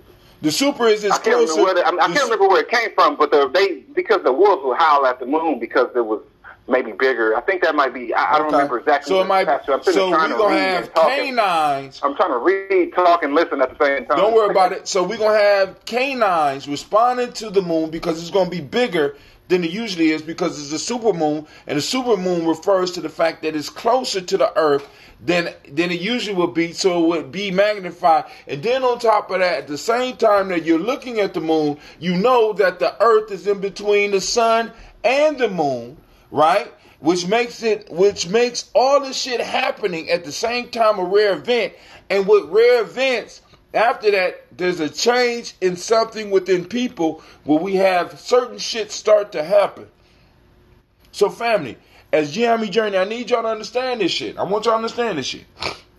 We have a rare, it ain't even cosmic. This is a local event for us because this is not cosmic. If we look universe-wide, this is which increases the amount of chance of some shit happening like this, right? So we have a rare, super rare event popping off. So if you smoking weed, take your high ass outside and look at the moon. If you're drinking liquor, take you and your group outside and look at it. When will this shit be available so that everybody can see it? I'm inviting all of my tribe to look upon this moon with me. I'm going to go out with me and some of my kids, whichever one, because they hard-headed. I'm going out to look at this shit. Let's all be up under the same moon looking up, and also have somebody looking around for security. You know what I'm saying? Because family, these type of events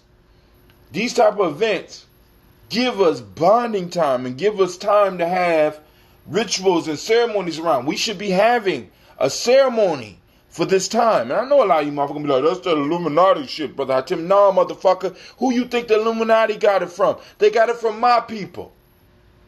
So y'all gone with that shit. Those of you that's on my line with that shit, gone with that shit. Masons got their shit from me. The Illuminati got their shit from me. All these little secret societies got all their little shit and all the keys for where they are and what they're doing from me.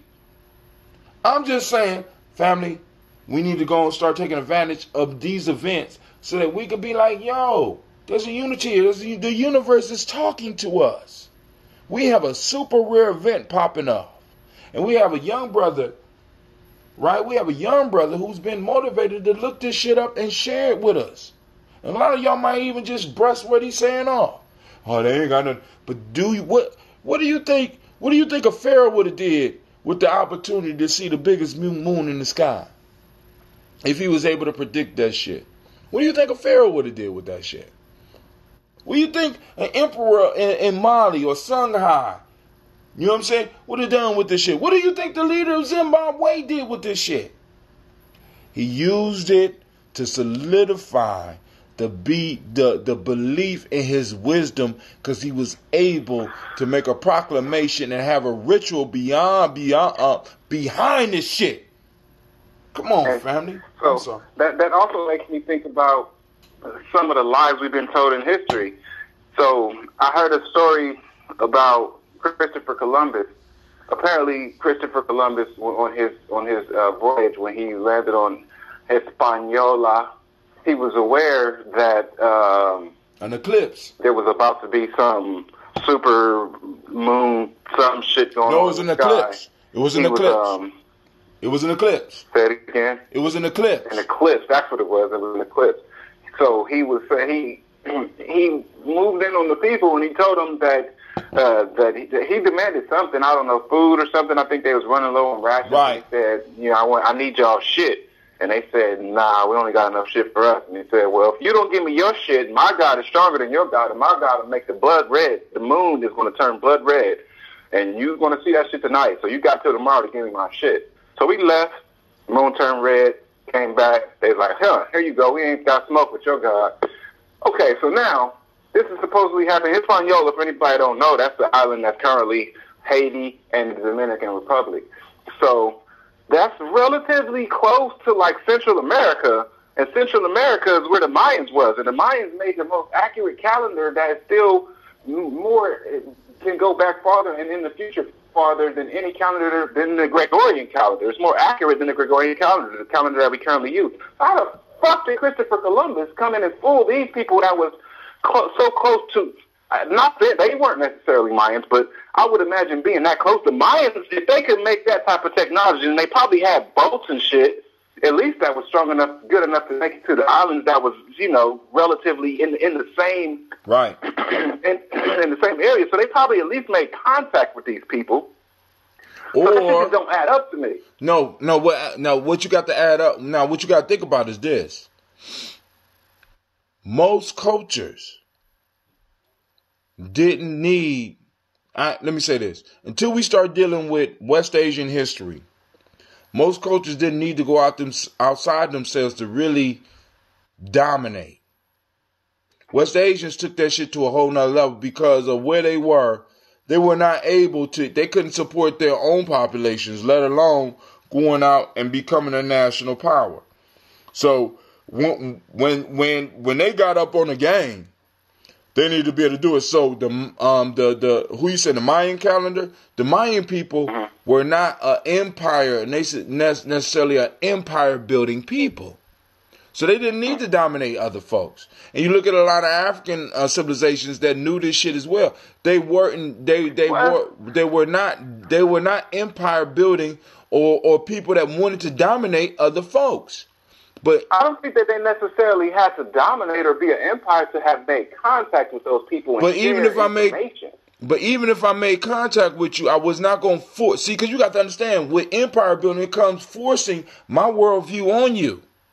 Now, if I'm living in a place and we're comfortable with what we're doing, nigga, I come down and do trade with you, but nigga, I'm not trying to watch the sky that goddamn close. I'm able to smoke this weed and have sex and go hunt for a couple of weeks and chill.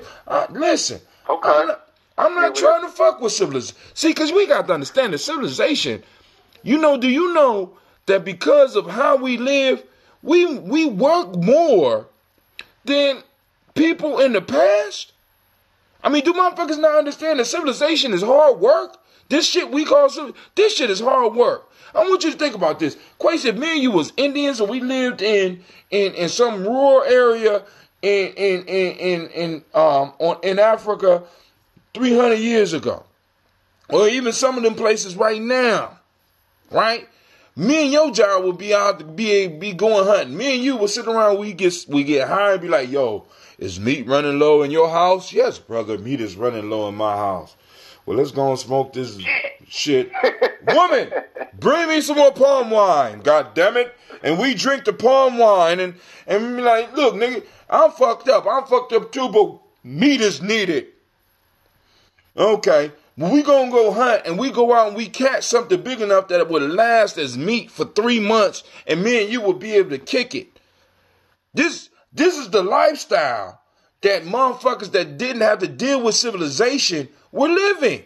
We was just basically living to our fullest without all of the complications. Then civilization come in and got all these complications and shit. So I want you to imagine that. I'm able to trade with motherfuckers with complications, but I don't have to adapt their complications. Oh shit, that's what you want. We need 50 antelope horns. Okay, I have that shit for you next month. We're going to get 50 antelope horns. Quincy, we need some antelope horns. You got any? Oh yeah, don't even use them motherfuckers. For some reason, these motherfuckers down here want antelope. They value this shit. They don't give up. What? Oh shit, let's get it. Boom. You take it down there, leave it. They drop their shit off. We drop our shit off. We go get our shit. They get their shit. They gone. Come on, man. You know what I'm saying? And that's the way. With them horns. Yeah, exactly. You ain't even give a fuck about what they did with the horns. I never would have thought of that. Huh? I never would have thought of that. I like what you did with them horns. Well, see, because the whole point that I'm saying is this. Civilization brought on a whole nother piece, or westernization brought on a whole nother level of work that human beings, listen, and you don't trust me, y'all don't trust me, look in history. The amount of time that we work and the amount of time we spend away from our family, no one in the history, European, African, Asian, has ever spent this much motherfucking time away from their motherfucking children in order to support them. Industrial Revolution. Or at least not willingly. Don't believe me. Don't believe me. Do your own research.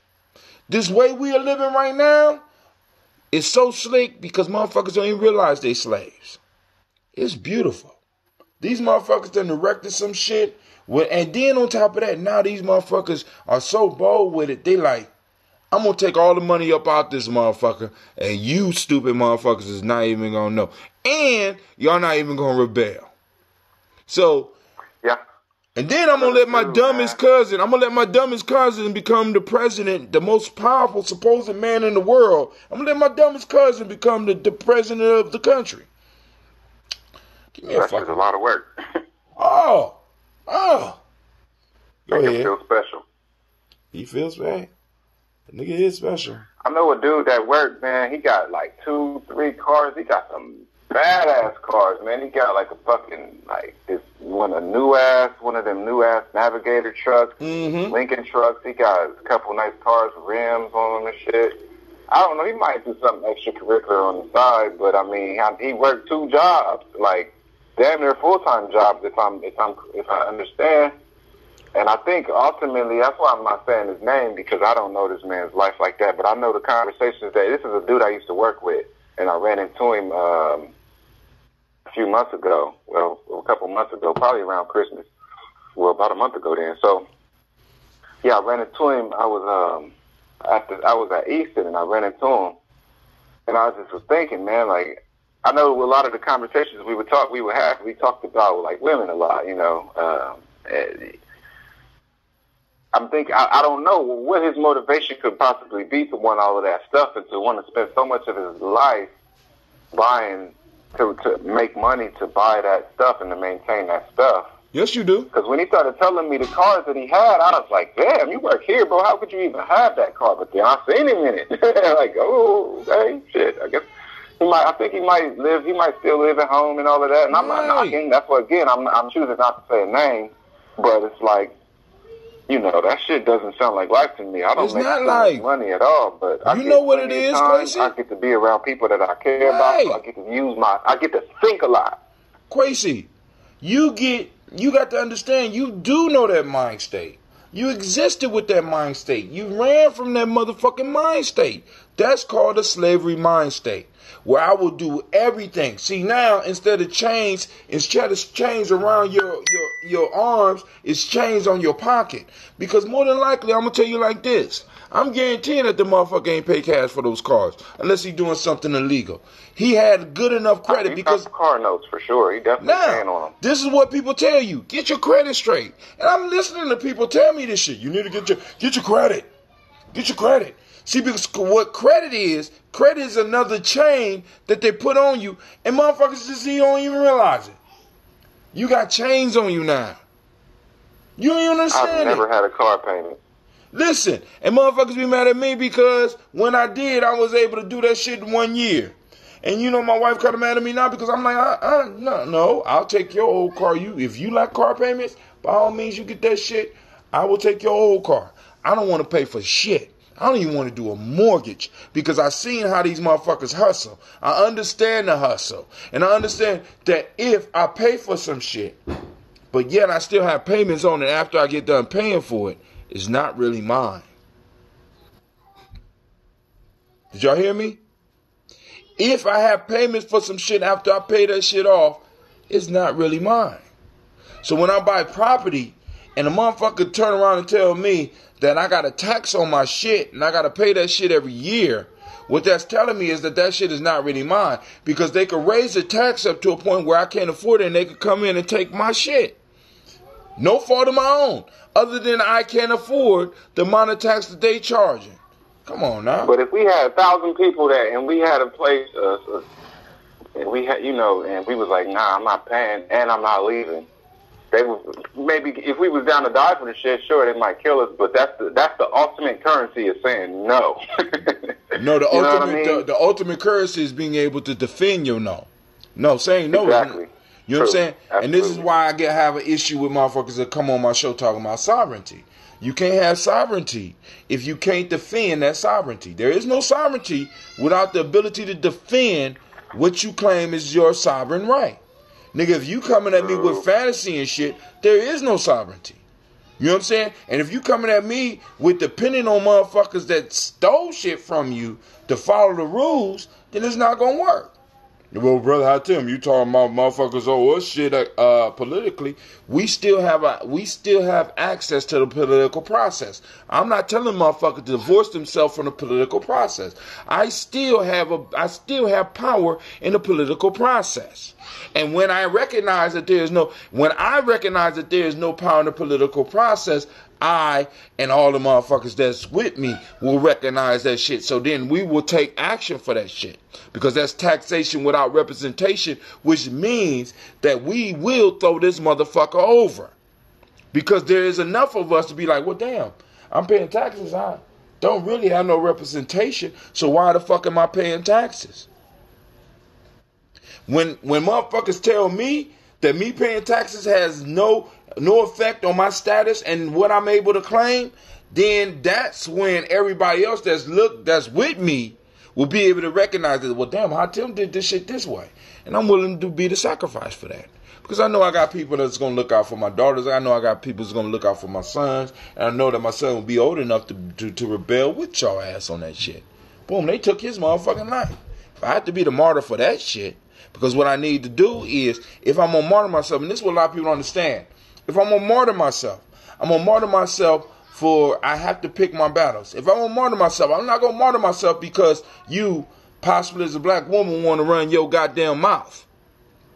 I want to make sure that it's bigger than just you and your struggle. I want to make sure that it's going to be able to cover everybody.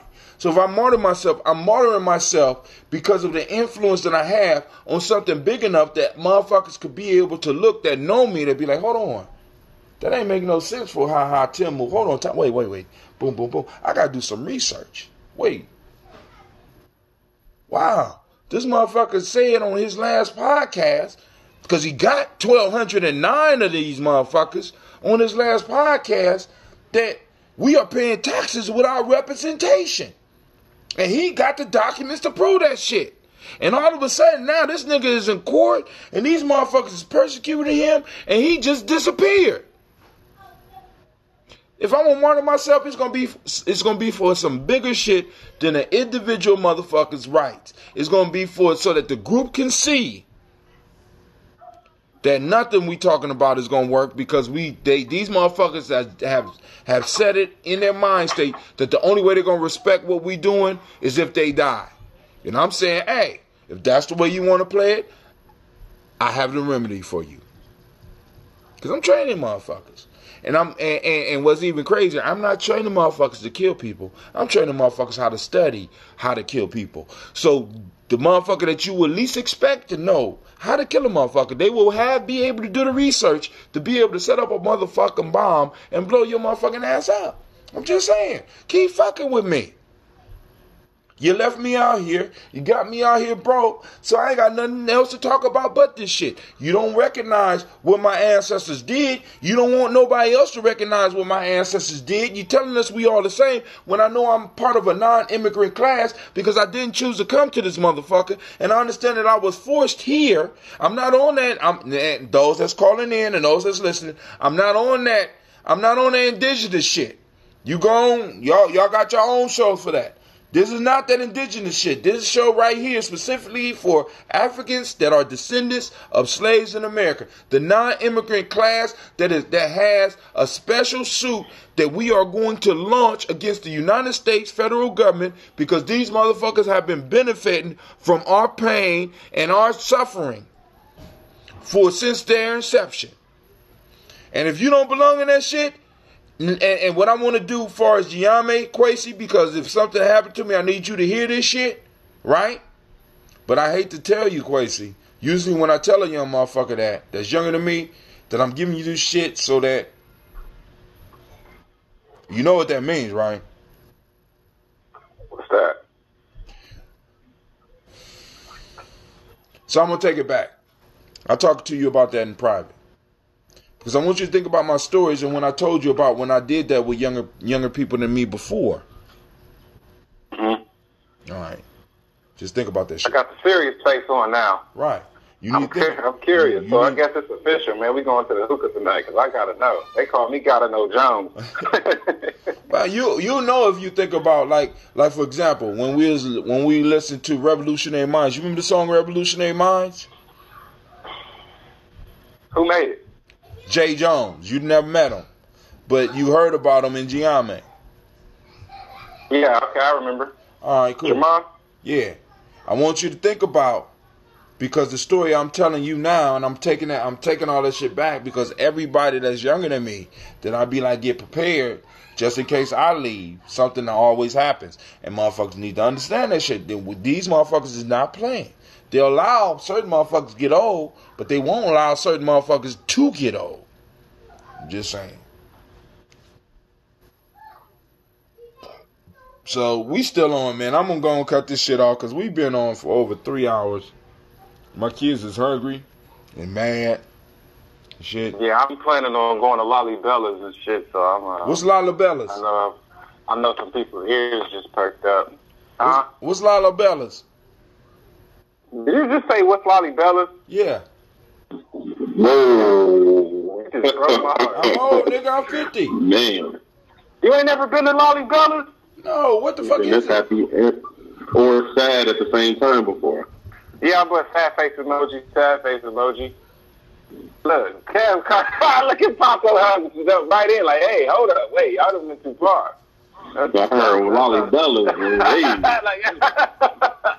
I feel left out. Now I'm like you. I need to know Jones and shit. I might need to find. I'm about to type this shit into Google and find this shit. Is this the Ethiopian restaurant, and they got an all veggie plate for you. That's the bomb. Like, where is this at? I mean, you know, I eat meat, and I go in there and get that sometimes. Where's this at? Hamilton, and Maine, right in the same parking lot as that Donato's right there. Hamilton and Maine. Okay. All right. They was named another place and shit. But I don't know what y'all do there because shit, even the young dude that ain't saying shit, kind of be like, oh, you don't know that shit? I feel bad. I feel like I've been missing it's some the shit. Ethiopian spot. Yo, that's my favorite thing to eat. If I was about to get the chair, you know, they give you a last meal, I'm getting Lollibella's, man. That's my favorite fucking thing to eat, for real. Oh.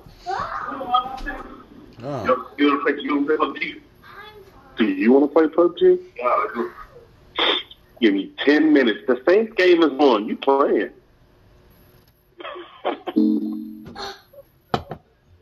Was you about to go there now? Because he hung up. He wasn't fucking around. Yeah, I'm expecting a text from him. Yeah, I'm about to go here. I got to get in the shower and everything. I've been being lazy today. I needed a lazy day. But you said it's on Hamilton and what? It's on Hamilton, just south of Maine. I told you he was about to text me. He just texted me. Oh, no. Lollibella's is addictive, man. It's addictive. Do they got is it like a buffet? Nah, it's not. Nah, it's not super, like, for the quality, that's why I feel like I would rather eat that shit than damn near. It's not too much. So they better than, you remember Blue Now? Have I ever taken you to Blue Now? Oh, yeah, it's better than Blue Now. Well, I can't say, I take that back. I've been to Blue Now once, and I went with Devin one time, and it's very similar. They got the Injetta. Now, hold on, because this is what had me say. Do they have that salad with the beet shit in there? With beets and all that? I don't know. I've never got it. Oh, okay. Oh. I always get the same between two things. I cannot stop getting it's so much. They got a lot of stuff on the menu, and I done tried stuff that, like, other people done got stuff, and I tried, but I need my lamb. All right. So we about to close it down, Giami Journey. I want to thank everybody for taking the time to tune in, but I need to tell y'all to like and share. I should have did that shit in that first 10 minutes, but I didn't. You know what I'm saying? I mean, because I'm trying to build family. I'm not trying to build, we don't need followers. We need family. I don't need followers. We need family. I'm just letting y'all know about that shit, right? Because we coming into a time when we need followers. And my babies are probably, they done 8, but you know. But anyway, family, I want to let you know you are a part of the congregation. Mighty. This is Giami Journey Media. That's what I'm talking about, anime. Anime was on that shit this time. This is a Heart of a Simple production. And we have done the Daily Toast. And when we started a little bit after 12, it's almost 5 o'clock. And this is a Heart of a Simple production. Simba, what you doing? And this is what we strive to do. What, Gina? Nope, you're all paradigm. That's right. Alright, y'all get out there and look at that moon tonight. Peace.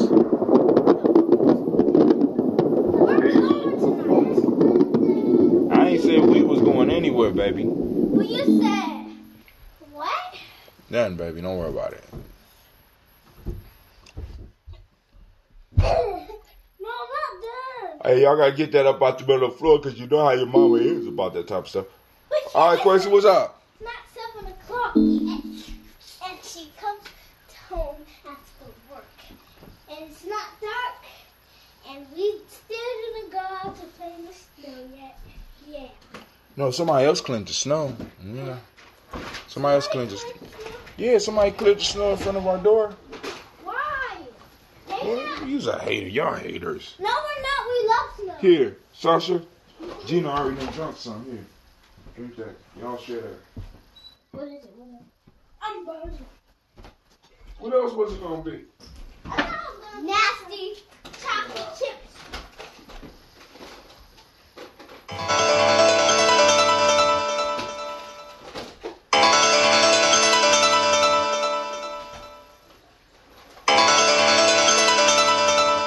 What's this?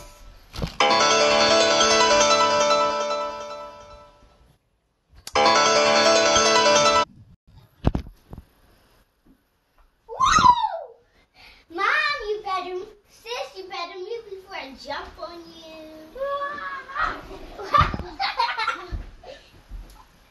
Daddy, watch out before we trip you with our magical power. You should read what's on our door outside. I'm going to go read what's on your door outside. Okay. Well, if I'm going to read it, I don't need you all up on me. Cleveland and Bub. Look. You don't play with your belt like this. Hold up. Jose Maya. What the hell is that? It's that party. That's protest.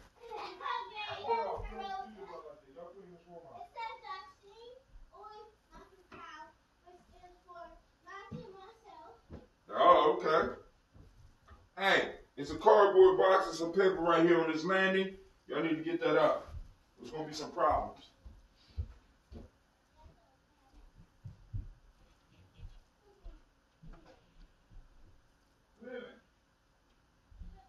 Living. Yeah. I'm about to step out. You need you to step up. You need to go on. Did you wash those dishes downstairs? Yeah. All right. I need shit together because if it's not, then I'm not going through with my plans. So we'll have problems. What? What you need to show me?